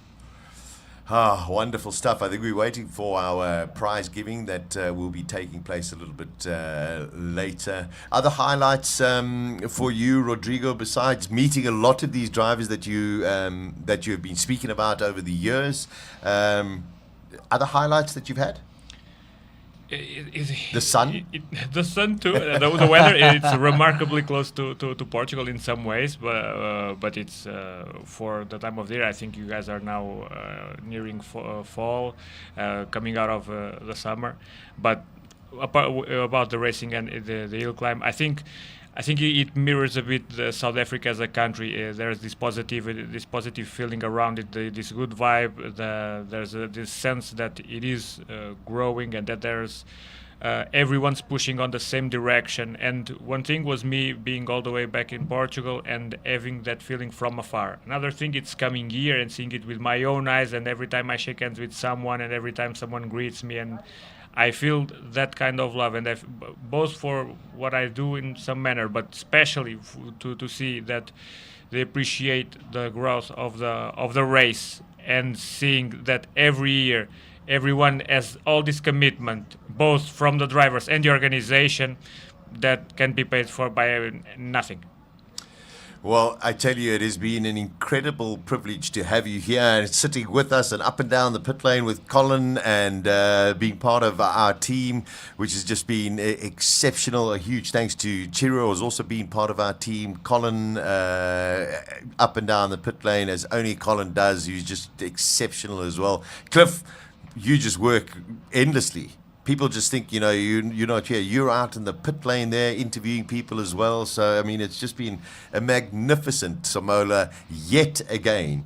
and we can't wait for 2027. To our whole crew, who just does an incredible job bringing you all of these pictures, all of these graphics as well, we can only just thank you for all of your effort. For those who have watched, those who have been in the stands here in Simola over the last 3 days, thank you for the support, and we look forward to returning in 2027. From all of us, have a brilliant Sunday evening, and we're already counting down to next year.